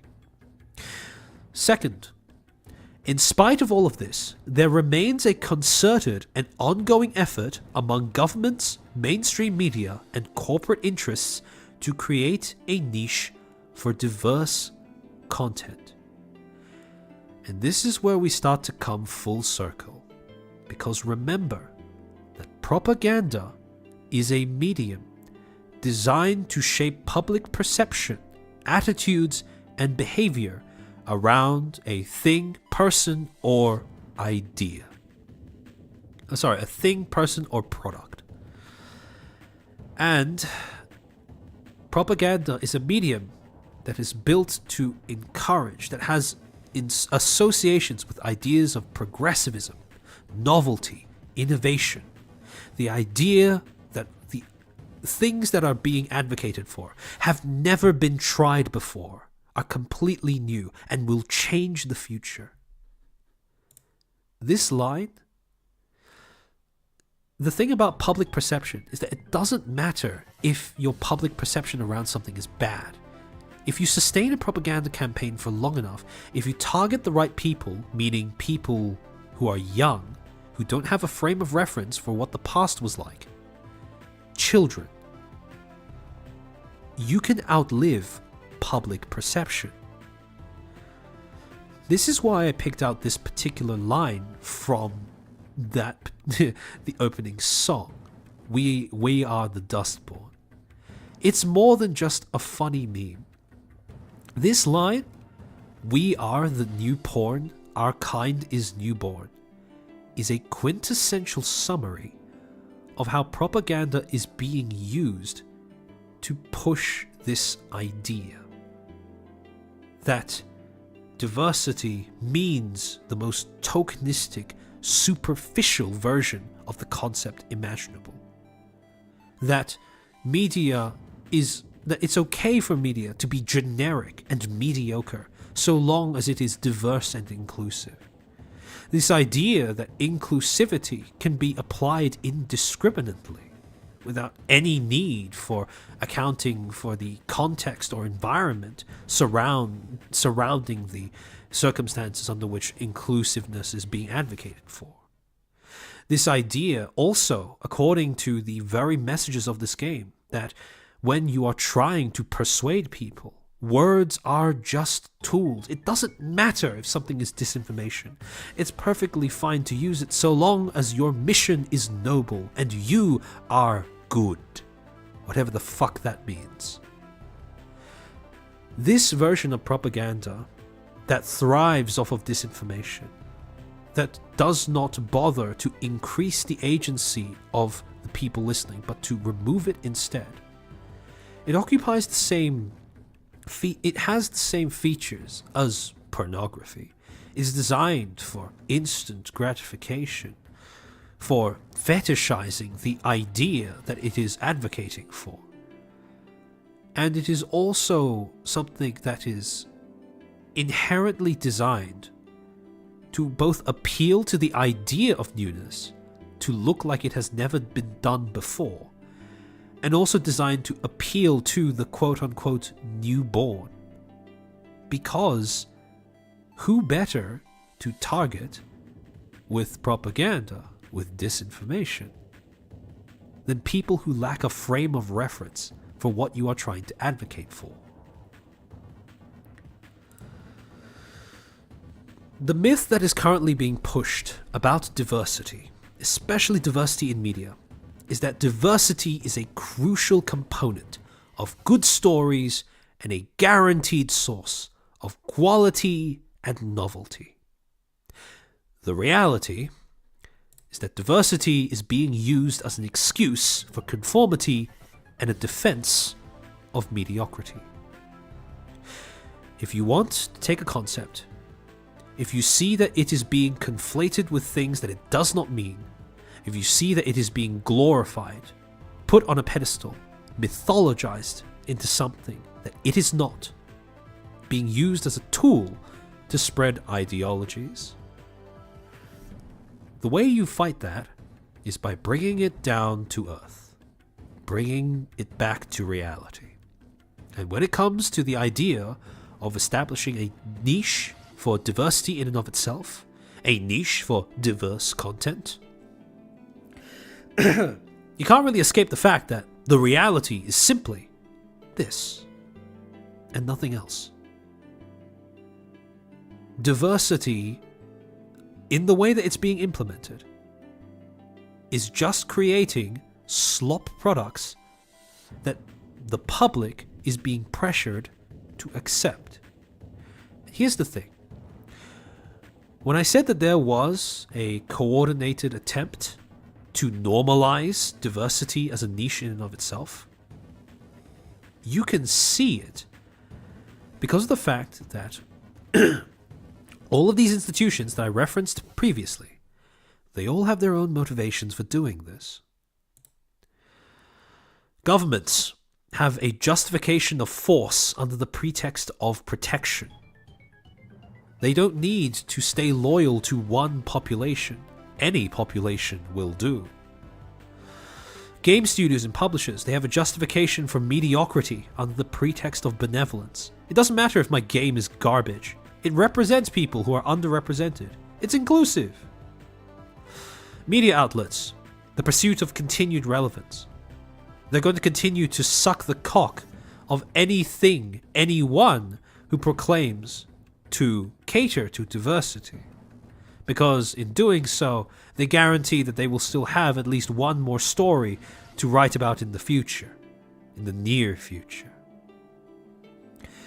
Cultural institutions and consultancies, their motivation is pretty cut and dry, pretty cynical. The pursuit of a niche in which they can continue to prosper.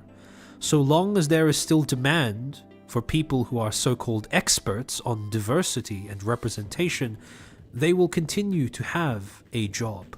A pretty lucrative one at that. So long as you don't mind taking taxpayer money from governments and, well, gullible developers. And here's the thing. A lot of people will say that it's silly to assume that this is conspiracy, right? And in fairness, it might not be.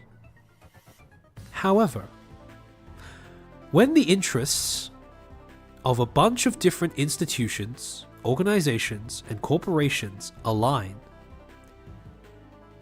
I make the argument that whether that alignment is due to conspiracy or coincidence is irrelevant. Because regardless of whether this is intentional or not, the outcome is still the same. The outcome is worse products, worse stories, and as a result, pressure on consumers, taxpayers, the general public to accept the slop without question. And that is not something that I, for one, am willing to allow. At least not willing to allow quietly. So, that leaves us with a question. How do we combat propaganda? How do we combat specifically bad propaganda? Because all of these institutions are working, well, they may not be working together, but they are most definitely working in tandem to propagandize the concept of, well, diversity as a niche in and of itself, as a cultural norm. So, how do you push back against that? At the end of the book that I showed you guys earlier at the beginning of stream, Propaganda by Edwin Bernays from 1928, he ends with a quote that I want to give to you guys as well, because I think it sums up all of the ideas that I've discussed in this stream pretty well. He writes, If the public becomes more intelligent in its commercial demands, commercial firms will meet the new standards. If it becomes weary of the old methods used to persuade it to accept a given idea or commodity, its leaders will present their appeals more intelligently. Propaganda will never die out. Intelligent men must realize that propaganda is the modern instrument by which they can fight for productive ends and help to bring order out of chaos. Essentially, propaganda isn't going anywhere. And if you are going to fight the influence of propaganda, you need to understand how it works. More importantly, something that Bernays emphasizes in this quote is that corporations, governments, are not human, but they can be persuaded. Just as organizations and governments can use propaganda to manipulate the public, so too can the public use propaganda to affect corporations and governments. All it requires is being more intelligent in what we demand, raising our standards, and insisting on nothing less. Because at the end of the day, corporations and governments have to do what the people want. It can get away with not doing that for a while, but it can't get away with that indefinitely. And especially when it comes to the idea of diversity in stories. To resist the effects, the short-term memory loss, the amnesiac effect of propaganda on the population. Just as propaganda is pushed out, just as ideologies are pushed out in the form of stories, so too is it important to preserve the stories that define who you are and what you believe. Because, and this is the thing, a recurring pattern when we look at the way that diversity is currently in the middle of being rebranded as, is the idea that it is fine for generic stories to be peddled in the name of diversity. And again, we already know the effects of that. Generic stories, generic ways of thinking, generic ideologies. Ideologies that are more about the means justifies the ends than, well, any particular system of principles or beliefs. And again, the way that you push against that is by preserving your stories and keeping them distinct. Because, if nothing else, if you don't take away anything else from this stream, I want you to remember this one thing, and that is that diversity of stories means diversity of thought. And if people want to take your stories, fuck them, turn them into slop, don't let them. Remember what your stories are. Remember or learn how to tell them in a compelling manner. Because that is how you resist the tide of mediocrity, rhetorically charged, ideologically charged mediocrity that is currently at threat of flooding every aspect of our lives. That's pretty much it. It pretty much sums up all of what I wanted to get across in this stream. Yeah, this is the true diversity. Remember, again, diversity comes from distinctiveness. You need to know who you are, what makes you different, what makes you distinct, in order to become a true advocate of diversity. And again, diversity, you also need to understand that not everyone is going to be able to get along with everyone else. This applies to cultures and societies just as much as it applies to individuals. Because, actually, just this is now like a bit ranty, but when you think about it, right? You can't really appreciate cultures without also understanding that every culture is going to have its own idiosyncrasies, pathologies, as well as its own virtues. And the thing is, right, when you are looking, and this is why when I read the Norwegian, the culture white paper, the reason why I found it to be so concerning is because it was advocating for non-discriminate cultural exchange. Non-discriminate cultural, not even integration, just jamming them all together.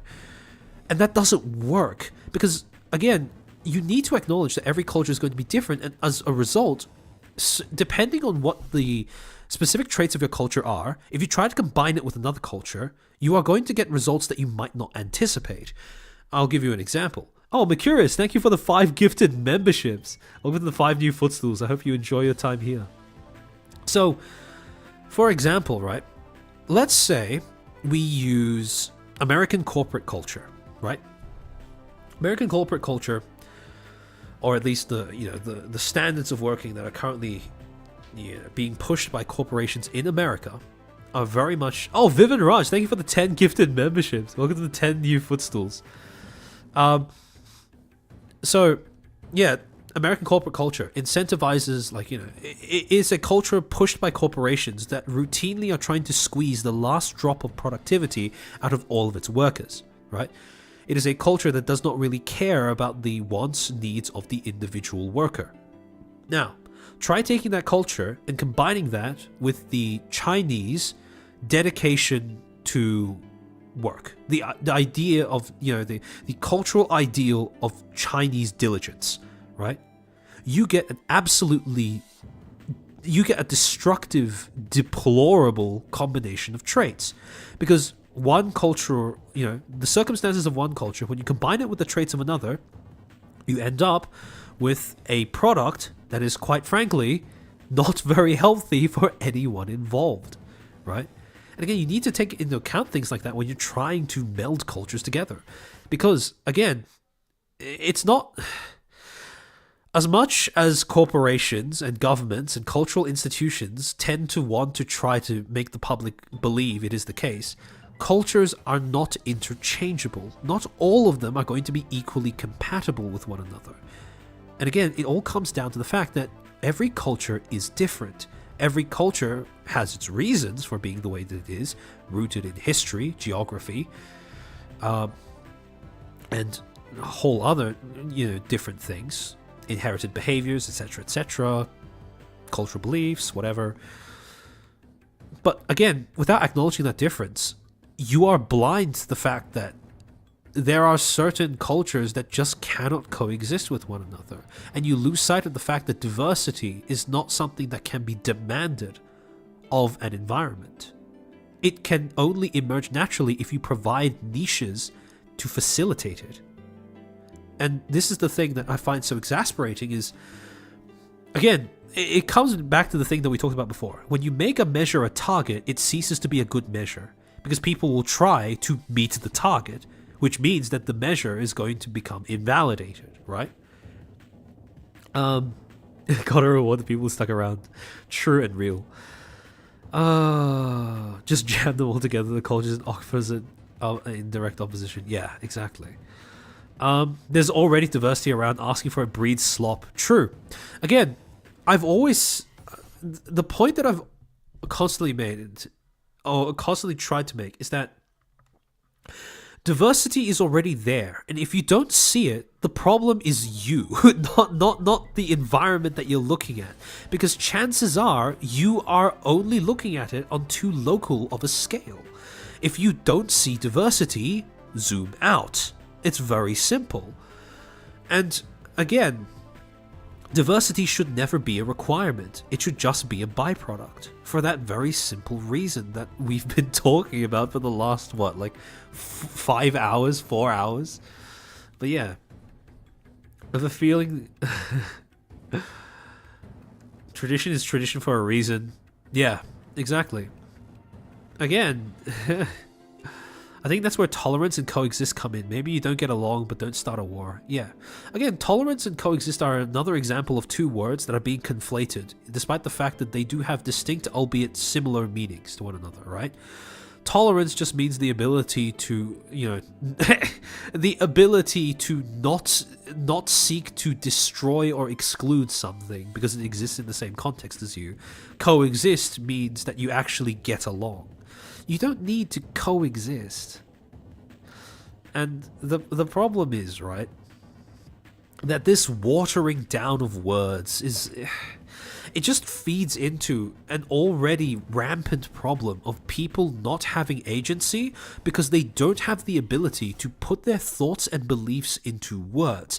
This is why when I look around and I see people trying to call out this sort of this abortive attempt at putting diversity on a pedestal and conflating its definition and watering down its meaning, when I see people try to criticize it and the practices this spawns as, woke or as as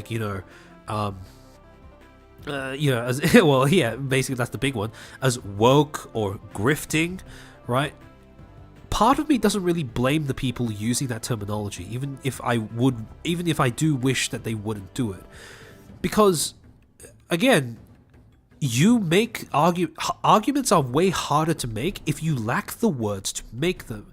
And, as a result of a number of factors, right? Both the way that it's being used in popular language and the way that corporations are trying to use them for marketing purposes, it's become really, really hard to pin down these words in terms of what they actually mean.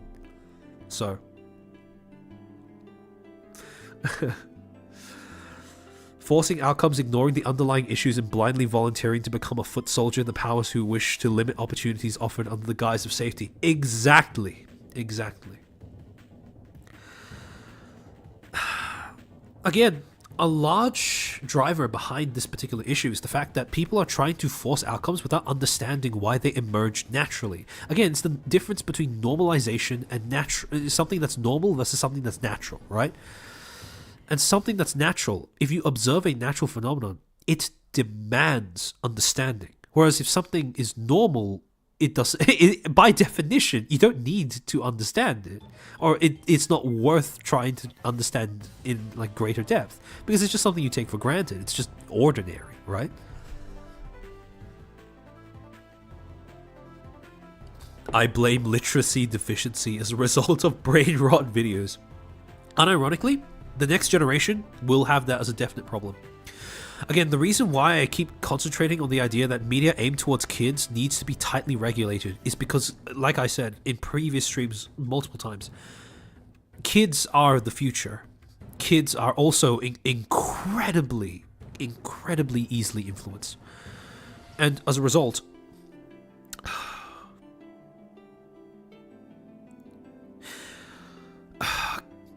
part of the reason why I take issue with video games trying to push messages that are as pathological, as destructive as the means justifies the ends, is because no one, going forward, if you look at the way the world is now, no one needs escapism as much as kids. Because we are, as much as the phrase has become a meme, we live in a society. I can't even say that without cracking up. We live in a society where the future is routinely being made out to be quite bleak. Now, depending on where you are in the world and depending on what the story in question is, that representation of reality might be, more true than not. However, regardless, it is the case that, again, this all ties back to the main thing that I talked about in my very first stream. The medium is the message. And the main way that people view the world at the moment is through the lens of what they learn through social media platforms. Unfortunately, that is simply the case. Too many kids now are being raised on iPad. Too many parents are outsourcing their job as a parent to a stranger on the internet. Now, again, that is understandable, if not excusable, because rough economy and etc. But at the same time, when social media platforms are the medium you use to perceive the entirety of the world, these are platforms that are designed to make you feel negative emotions, to push the most negative possible outlook on the world and the future. And when you have kids that are raised on this idea, this perspective, suddenly you understand why escapism is so rampant, because these are platforms that they sow the seeds of their own future profitability. If you create a condition where people in general fear for the future, where people need escapism, you can then provide it easily. You guarantee your own market. And this is why I view it as so sinister. Australia recently announced, the Australian government over here, they've recently announced intentions of implementing some sort of law that would ban people 16 years and younger from accessing social media. And while I am apprehensive at that idea, because our government tends to be pretty ham-fisted when it comes to implementing laws that are designed to facilitate internet safety, I very much agree with the idea of keeping children off of social media. This is also something that, I don't know, some people might find this to be like controversial, but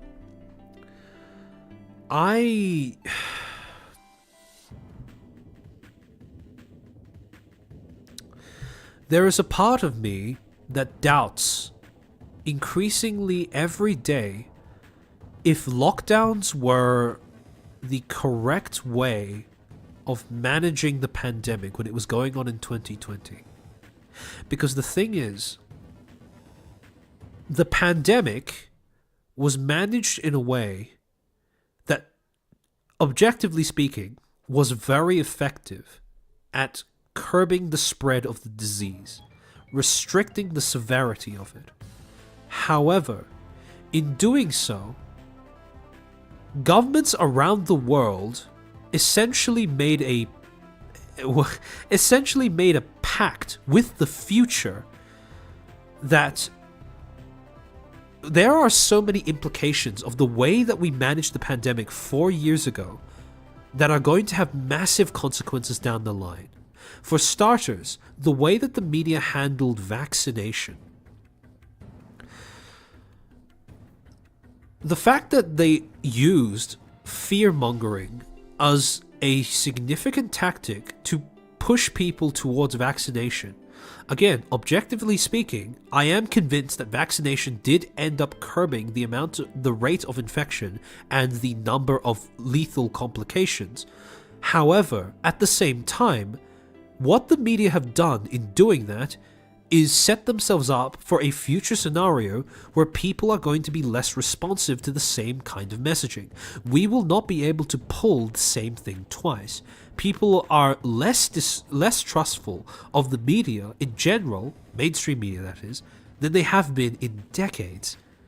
And when I've read multiple studies where, especially pertaining to the issue of vaccination, people no longer trust the media when it comes to telling them about whether vaccinations are strictly necessary or even, properly tested or something. People are now more suspicious of the media when the public message, the PSA, is go get vaccinated or go do XYZ for the sake of public health. And again, I am someone who I am vaccinated. I thoroughly believe that vaccinations are vaccinations are the reason why we were able to eradicate smallpox, which is a massive achievement for any species to wipe out an entire disease. But at the same time, I look at the way that people were pushed towards this, and there is a long-term cost that I'm not sure we are ready for as a society or as a collection of societies. And the same thing goes for lockdowns. Because what lockdowns essentially did is they removed the ability for people to communicate face to face. And it got a whole generation of people, multiple generations of people, hooked on communicating only through the medium of social media platforms, social media apps. Now, again, it's understandable because obviously you still want to talk to people even if you can't talk to them in person. However, like I keep saying, the medium you use will end up affecting how you communicate, how you see the world to some extent. And I am very worried that lockdowns have... Again, there are other studies that are echoing the sentiment. This is by no means an original thought or even a novel one. But there are so many long-term consequences to essentially 1 and 2 years of universal isolation from human interaction that are especially going to manifest in the younger generations, in children especially, over the course of the next 5 to 10 years. And I'm not looking forward to see what that looks like. Armchair, you are speaking beyond your expertise, true and real. Yeah, I mean, again, I'm not going to say if I'm not going to pretend to be some sort of medical expert or anything. But what do you mean I disappeared? Vaccinated but kind of skeptic? I'm not skeptical of vaccinations. I'm skeptical of the way that they are being pushed to people. There's a very important difference there. See, again, the technology itself has proven its efficacy. The way that people are being prompted, the way that people were prompted to take it up, that is something that I have issues with. The Orgosaurus, welcome to the Footstools. I hope you enjoy your time here. What do you mean disappeared? Hold on, let me look at my stream for a second. Give me a second to go to the abduction screen. I don't seem to have disappeared. Am I being gaslit? Your chair PNG was struggling for a bit. Oh, okay. Must be an internet thing because I live in Australia. But yeah. Yeah, it's not wrong to think about these things. Yeah. Again,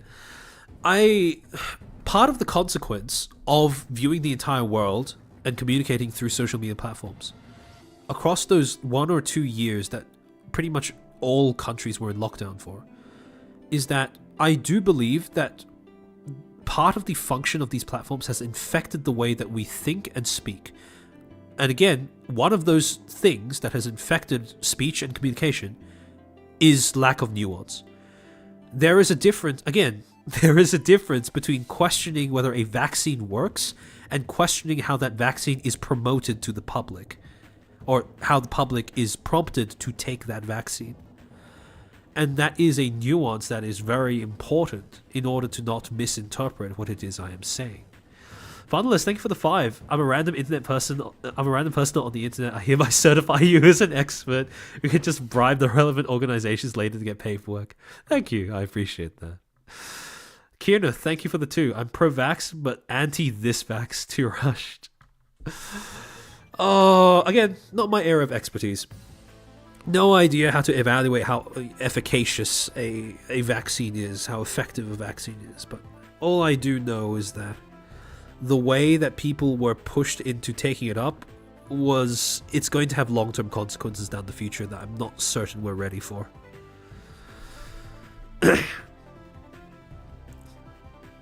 Did you have an issue with people who questioned the vaccine working? No.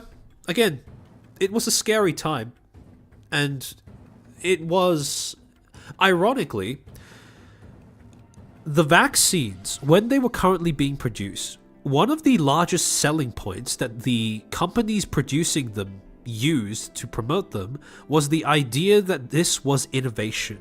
This was something that had not been done before, right?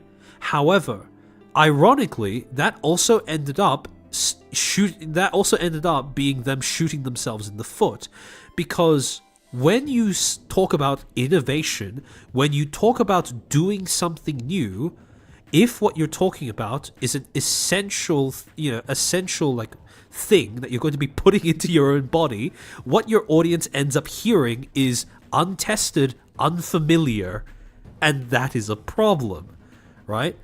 So again, this ties back to one of the most fundamental like principles of PR that I've talked about before on stream as well, which is that what you say, what you intend to say, is not always what your audience hears.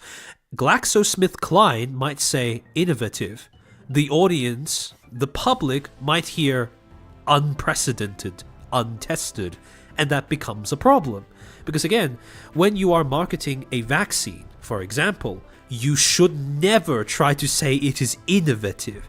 Any word that has any even tangential relation to something along the lines of new or unprecedented is to be avoided like the fucking plague. When you are trying to market a medication or a vaccine or a treatment, you want to market it on the fact that it is safe, not that it is innovative. And this is another example of marketing something to a group of people that is not your main consumer base. Because what I assume happened there is that you had all of these these pharma companies that were trying to make themselves look appealing to shareholders and investors. Because again, if you are marketing a technology, then it makes sense that you are saying, something is innovative, something is new, right? The thing is, in appealing to investors, you end up alienating the public. Because, like I said, products being innovative is fine. A medical treatment being innovative is debatable, right? Yeah.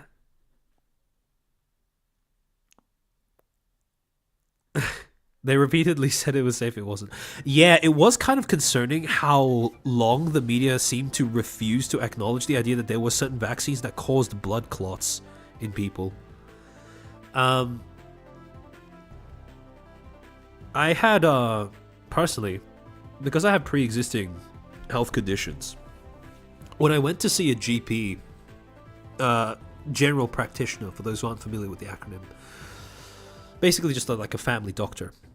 During the pandemic, when I went to see one to ask about, getting vaccinated, I was explicitly told to wait a little bit for choosing to get vaccinated by this doctor, mind you, because of the fact that it was in a stage of newness where side effects were not fully studied, or at least not completely studied.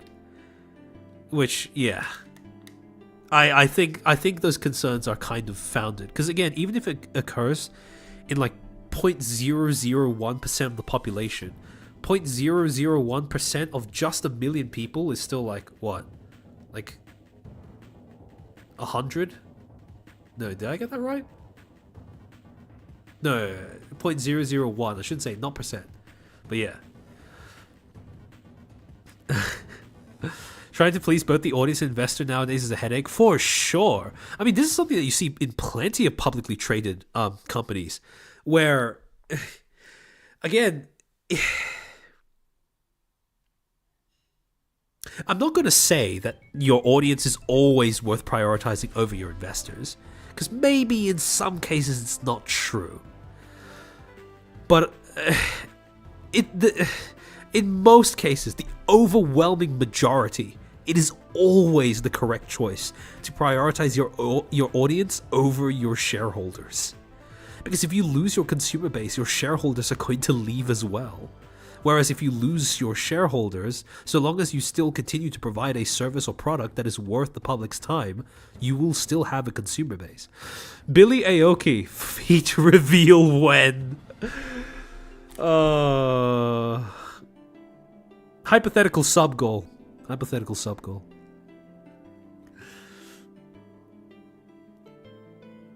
What about Bud Light? What do you mean by referencing Bud Light? Speculative shareholders. Yeah, look at Niji suddenly buying shareholders' loyalty with money that they could have invested into better products. Exactly. See, that's the problem, right? Part of the reason why they're not growing is because the audience that does exist is kind of, well, you know, they're hardcore fanatics. They're kind of getting starved. They're not really, nothing new or exceptional is being made for them. At the same time, the audience that is already left is not convinced that it's safe to go back because management doesn't look like it's learned anything from its past mistakes. So, as a result, what you get is this weird limbo where they are only catering to investors and pretty much entirely neglecting the audience and their talents. But yeah. Evo, thank you for the 5. Very good stream today, sir. Reminds me of the whole debacle between my government and Ubisoft for Skull and Bones. Again, Ubisoft is a company that can pretty much... It is very possible that after Assassin's Creed Shadows releases, its stock price is already taking an Olympic level nosedive. But it is entirely possible for it to sustain a stream in and of itself. But yeah, Ubisoft does not have a great track record as of late, and they only recently came out with the training program that was only open to women and non-binary people. Like, what are you doing? Morally immoral. Thank you for the 5. Pharma companies speak only to investors. Also makes dangerous vaccines. Also, pharma companies. Why does nobody trust us? Yeah, again, it's all a matter of making sure that you communicate properly with your audience. If you neglect them, don't be surprised if they misunderstand what you are saying entirely. Again, Ubisoft is another example. Like, you know, we talk about Dustborn, we talk about like Concord, we talk about Forspoken, but Ubisoft as an entire company is, again, yet another textbook example of trying to use diversity and inclusivity as a way of, like, you know, it's Bahor, right? Like, you know, just trying to cover up an existing dumpster fire of a lack of inspiration or real talent at the company. Their higher ups are out of touch. Their developers are, well, they're either out of touch as well, or they're not given enough room to push back against the decisions made by their higher ups. And as a result, you get this mess of a corporation. They had such a simple, mission: make good games, and they fucked it, because instead of going for the approval of the audience with, you know, just making a good game, they've chosen to try and solicit favor from media outlets, possibly government grants, and possibly, like, you know, funds that push ESG metrics instead. And again, ESG metrics, like I said before, I don't want you to think that I'm saying that diversity and inclusivity is inherently evil. It's not. But the way that it is being pushed, that is unsustainable, that is deeply immoral, and that is utterly divorced from reality. Because diversity comes from difference. And difference will necessitate at least some degree of exclusivity and, well, hostility. Or, no, hostility is the wrong word. Inhospitability, because the two are different. Working in AAA studios no longer have job security. Yeah. Gaming is an industry that ballooned massively, way over its capacity during COVID. And we are seeing the consequences of that bubble firsthand, right? It's in the process of popping, if not already popped. To some extent, I do kind of... How do I say this? I am a little...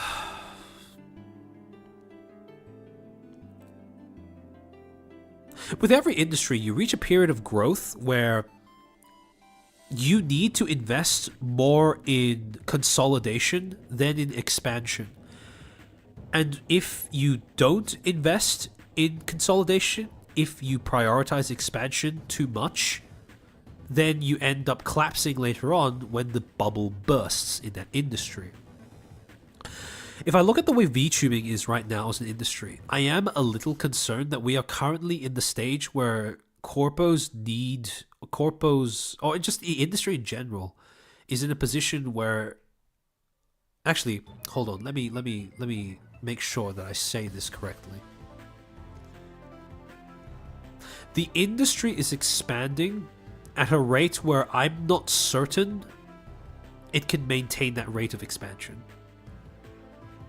Now, does this mean I don't think corporations should expand at all? No, not at all. But I do think that we're reaching a stage where VTubing is becoming saturated enough to justify corporations pivoting more to consolidation than to expansion. We have reached a stage where,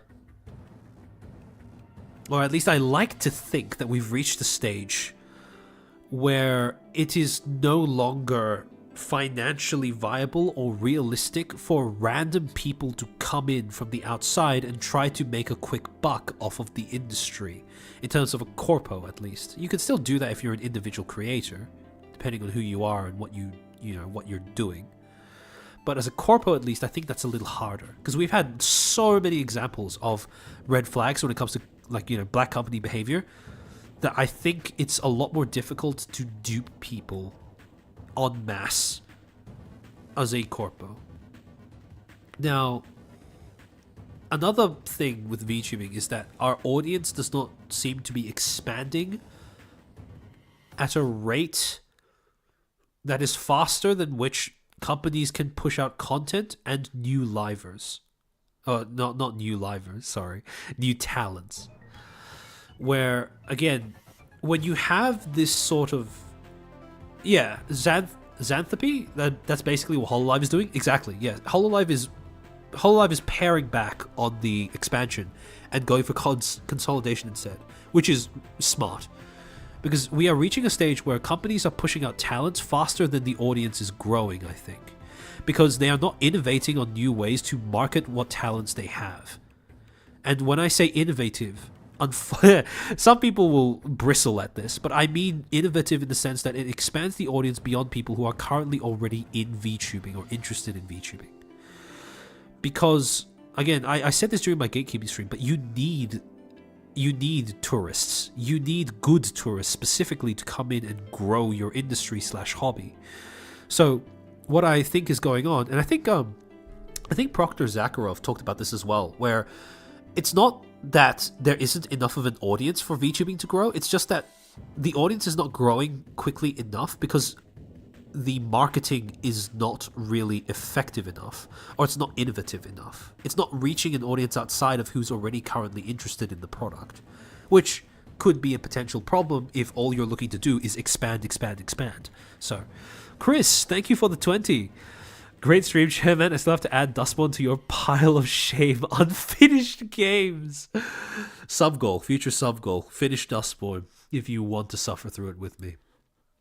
But yeah. Oh, this stream.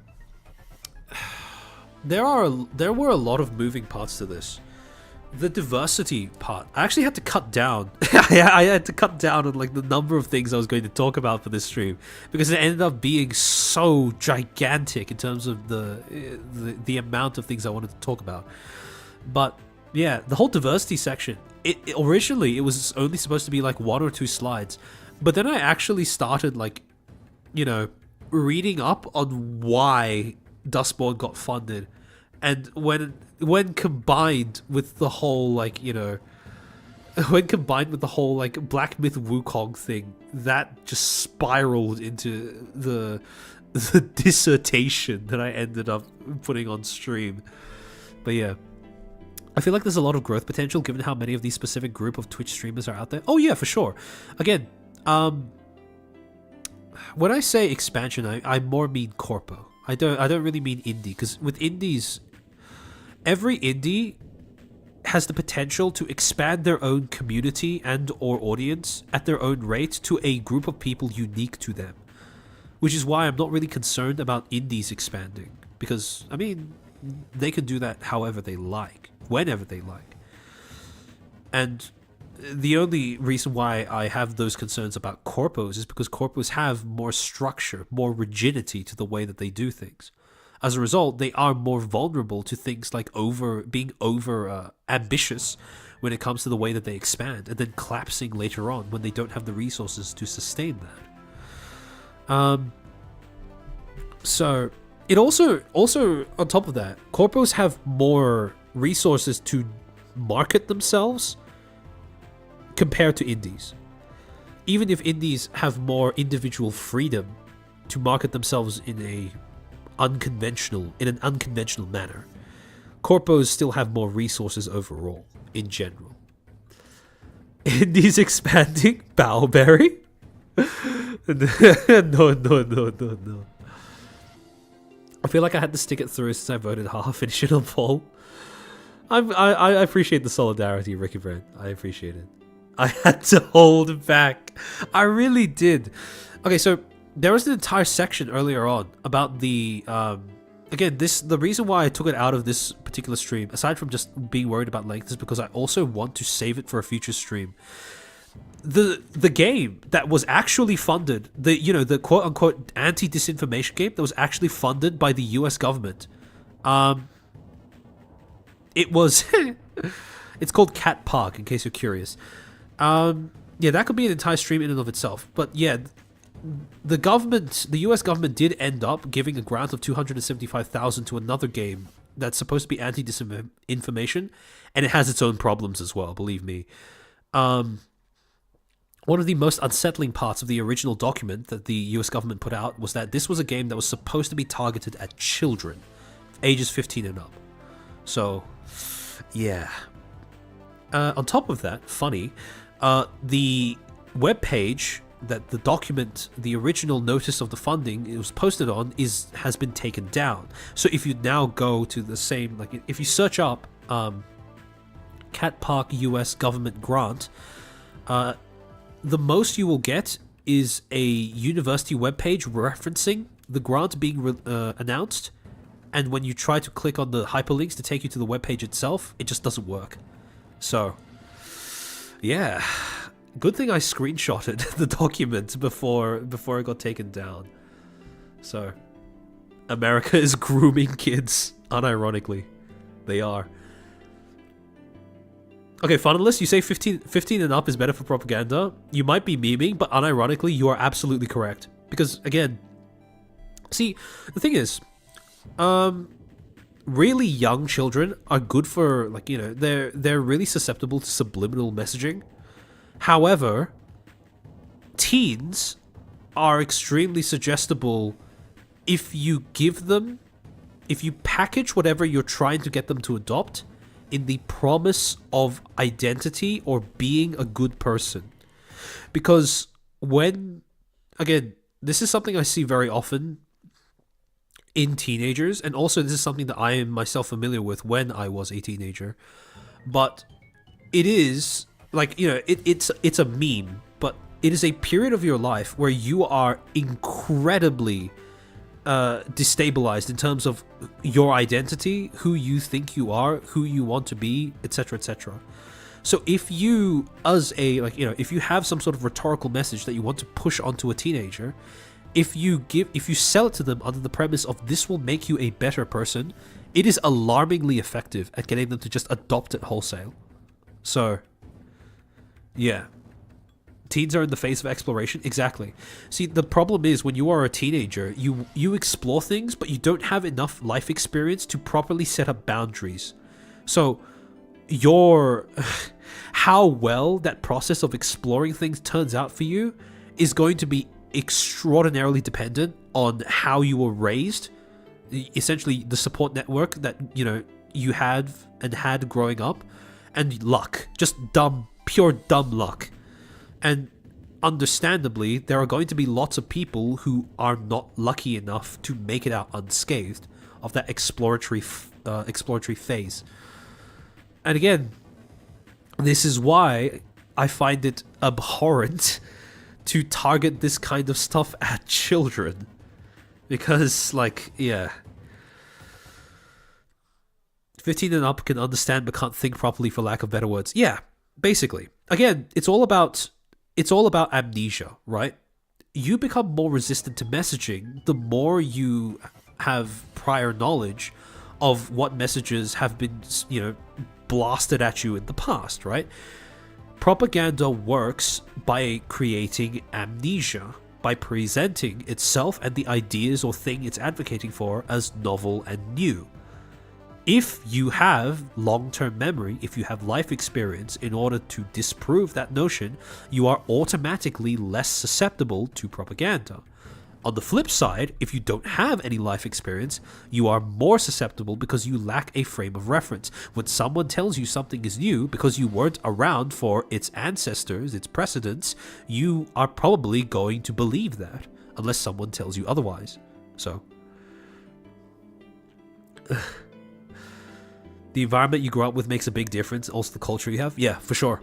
And again, everyone likes to pretend that culture is just like race and nothing else.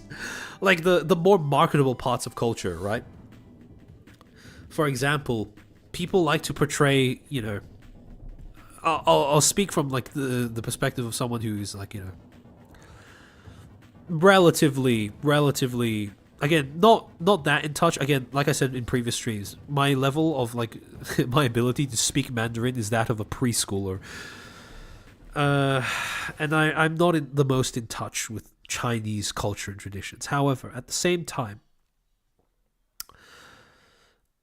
culture is not just this glamorous thing of, you have your dishes, your lion dances, your festivals, your diligence, etc., etc. It's not just virtues and fun events. It's not just food and things that are easily appreciable. It's also pathologies.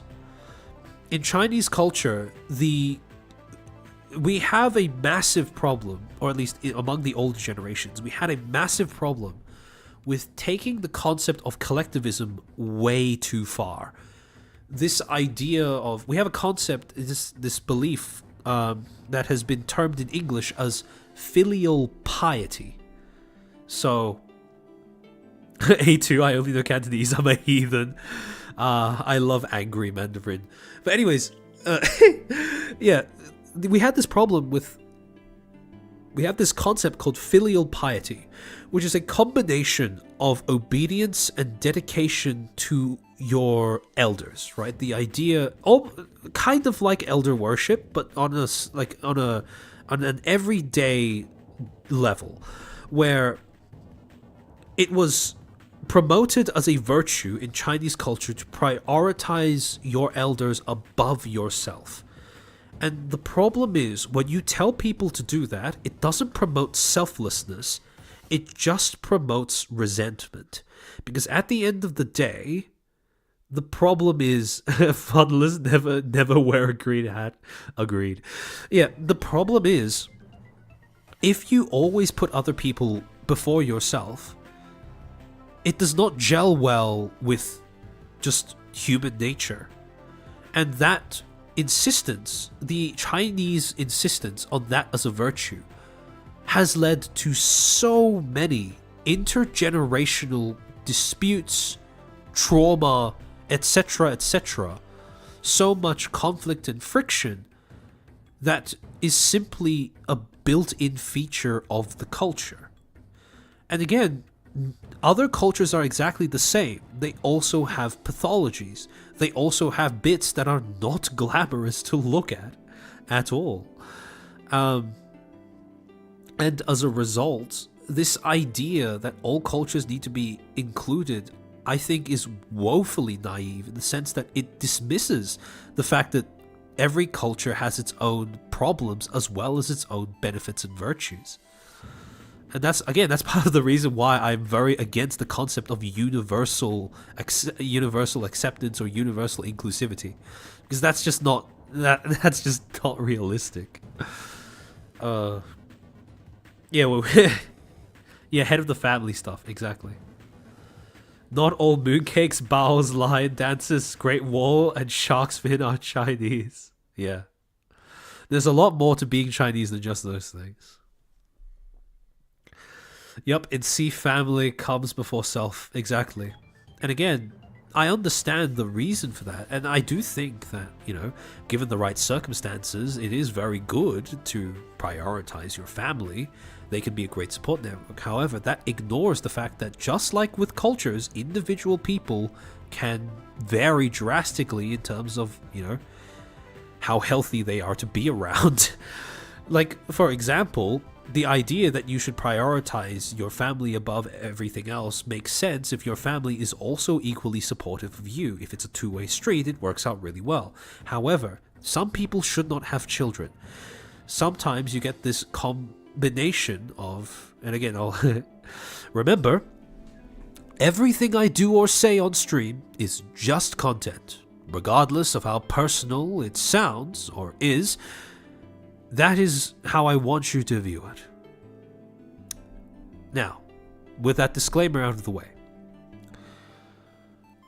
there are very frequently, something else that I've observed is that it's very frequent, at least in Chinese families, among like the older generation, so, maybe like people who are currently in their 80s or 90s at the moment, where they struggle to express affection, and as a result of that, they also struggle to ask for affection. Now, what I have observed as both being a phenomenon in my own family and in other C families is you will start off with an older generation who does not know how to express their need for affection, which, combined with strict discipline, or punitive discipline, I should say, creates a following generation that is overly attached to the idea of trying to predict how people think and feel without them verbalizing it, which then combines with elder worship to manifest as a pathological disregard for how their children express the way that they think and feel, because this middle generation believes that they have now become confident in their ability to accurately predict how people think and feel, even if they express otherwise. And so you get this sort of three generation problem where nobody seems to know how to communicate with one another, and the problem is only made worse by the cultural beliefs that are endemic to this culture.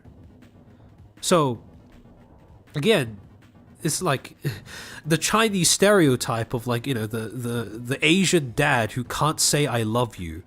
That is very much based in reality. And it's not unique to men either. Again,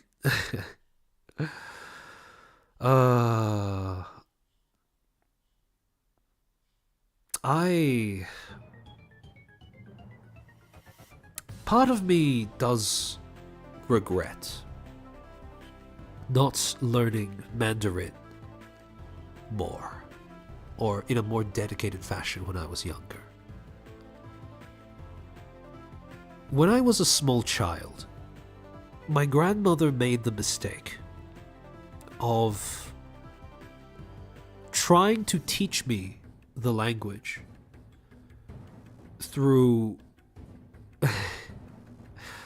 essentially punishment and abuse. Verbal abuse, but abuse nonetheless. Again, my relationship with my grandmother was very complex in the early years. It mellowed out towards the end of her life, but because of the way I was initially taught my native language, I pretty much resolved not to learn it at all on my own.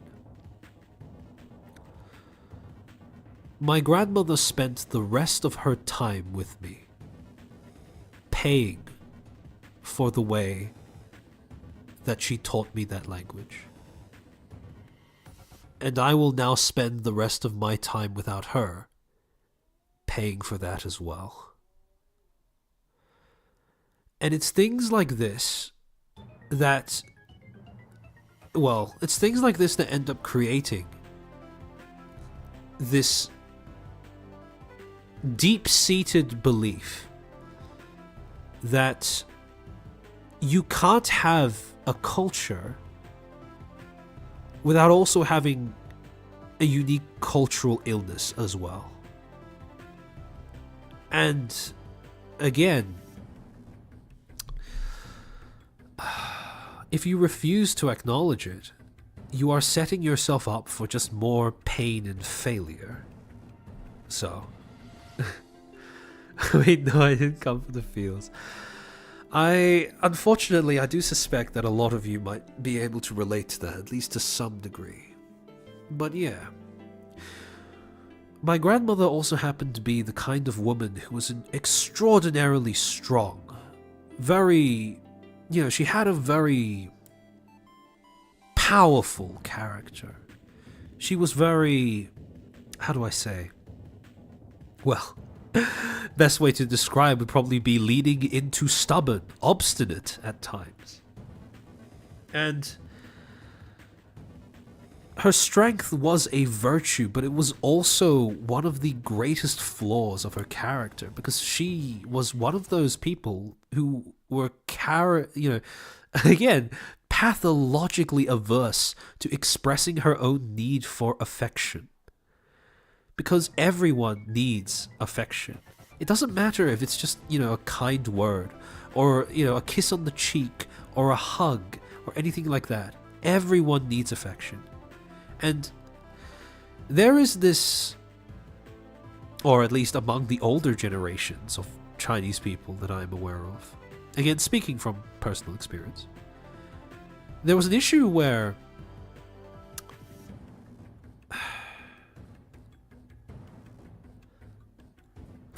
I suppose older generations don't seem to be very good at vocalizing the fact that they also need affection, especially not from their children. And for some reason, they seem to be way better at expressing the need for affection towards their grandchildren, just not to their children, which is a little odd. But again, I think it might have something to do with the idea that, again, in Chinese culture, the idea of saving face is like a big thing, right? And part of, saving face is not asking for things. And that goes hand in hand with projecting, being put together, right? Since children rely on their parents for help, perhaps, and this is just me spitballing, perhaps that would create the kind of, belief where parents feel uncomfortable asking for affection from their children, or even just expressing to their children that they also would like affection. Now, what happened was, in my grandmother, you could probably tell what I said earlier was linked to my own personal experience, but my grandmother was a very strong woman, but she was utterly incapable of expressing her need for affection. And so, as a result, as my mother grew up, she was essentially raised according to the same sort of punitive, verbally abusive, in her case, physically abusive, upbringing that my grandmother provided. As a child, she was trained to try and predict how my grandmother was thinking and feeling without my grandmother ever uttering a word. And over time, as my mother matured into an adult, she became confident in her ability to predict how other people were thinking and feeling. Now, again, she was very good at predicting how my grandmother was thinking and feeling, by virtue of the fact that she'd spent her entire life with my grandmother. But when it came to other people, suddenly you got this sort of dissonance where she thought she was really astute at diagnosing how other people thought and felt, but the reality was quite different. Now, you can see why that might become a problem when I, as a child, was trying to establish some sort of communicative relationship with my mother. Because again, she believed that she already knew how I thought and felt, which meant that, by extension, she also had a tendency to dismiss how I expressed I thought and felt. And so you had this sort of again, this intergenerational disconnect that is not entirely attributable to culture. Again, my mother and my grandmother are and were still individual people in their own right, with their own idiosyncrasies, virtues, and pathologies.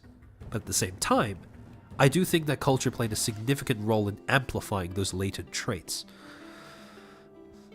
So, as a result,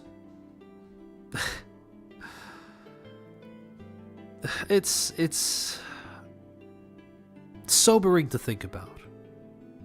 In my grandmother's case, she never really developed the ability to ask and, accept affection until near the end of her life, where I think she realized she was too sick to make appearances worth putting on.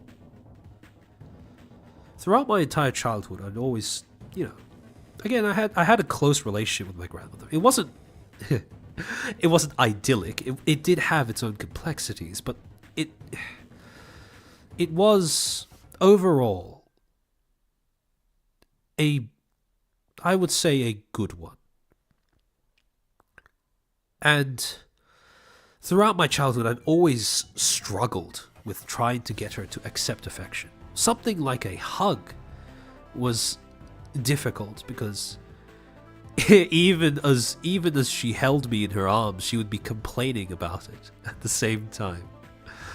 And I could see why, if a child grows up with that being their only reference for how people behave, they might start to dissociate, or, how people say they think and feel versus how they actually think and feel. But at the same time, although our upbringing may contextualize our behavior, I don't believe it ever excuses it. And in my family, this was a family that was very much defined by strong women. Strong women who were also immensely flawed people. Sometimes narcissistic, often stubborn, and with a tendency to try and,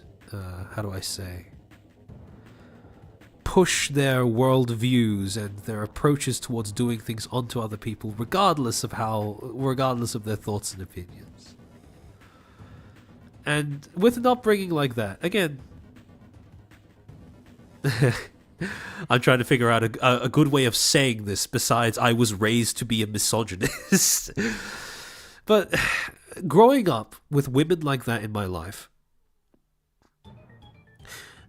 I've realized that there is never an excuse for misogyny, but there can sometimes be reasons for it. And again, it comes with acknowledging flaws, which is something that is really important when it comes to evaluating anything to do with human beings. Randot, immaturity was the most annoying thing in my teens. When I look back at it, damn, my parents are awesome. I'm confused how I was feeling iffy or annoyed. Yeah, that too.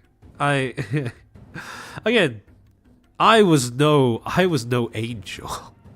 I was absolute hell to raise, and I was, I do not have fond memories of myself as a teenager. But we got through it. So, whoa.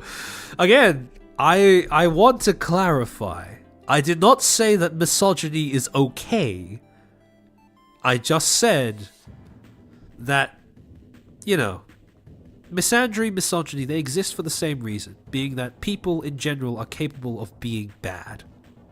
And as a result, if you grow up around people with bad tendencies, you can start to associate those tendencies with just the people in general. That makes us too.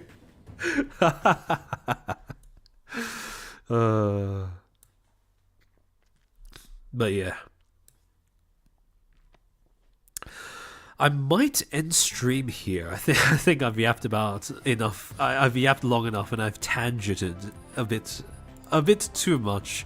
We have strayed significantly from the path of discussing awfully made games. All right, let me find a good raid target.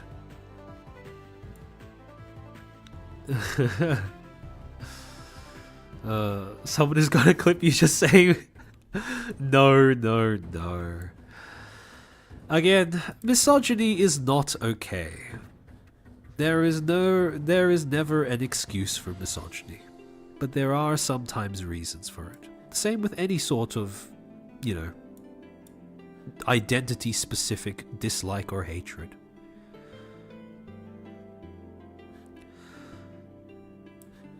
Oh, Libby from Under the Tea is live and playing Lollipop Chainsaw. I might send you guys over there. Alright. Azehara, you hold that thought. Hold that thought. I don't want YouTube combing through the chat logs and then penalizing my channel for that. It's for the funny, so it should be okay. True and real. But yeah, again, no culture is perfect. No group of people is perfect. And to insist otherwise is, frankly, moronic. The kind of moronic that implies that you are, the kind of moronic that can only be achieved if you are quite literally only capable of expressing yourself via drooling. So, yeah. Aw, thanks guys, I really appreciate it.